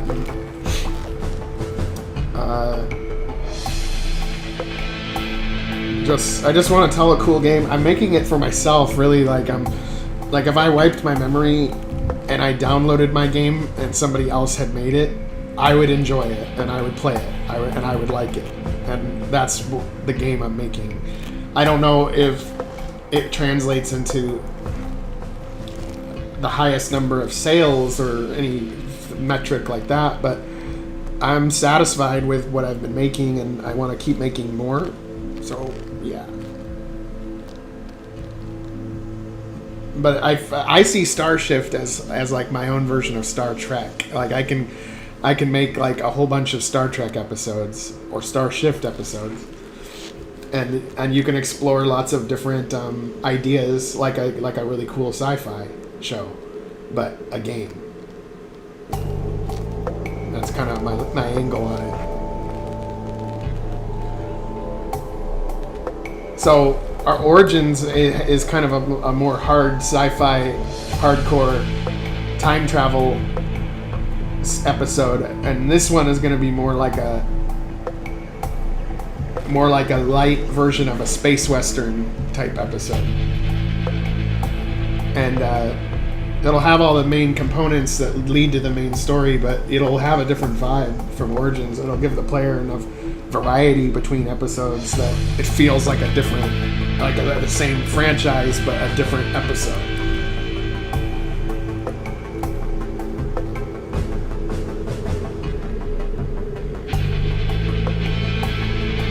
Yeah, I've gradually learned how to make that stuff over time, the tile sets and vehicles and stuff like that. I still have a lot to learn, but the stuff I'm able to make now, I was not, and I'm not the best by any means. I would like literally not be able to 3 or 4 years ago. I wouldn't be able to make it, period. And now I can make it, but like, hey, maybe the art style is a little bit different between the items, and it's not perfect. It's a B+ or a B, but it's good enough, and I can get it done quick, and I can imagine I want to make something and then make it, and I didn't used to be able to do that. Yes, every game will have a different feel. And the main game, the main Starshift game, is the big game. It's going to be the longest one, and a lot of these places from these episodes are going to be in the main game as well. So it'll be pretty cool, I think.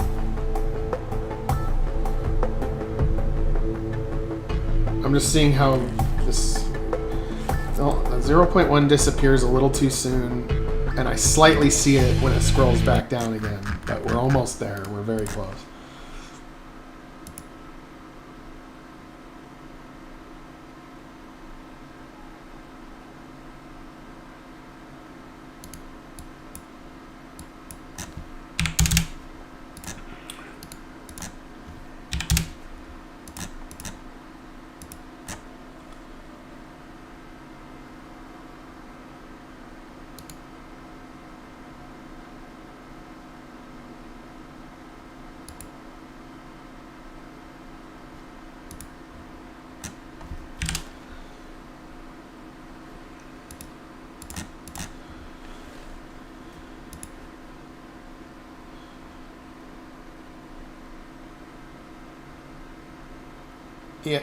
Yeah, basically, because like, so for example, the characters that you're playing as in Origins, right?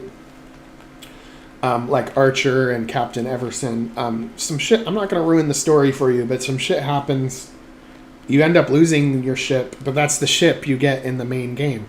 And Everson and Archer survive, and they will pop up in the main game. And when they pop up, they'll be part of the main game too, but they're not the main characters in the main game. They are people that join your movement or oppose you, depending on your choices. And you'll already, as the player who's already played the episode where they're in it, you'll know who they are, what their backstory is. And if you happen to not know what their backstory is, it won't ruin the main game at all. It'll just be like, if people played it, they'll be like, yeah, that guy, I remember. And you'll care about him more, even if they are playing more of a supporting role in the main game rather than the main character. So by making these episodes, you can actually make some of the side characters from the main game into main characters in the episode.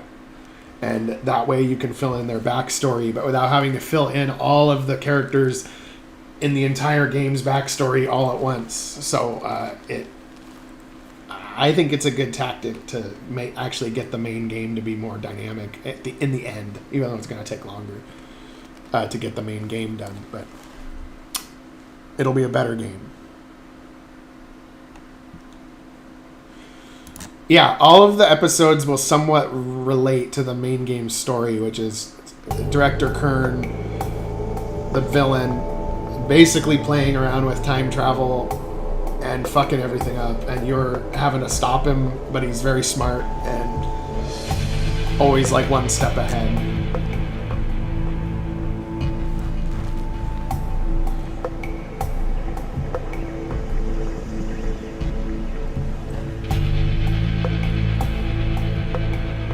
Oh, the version number, it's that 30 second, it's that 30 frame delay that fucks up the position of that.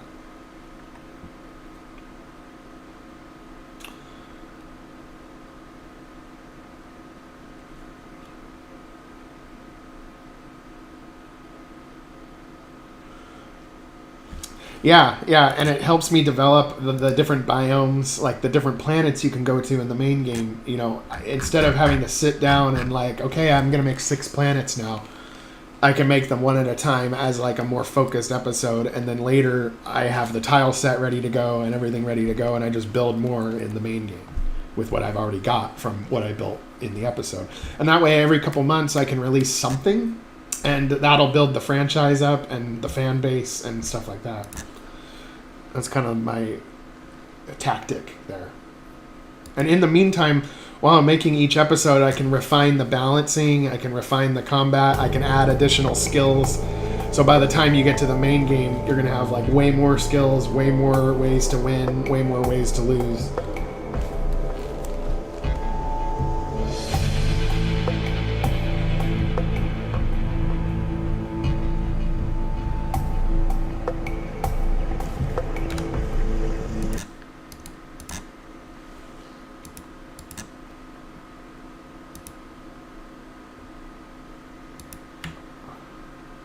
Okay, so how about I turn the switch off before...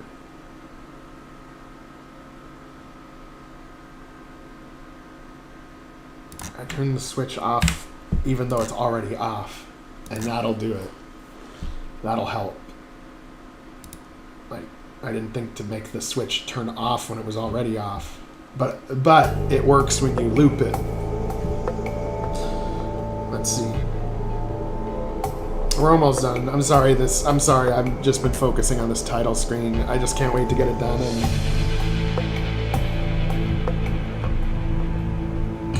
call it good. Okay, now the version number doesn't show up at all.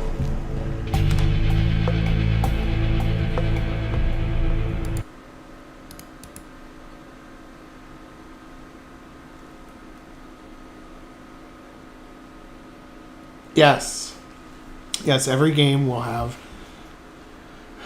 the core elements of the gameplay, tactics. So on this planet, Starship Rebellion, there's probably going to be more army battles and more army battles than fleet battles. But there's going to be more of those battles because you're literally taking a planet back from the enemy. So it seems like you would need more tactical battles than in Origins. Origins only has 2 space tactical battles and 1 army battle. The Starship, the main game, has multiple of both. I suspect this game will have more army and maybe 1 fleet battle, but multiple army battles.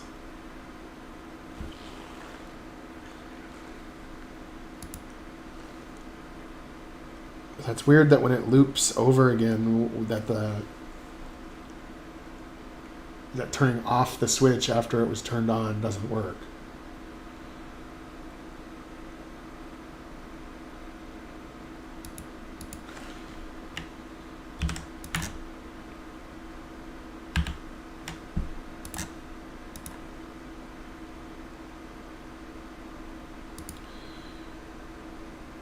And I could fix it by making the version number a picture instead of a text, but the thing I hate about that is I can't just easily go in there and change the number. I have to make a Photoshop file or a PNG file of the version number, and I'm trying to avoid that.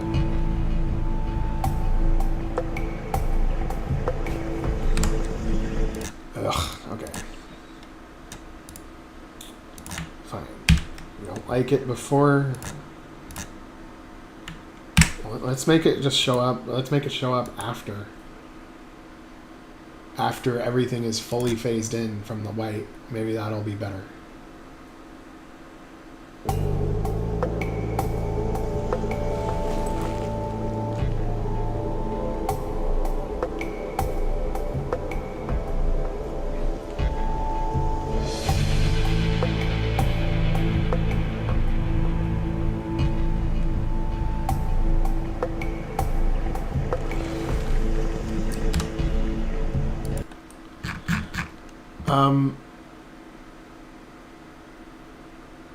Yeah, burnout is a concern.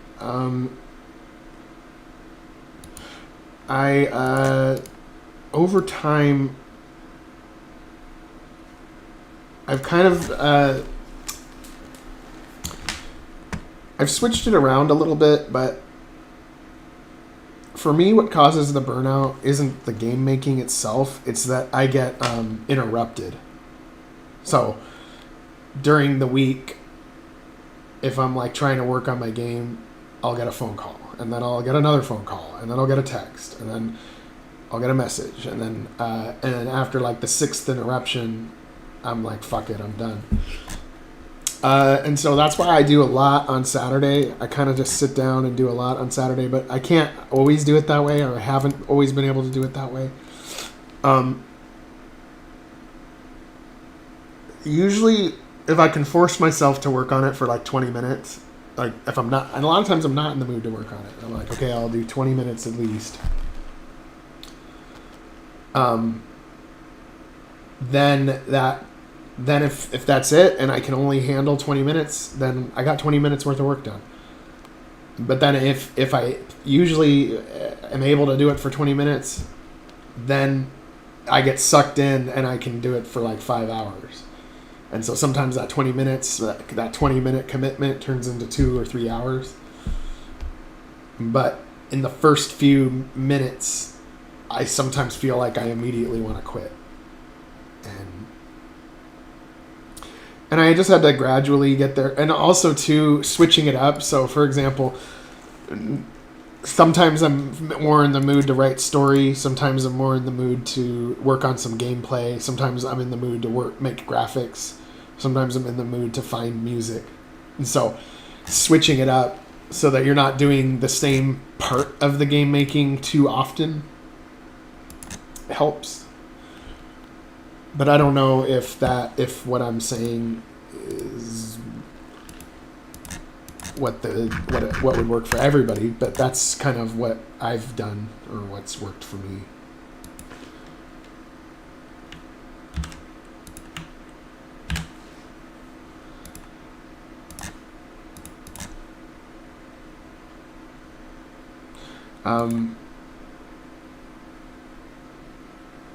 And it's more fun for me if I don't have a master plan. So if I'm like making it up as I go along, it's a lot more fun than if I try to have an outline or I try to have a plan of exactly the story I'm trying to tell. You know, think of it like you're telling a ghost story, or you're around the campfire and you're just telling a random story and you're like trying to make shit up. Like, that's kind of way more fun for me than sometimes people make a game and they have this master plan, and like you feel like you can't deviate from the plan, and it kind of makes me feel trapped in that way. Like whenever I've tried to work on a team with some people, it's like literally they over engineer it to where it's not fun for me.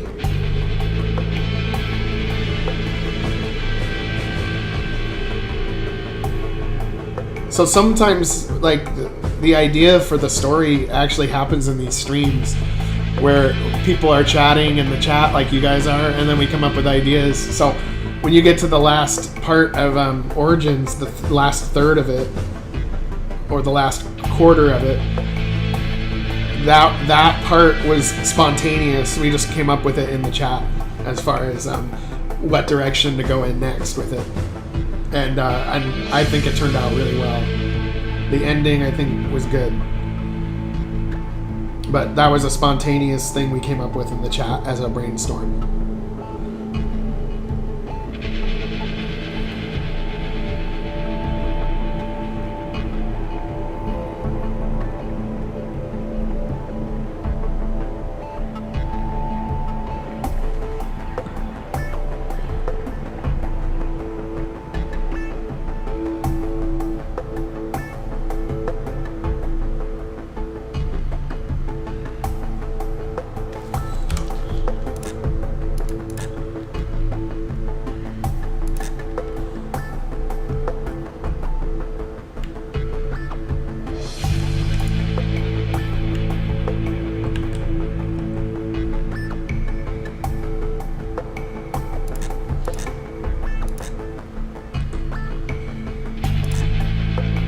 No, and in fact, you'll make a worse game if you do.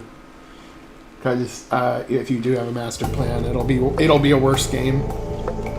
Because think about it, when you're the player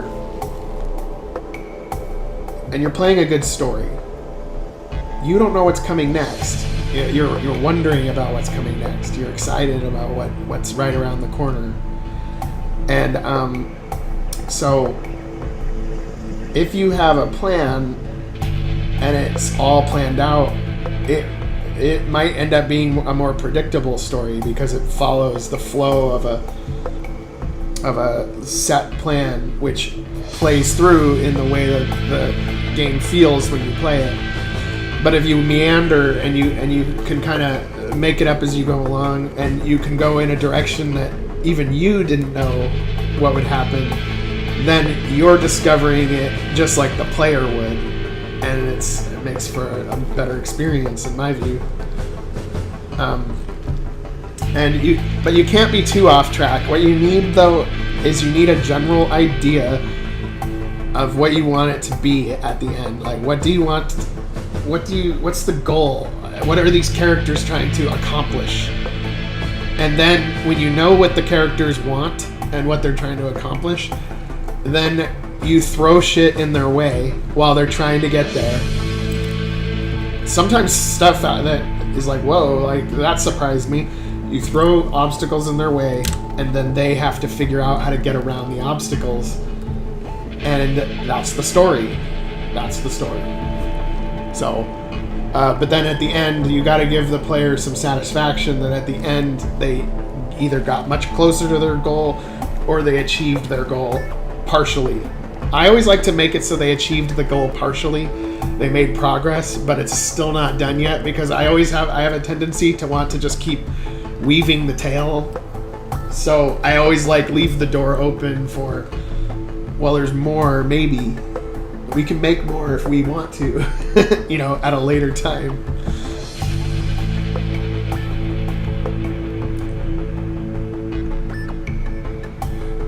Yeah, you just want an overall rough direction, and then it's a set of steps to get to that direction, and problems get thrown in the way of the heroes, and sometimes you have to go back and change something in the earlier part of the game too. So you go along and you're like, wait a minute, that's a plot hole. And then you go back and fix the plot hole. But the fact is, the journey and the way that you took the journey is most of it, and that's enough for the most part. So, that version number. It's like the last thing that's bugging me in the corner there. Okay, it's fine with white, and then it goes down and goes burp, burp.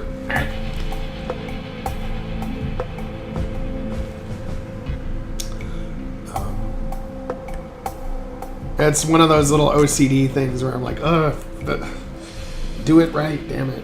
Although, it seemed like it did it right the first time, but maybe I just didn't see it. So I'm going to look at it the first time it goes through. And it seemed to do it right the first time, and then the second time looped, it doesn't.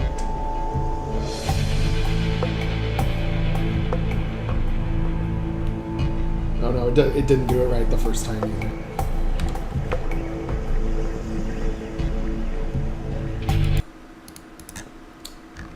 It's because it...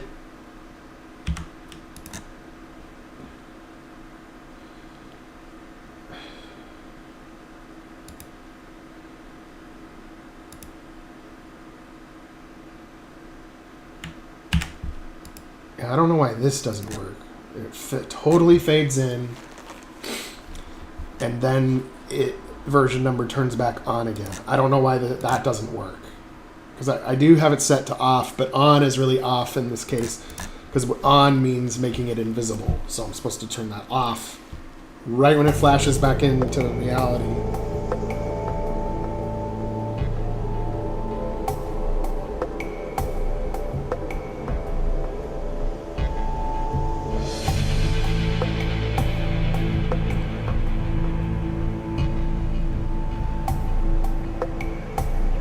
I don't get it, why it doesn't come back.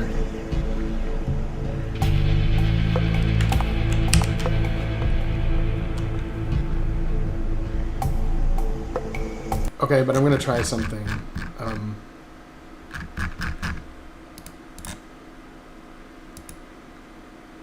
Let me try setting this to not wait. And then set it to wait after the fact.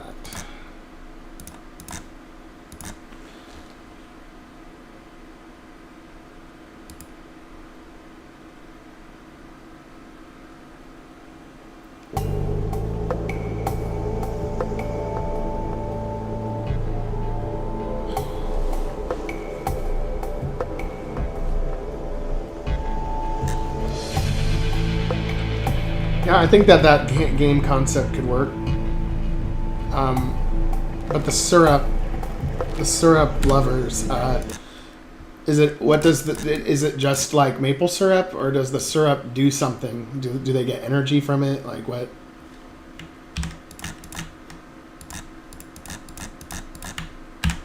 Like what does the syrup provide? And your character, what are they after? So they go and find this syrup cult, but like, what's your character want at the end? At the end of the game, like, what are they getting at?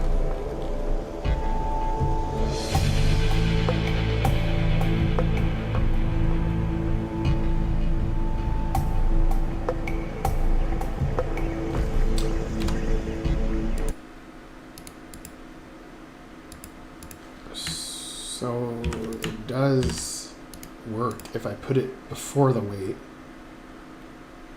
What if I make it wait half the time? 'Cause the wait is doing something to where version number doesn't show up. Maybe version number is just not showing up because it's below the frame.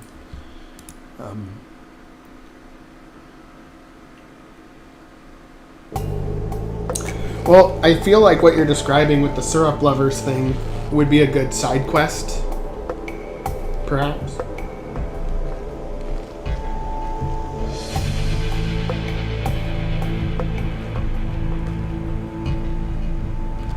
Good. Oh, yep, that's what it is. The waiting works, but it changes the position of where that item is or where that event is. Interesting. Okay, now I'm gonna go back to the beginning and see if it... Yeah, okay. So what if instead I just teleport that item to be higher up on than where it's supposed to go? So even though the version number started at this point on the map, I make it artificially just go up one square from what it normally would have gone up as.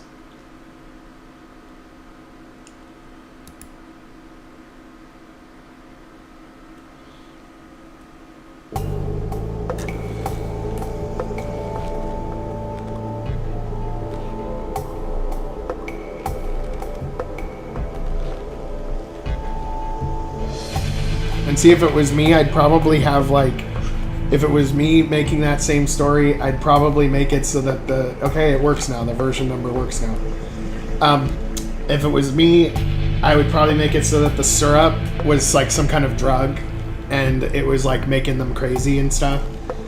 And then they're like, "Do you want some syrup too?" And then like some dark shit happens. But again, that's my that's my storytelling style.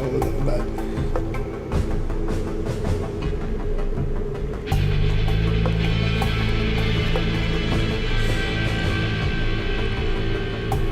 and also with RPG Maker MV, there's a lot more plugin support at this time. Like if I tried to make my game in MZ, the plugins that existed on MV literally don't exist yet. So I'm stuck with MV. I can't just retool it at the moment anyway.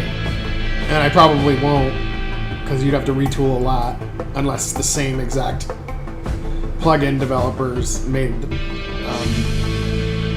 a new version of their same plugin. I do think though that after a few years I might be able to make a Starshift 2, whether it's in the latest RPG Maker or whether it's in a different engine. But then I would base, the code of everything around. So that's when I would call it Starshift 2, is when it's like a totally different code base, totally different engine, totally different plugins, and I'd have to basically start over and maybe give the game a different look too. And so for now, it's like I consider Starshift almost like the framework that I'm building all of the rest of the foundation of what I'm building the rest of these other games on top of, because I've already developed the mechanics and everything like that, so I can reuse those mechanics, change them a bit, rather than starting from the ground up. But eventually I will have to start from the ground up again, and that'll be Starshift 2, is how I see it.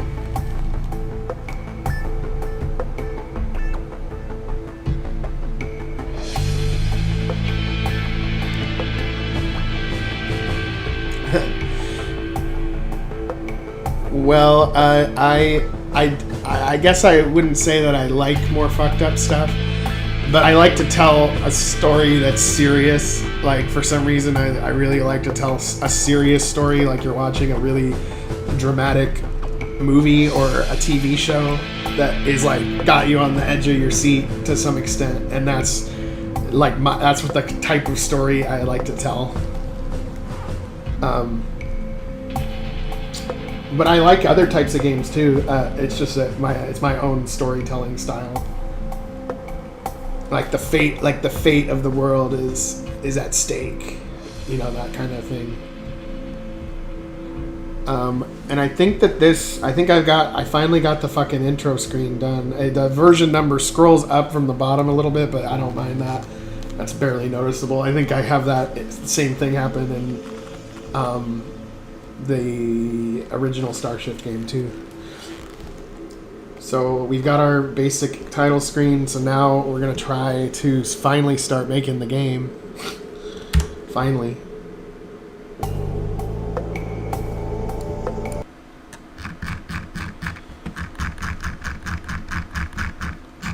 And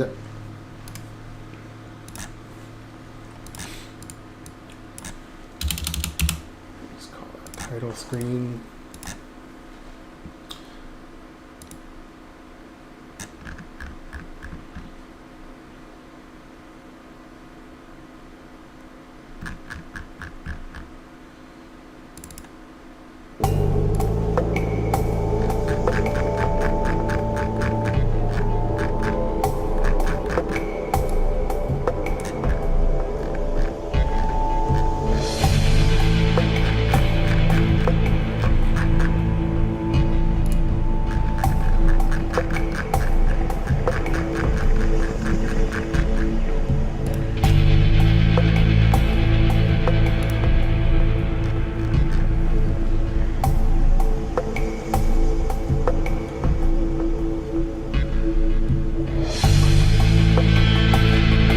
Yeah, okay, but that's good. That's good. So you just figured out your character right there.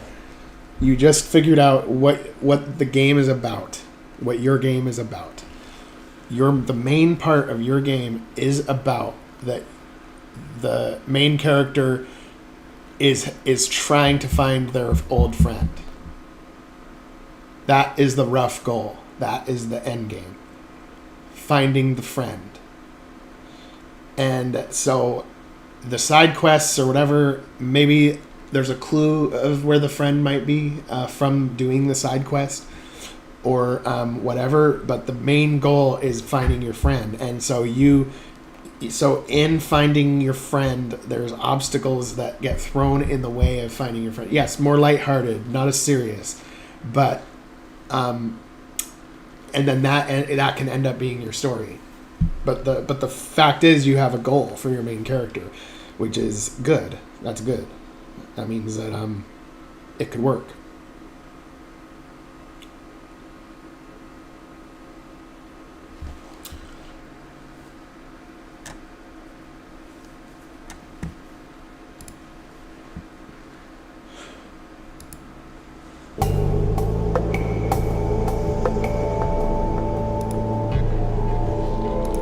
Now I want to see if I saw what Mark Aresica said on my other account. If I'm watching Rebellion.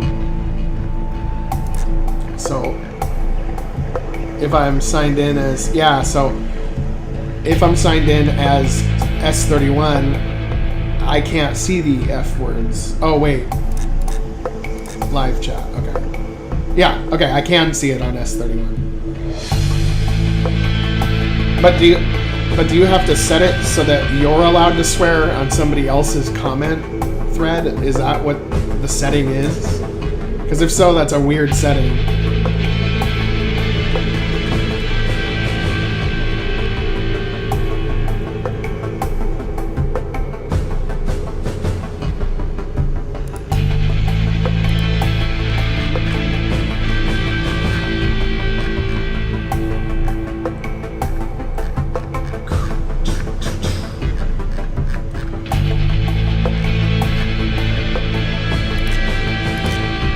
Infernis Prime.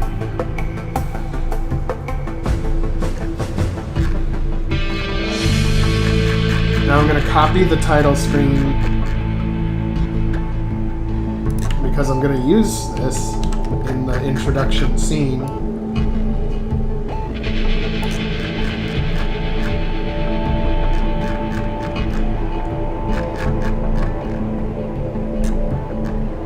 Infernis Prime.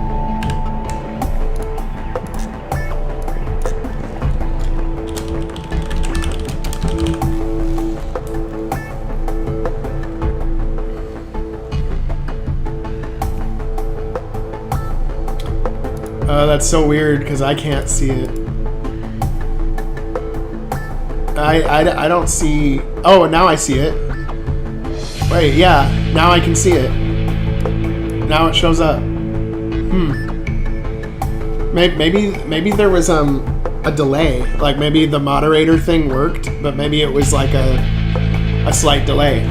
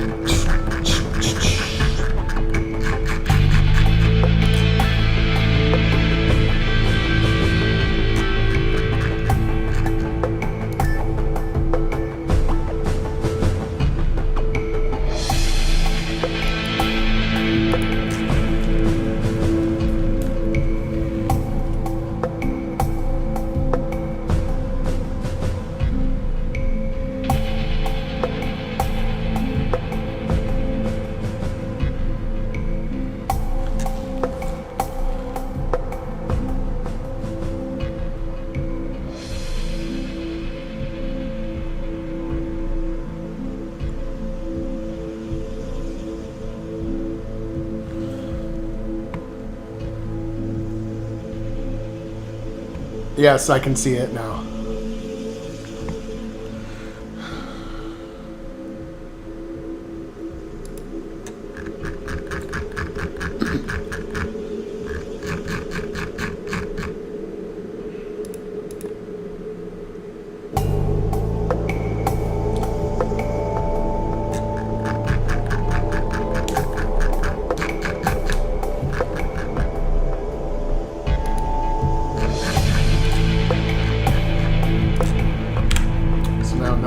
number.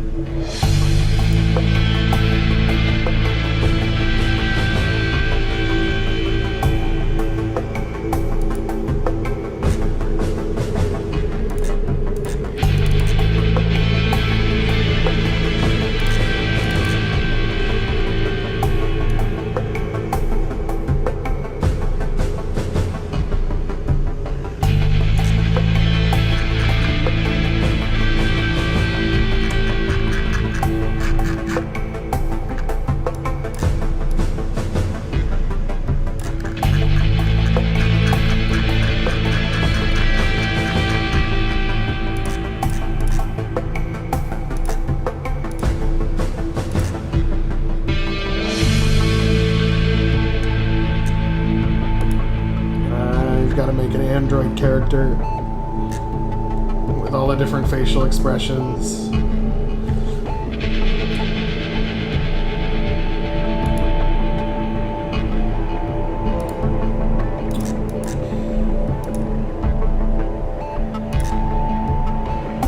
Maybe I'll start with one facial expression because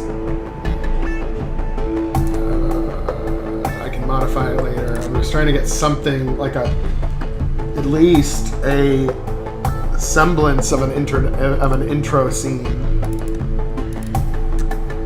done.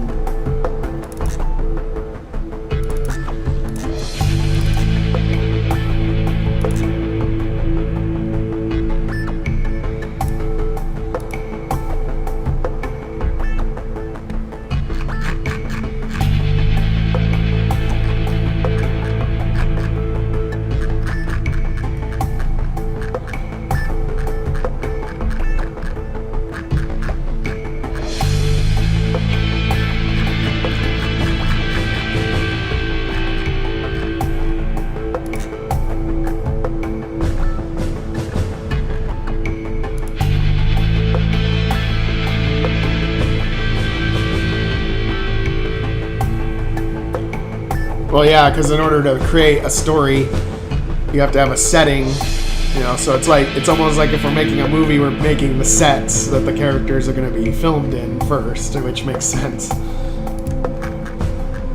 And we have to have a face of a character to show the player, so it actually makes a lot of sense.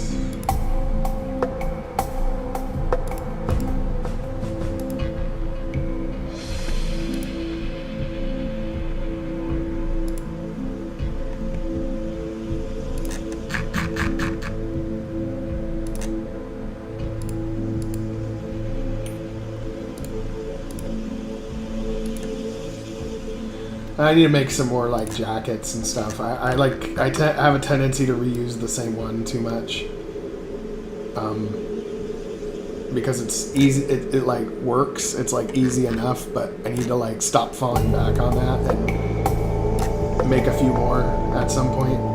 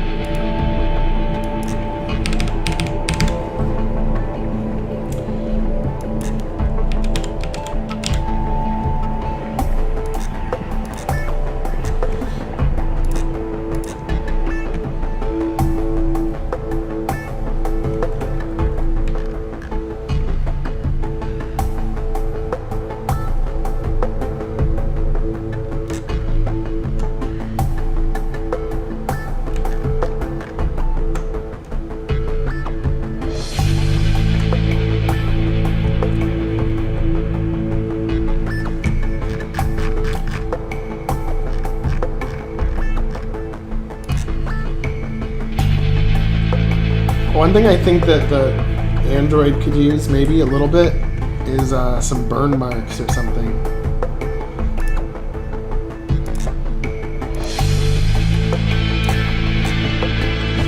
Because it's going to be in pretty bad shape.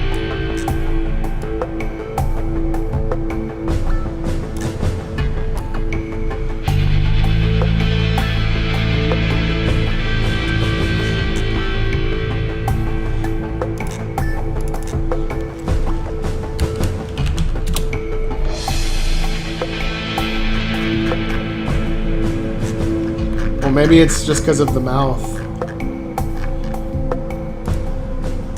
If I go with something neutral or an android smile, now they look really happy.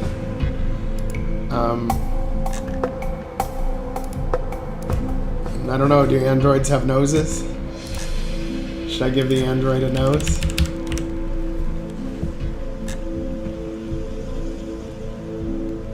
I mean, I think they tend to look better with a nose.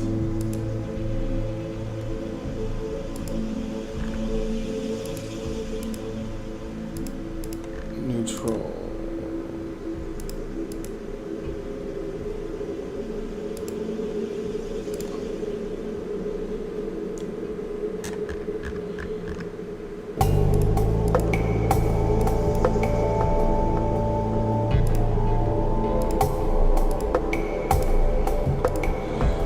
No, it's not related to Kern.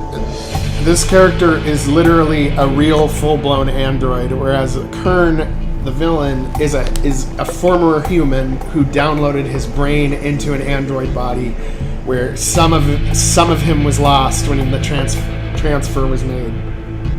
But the main character in this game is a full-blown android, just an android.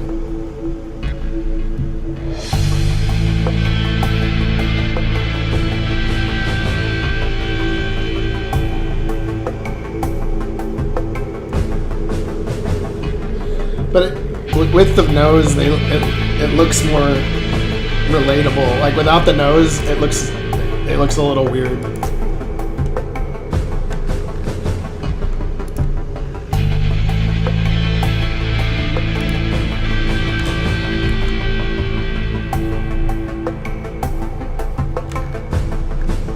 I think this looks pretty good, actually. If it was me, I'd add some more circuits on like this part of the head or something, but maybe that's overthinking it.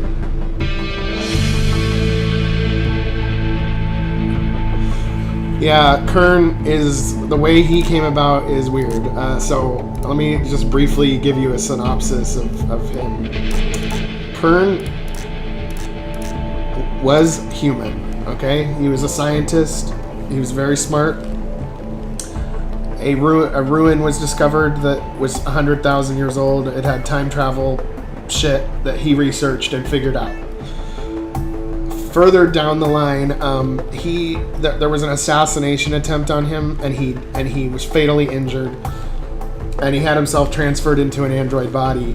Now, in the lore of my game, I make it so that this happens from time to time. People transfer their brain into an android body, but they always say they're not quite the same. Something's like lost, like there's a screw loose. They're not the same person. They're a little different, even though they have all the same memories. So then what happened to Kern once he was an android was this ancient piece of technology that had the time travel shit, had an AI in it, and the AI merged with Kern and they became something new. So it's not the AI taking over Kern, and it's not Kern being completely human in an android body. It's that he merged with this ancient alien AI, and he still is partially human as well in an android body. And so he became someone new when that happened. And now he's doing all kinds of shit, and he's head of the ESA government, and he's been altering time and all this crap. So that's the brief synopsis of him as a character.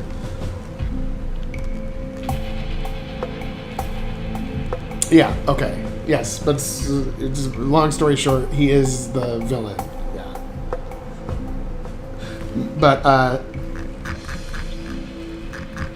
I still don't want to make him evil though. I mean, he is kind of evil, but I don't want to make him like a mustache twirling villain. I want to make him so that it's more like he thinks he's doing the right thing, and you just need to get out of the way because he knows way more about what's going on than you do, and you're getting in his way, and he knows what's best.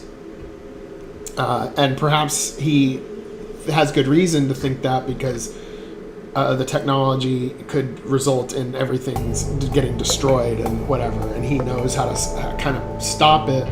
But in trying to stop it, he's making it worse, like the snake eating its own tail kind of a thing.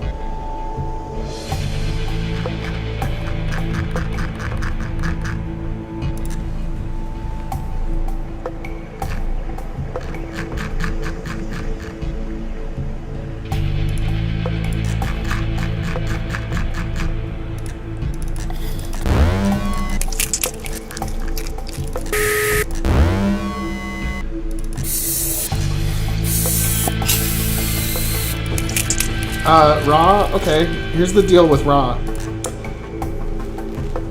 Ra is willing to do bad things, but he thinks that he's able to control Kern. So he's like, look, if I wasn't advising Kern, he would be way more unhinged, and, you know, I'm the only one who knows how to keep him in line, and you know, you're gonna miss me when I'm gone, because whoever they replace me with is gonna be much worse. And he's kind of like, he shows restraint, and he thinks, and he advises Kern to show restraint and not go too far. And so it's kind of like, he's like a bad guy, but he's kind of good. And that's kind of the role I have for him. And at certain times, he actually helps you when you don't expect it, or lets you go further than you should, as far as what Kern would let you do.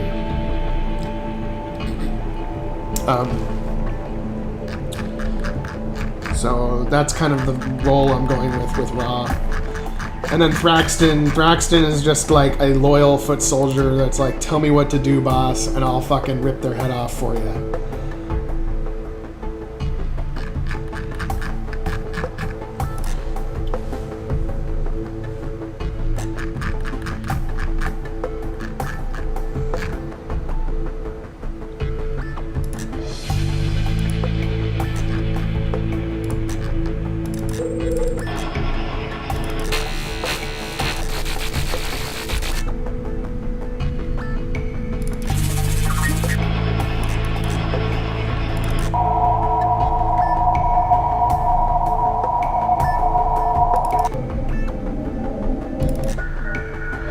I'm trying to come up with like engine noises for the ships, because I want it to be like they're flying in the air, and it's like, why are we coming all the way out here anyway? You'll see. Blah blah blah. I don't know about this. We only have an hour to get back. You know, that kind of thing. So they'll be kind of chit-chatting while they're flying.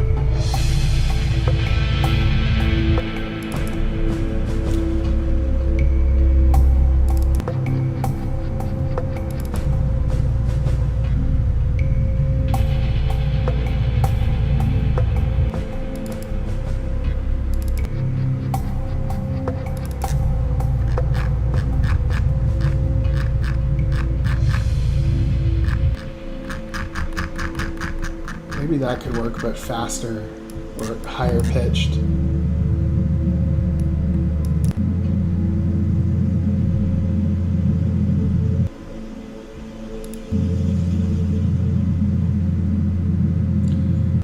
Yeah, I think that could work.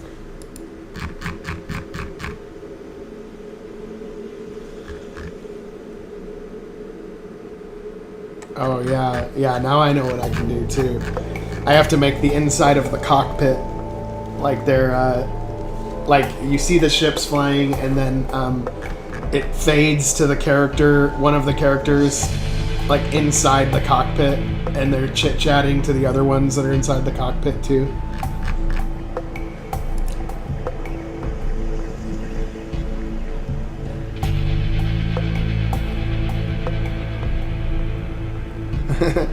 Yeah, that maple syrup story sounds fun.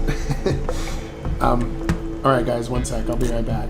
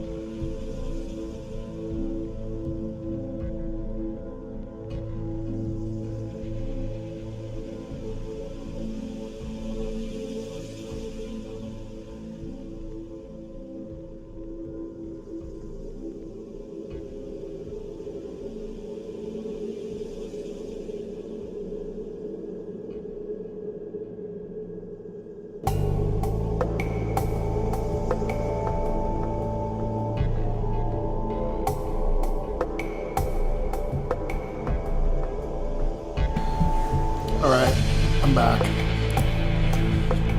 Had to get the mail, had to feed the cats. I can't just sit here all day forever, but I can at least sit here for half the day. So, let's see here.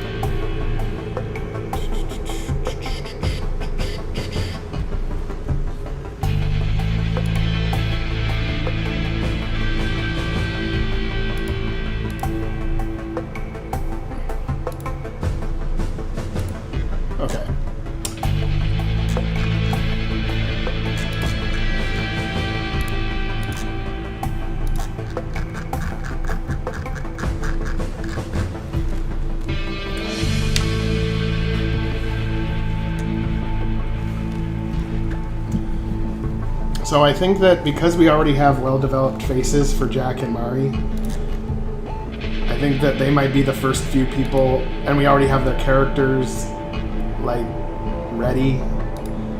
They might be the first to do the talking. Along with the rock guy. And then they bring the android back because Cyborg person has the skills to hack android that's almost dead, which is you.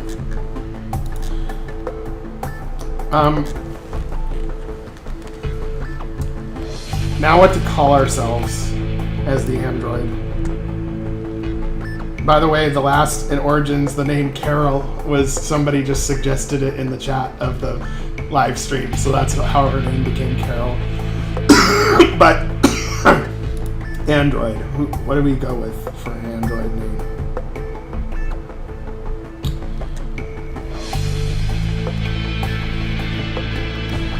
And also, Cassio, I'm glad you like the planet. We made it today. I mean, we're working on it still. It's not done, but we've got like a nice biome.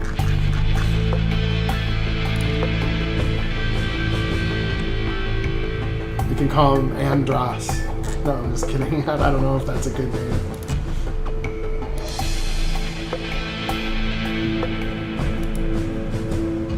But let's get the neutral face in there first.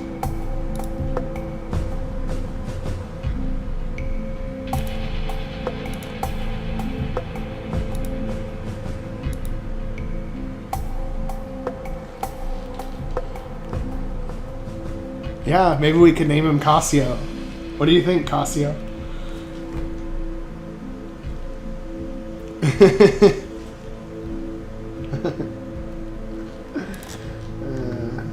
We can do that. I can do that. If Cassio's okay with it.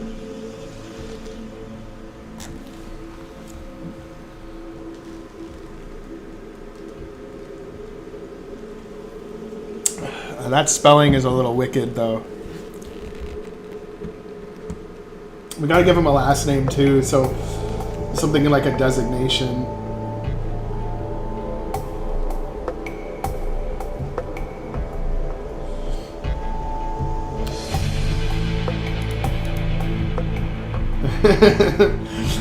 I think I do want to name him Cassio. That actually does make sense for an android name.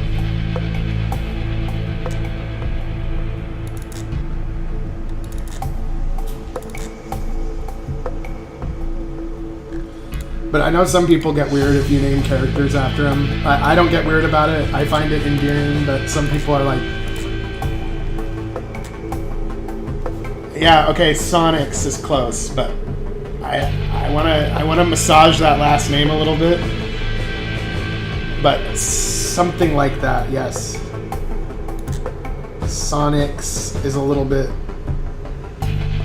it's close, but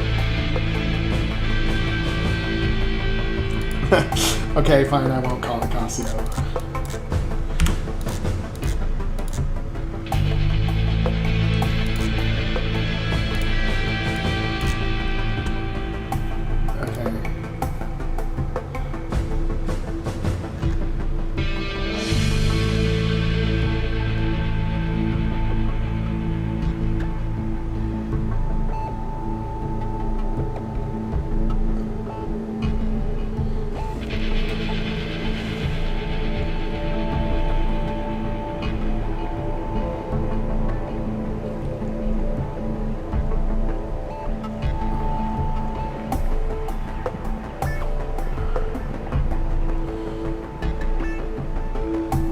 And then the last name. I'm almost thinking something like Nova or something.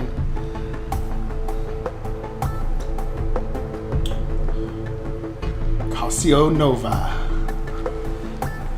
That would work. That would work.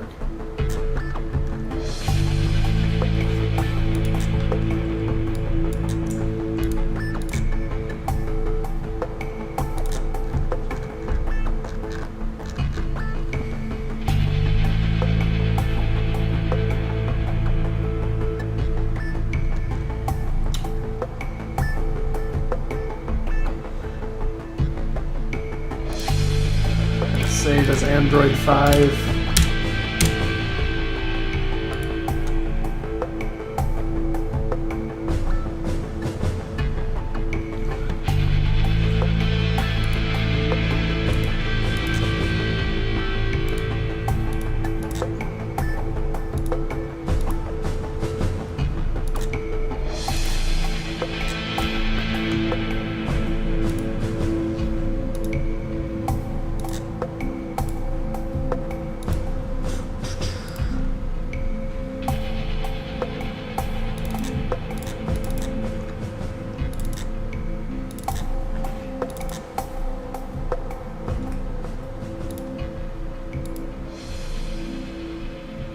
Whoa.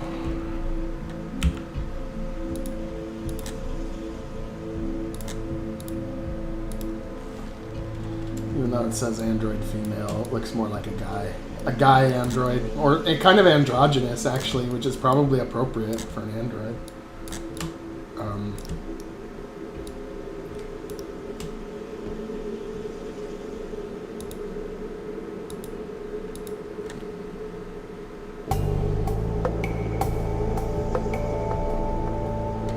Sounds good. Yeah, we're all here to help each other out.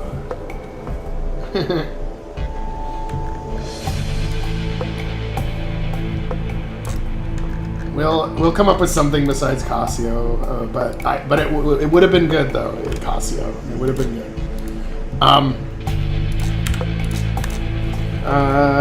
God, what is an Android? What's a good Android name?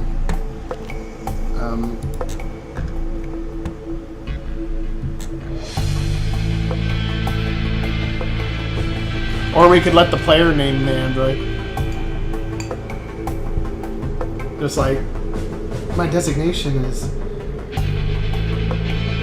whatever. Oh man, that sucks. That's way too long of a name.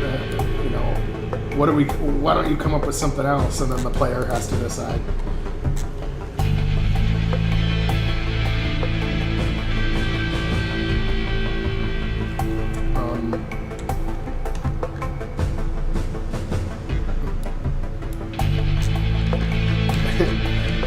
Oh,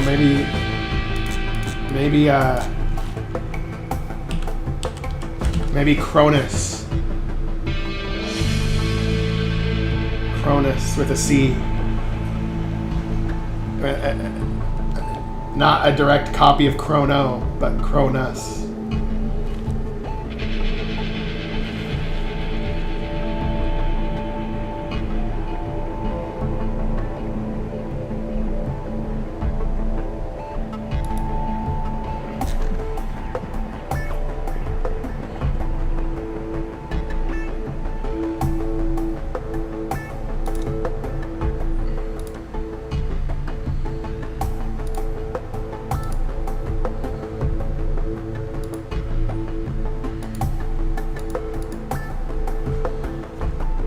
Call it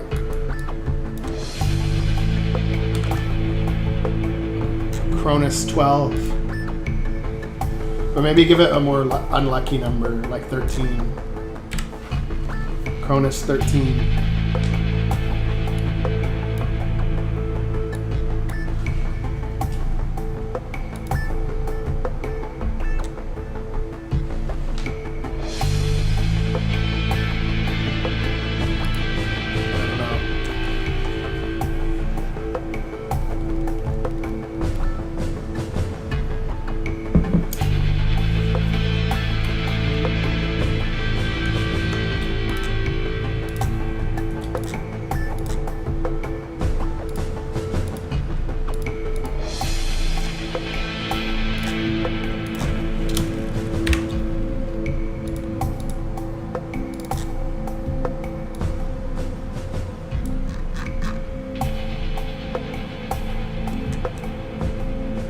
Cronus Ophidian. I kind of like that, actually.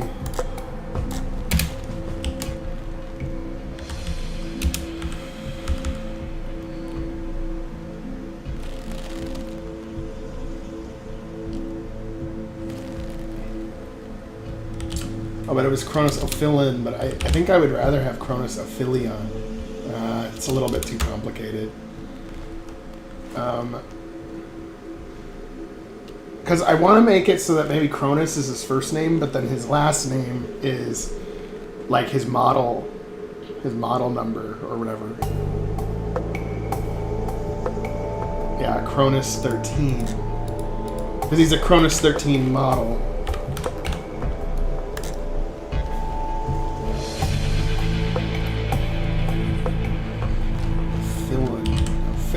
But it doesn't roll off the tongue very well. Cronus Ophidian. I think Ophidian is better.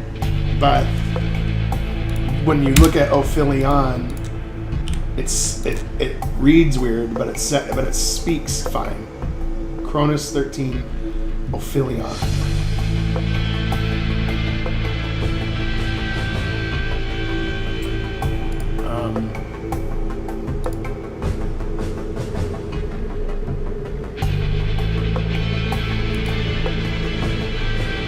The name might be too long to fit, but his model number, like he's a Cronus 13 model.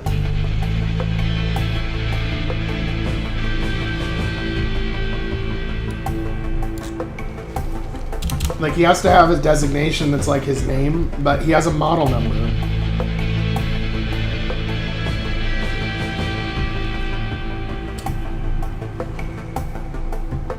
No, but I would actually like him to be called Cronus 13 in game.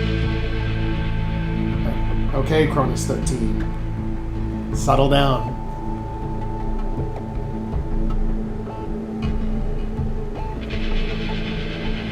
Oh wait, the way you spelled it is better.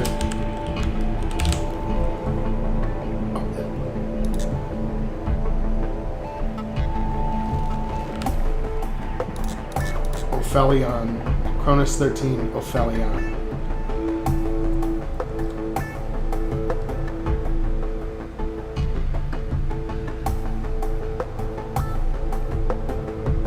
Yeah, Ophidian. Yeah, Ophidian.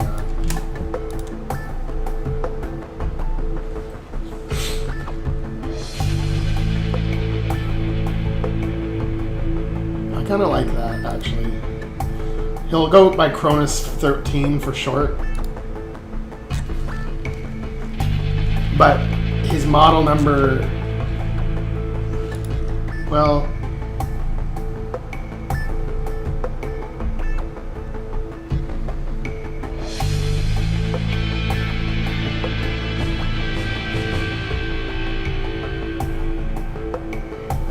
yeah.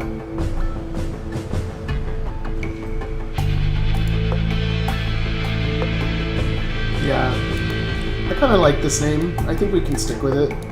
You never know for sure when you set up a new character, but I kind of like it.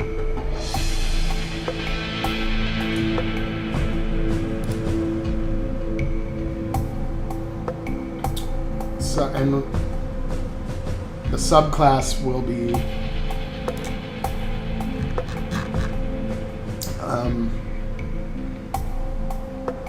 either a technician or a researcher. I think that a technician makes the most sense because they were, working on the mining equipment and stuff as androids.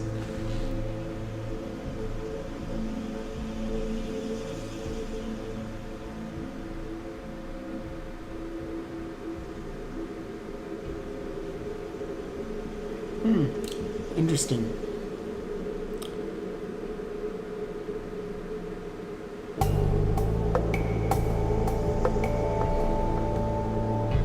We'll make him a technician as his initial class.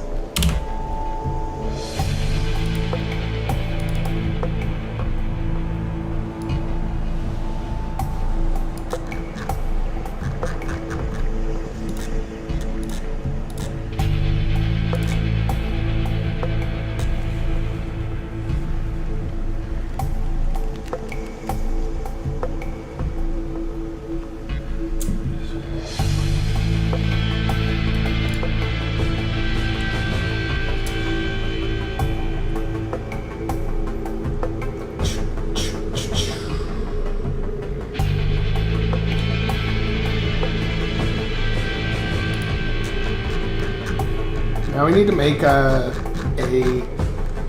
cockpit, like the inside of the cockpit of one of these things.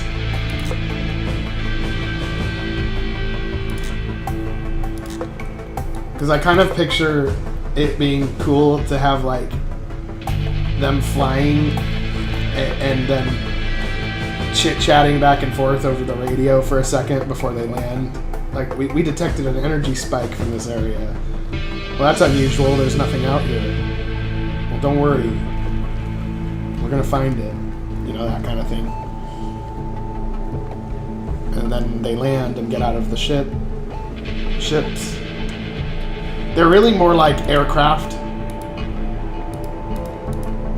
Like the ESA occupying this planet obviously doesn't want them to leave. But these little aircraft are needed for the mining operations and stuff, and you know, they're trusted enough with them to not be a major threat. No guns on them or anything.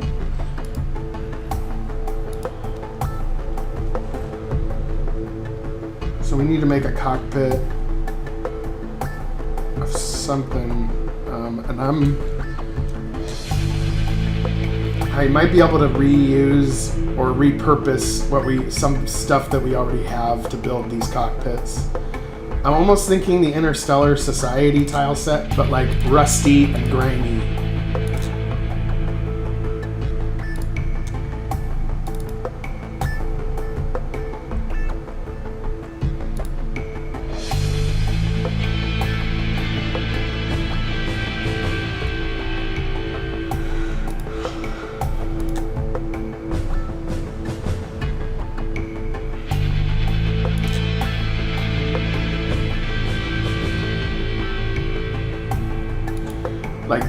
Like the main motif on this planet is going to be like everything's like brown and dirty, but it's still high tech, but just like it's seen better days. It's not cutting edge stuff.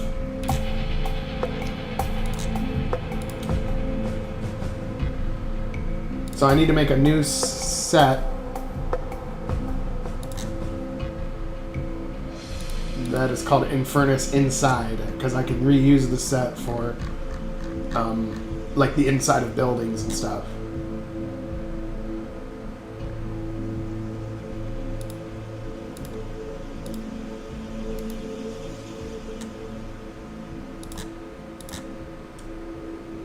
Actually, I think I want to use the A4 rather than the A3.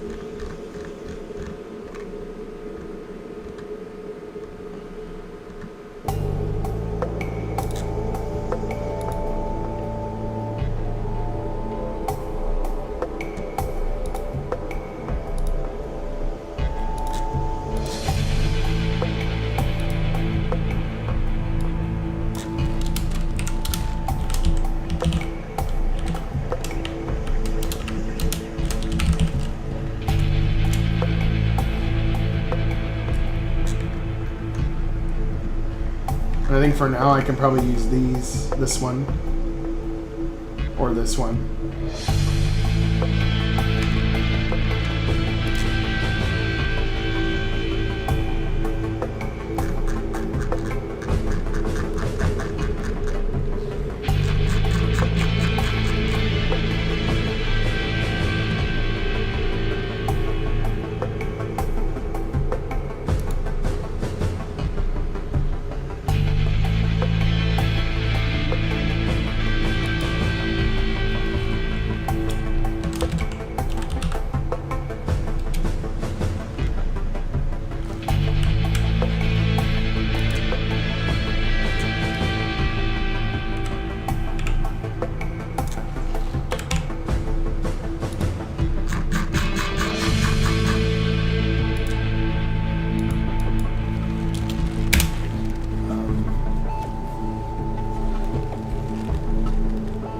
I'm gonna call it a grasshopper, or maybe a sandhopper. Grasshopper. I kind of like grasshopper. It's meant to be like close proximity aircraft, and they dream of grass because it's so dry.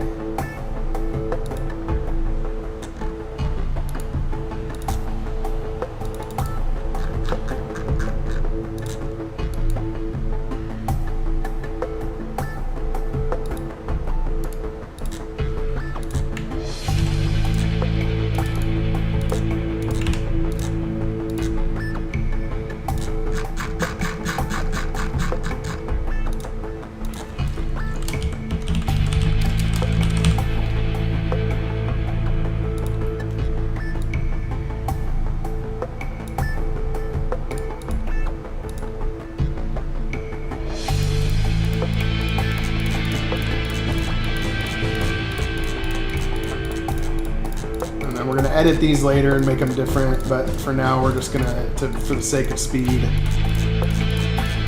get something going.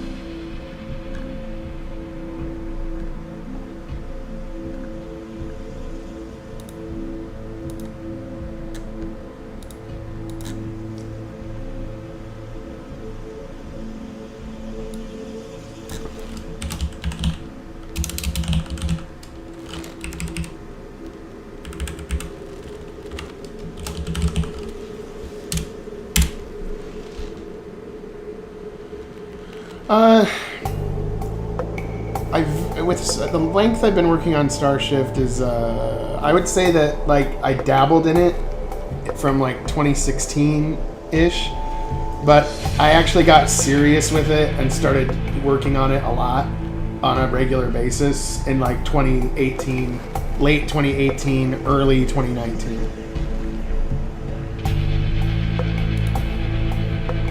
And I just see it as, like, where the development is never quite done, and I just keep, like, chipping away at it little by little.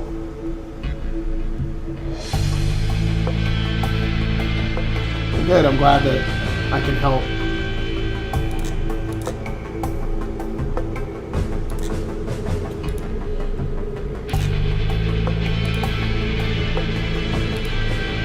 It gets easier over time too because I have stuff I can recycle and stuff. And like you can just, once you build it once, you can kind of change a few things and it'll look totally different. So I have like a bit of templates I can work from, whereas before I wouldn't.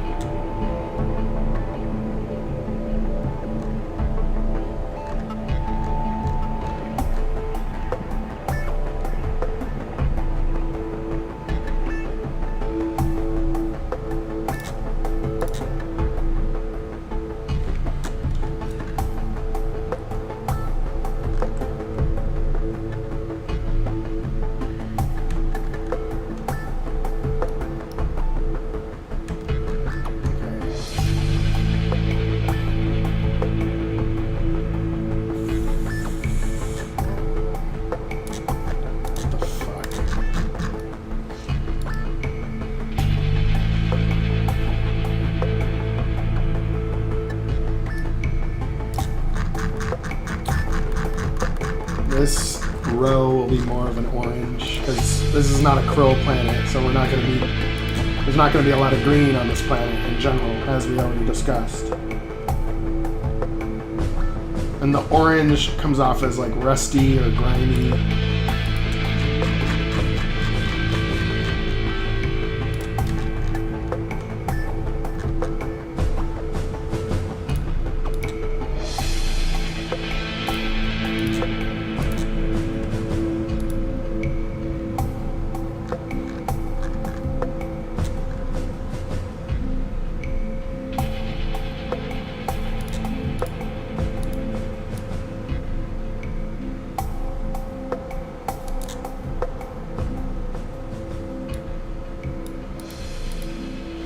There's going to be barely enough room to fit for a pilot, basically. So we need a computer that they're sitting at, that's like the controls.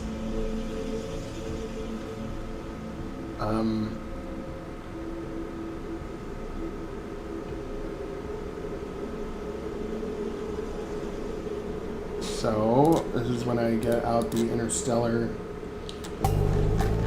Society tile set and change the ones with the computers on it to be different.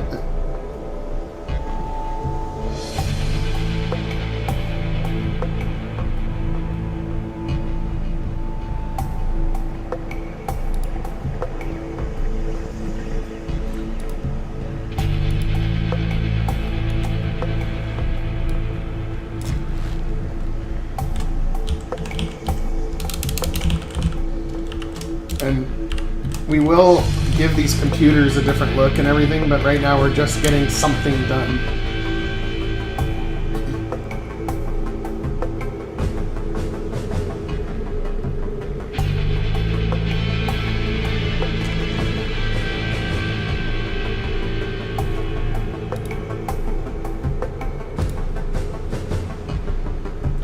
Yeah, Kiyasu, at the latitude that we live at, during the summer we have very long days, and during the winter it is pretty short days. Like it gets dark around 4 p.m. here in the winter, and then in the summer it's like 9:30 p.m. or 10 p.m. almost that it gets dark. We're not as far as Alaska, we're not that far north to where it's always daylight in this winter and always dark in the winter and always light in the summer. But the hours of the day change a lot from year to year, you know, based on the season.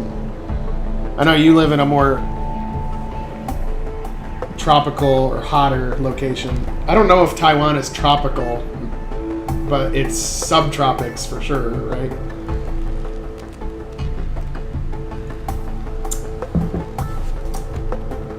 Like, do you guys? Yeah. So let's see. Let's look at the world map.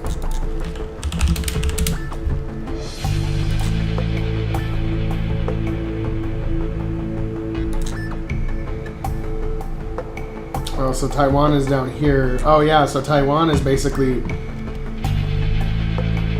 middle of Mexico. So yeah, pretty hot compared. Yeah, and we're up here, right? So like we're.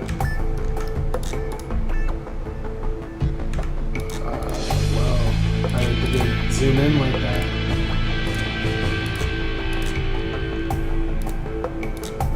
Here I am thinking it's Photoshop. And I can just zoom in to whatever part I want. Yeah, because we're right, I mean, I'm right here.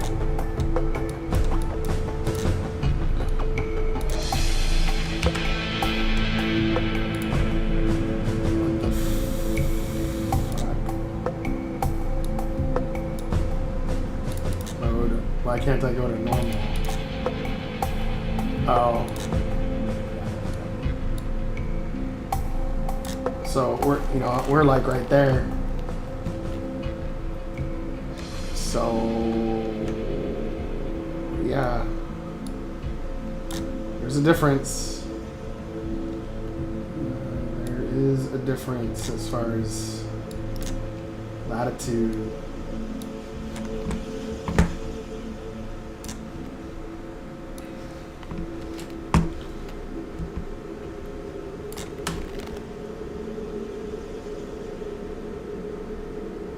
Yeah.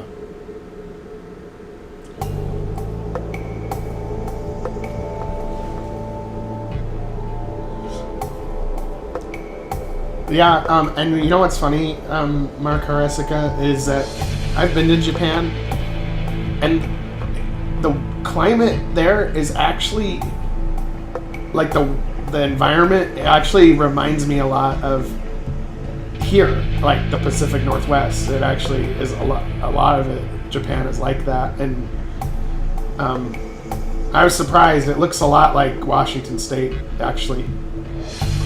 Not in terms of the infrastructure or the people or whatever, but like the way the environment feels when you're walking around, and it's like similar.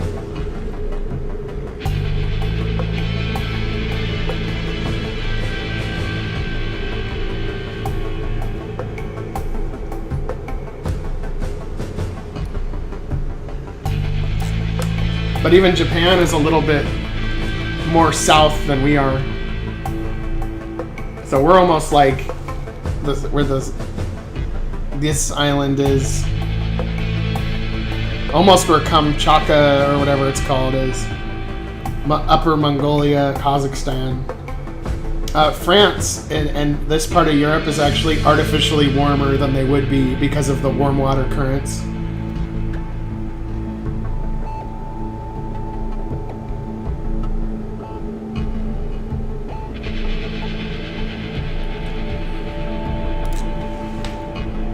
Yeah, so we trend a little colder here, but it's still not that cold. It's not like it's frozen half the year or anything.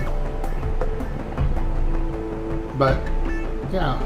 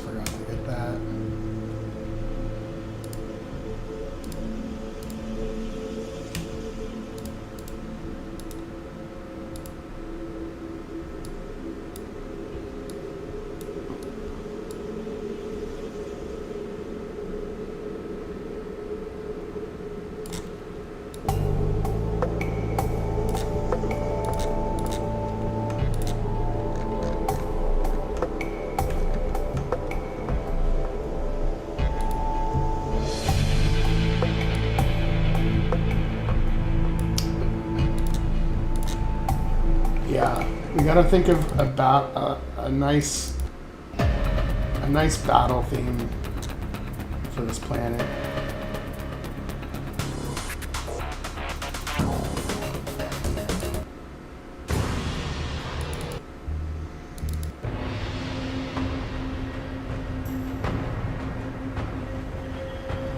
Mark Karasika lives a block away from me. 1 block.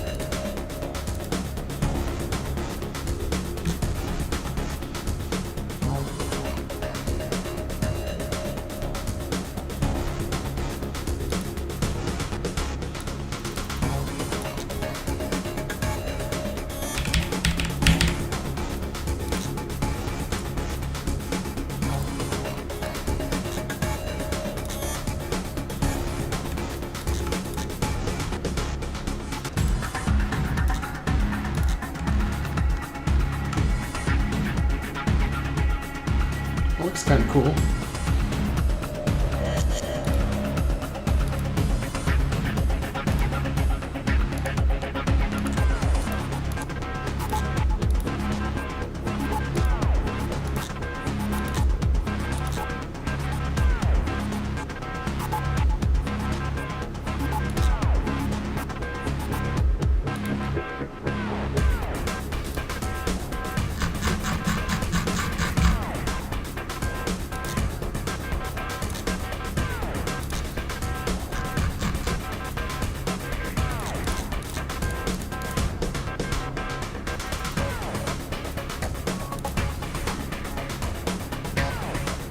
switch out the music from time to time more than I have been. I was just trying to immerse myself in the vibe, even though I normally switch it out more often. It's like I have to immerse myself in the vibe sometimes, even if I would rather listen to something else.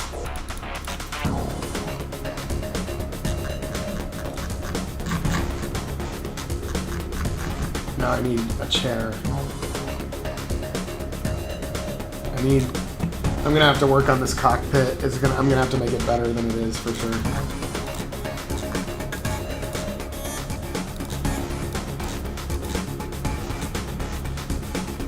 There needs to be, yeah, I can make like a nice screen on the front here that is showing the outside environment.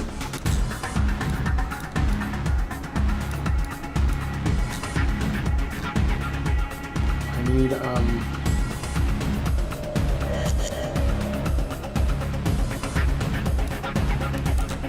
I might have to do this the Photoshop way, but I'm not in the mood to do it right now. So, let's see.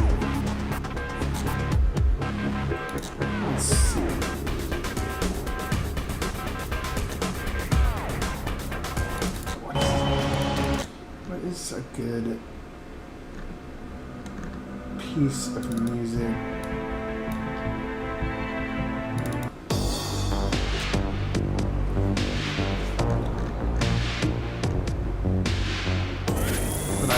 Zone out too.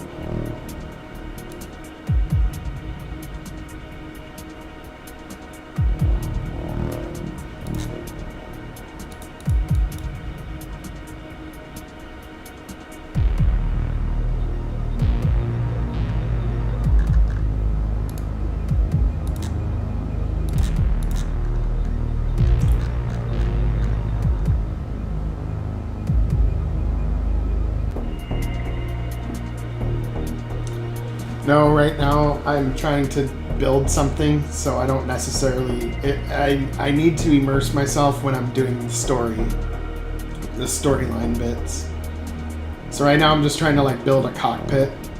So I'm just trying to kind of listen to some... I'm actually trying to listen to something like kind of like this, like a little bit more mellow, but not too mellow. Just kind of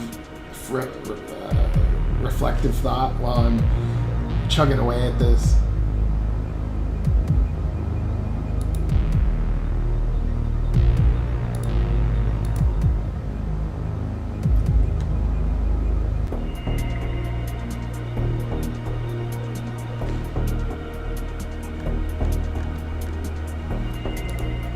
You know, maybe I'll open the chair from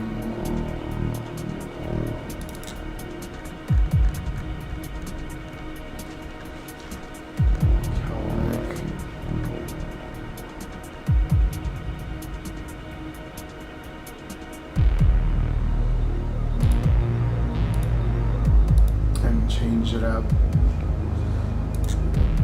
These chairs.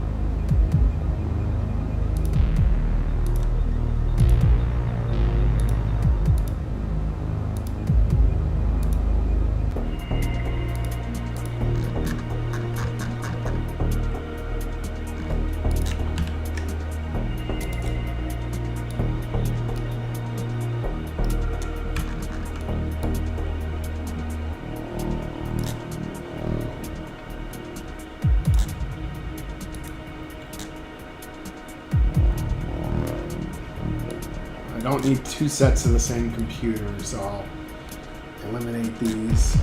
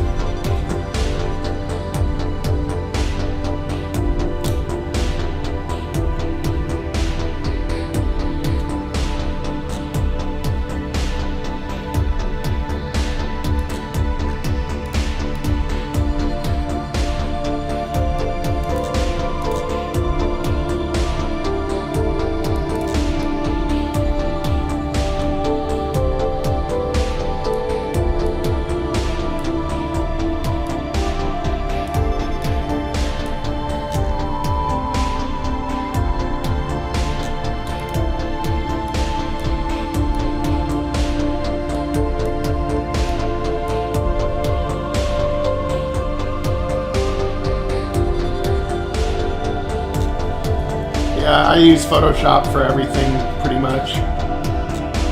But I've been on it for a long time.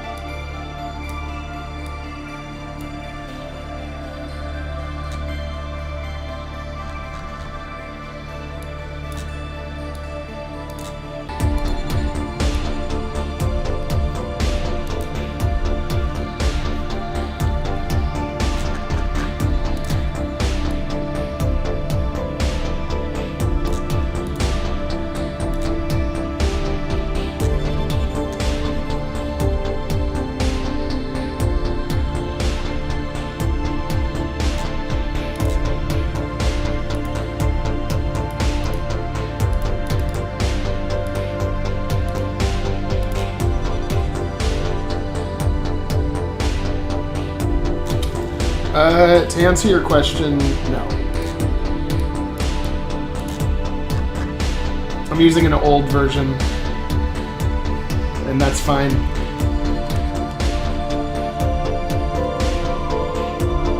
Fine with me.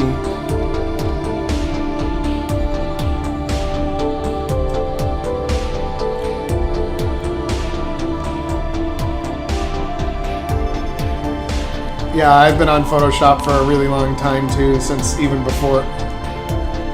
2000-ish. And I'm pretty handy with it now, so I just stick with it pretty much.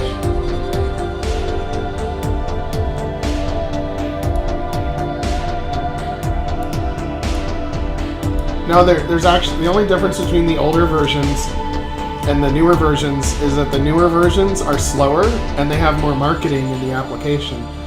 The older versions of Photoshop work better on crappier computers, and there's not layers of marketing spliced in like there is with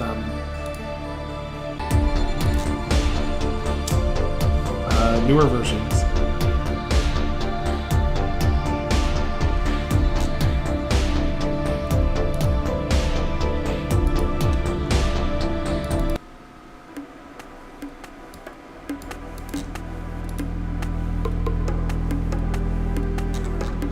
I need to make this more like an actual cockpit. It's not a room in a building, it's and I might even have to ditch the cockpit idea altogether if it takes too long.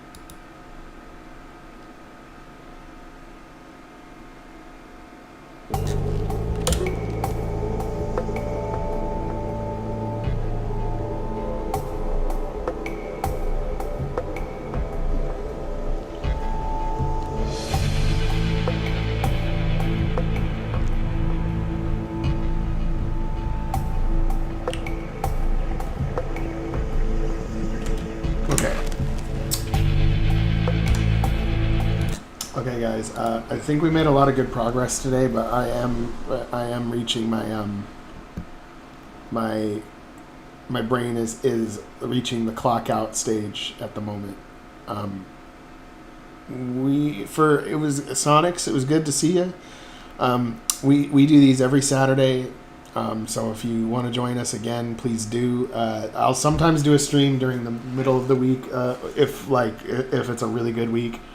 But typically you'll see us on Saturdays. So we hope to see you again, and please enjoy Origins. And I'm gonna keep working on this during the week too, and I might have something like a good cockpit and some good, maybe a good intro scene by next Saturday. That's my goal anyway. So anyway, thanks for joining us, guys, and you have a wonderful, wonderful weekend. Take it easy.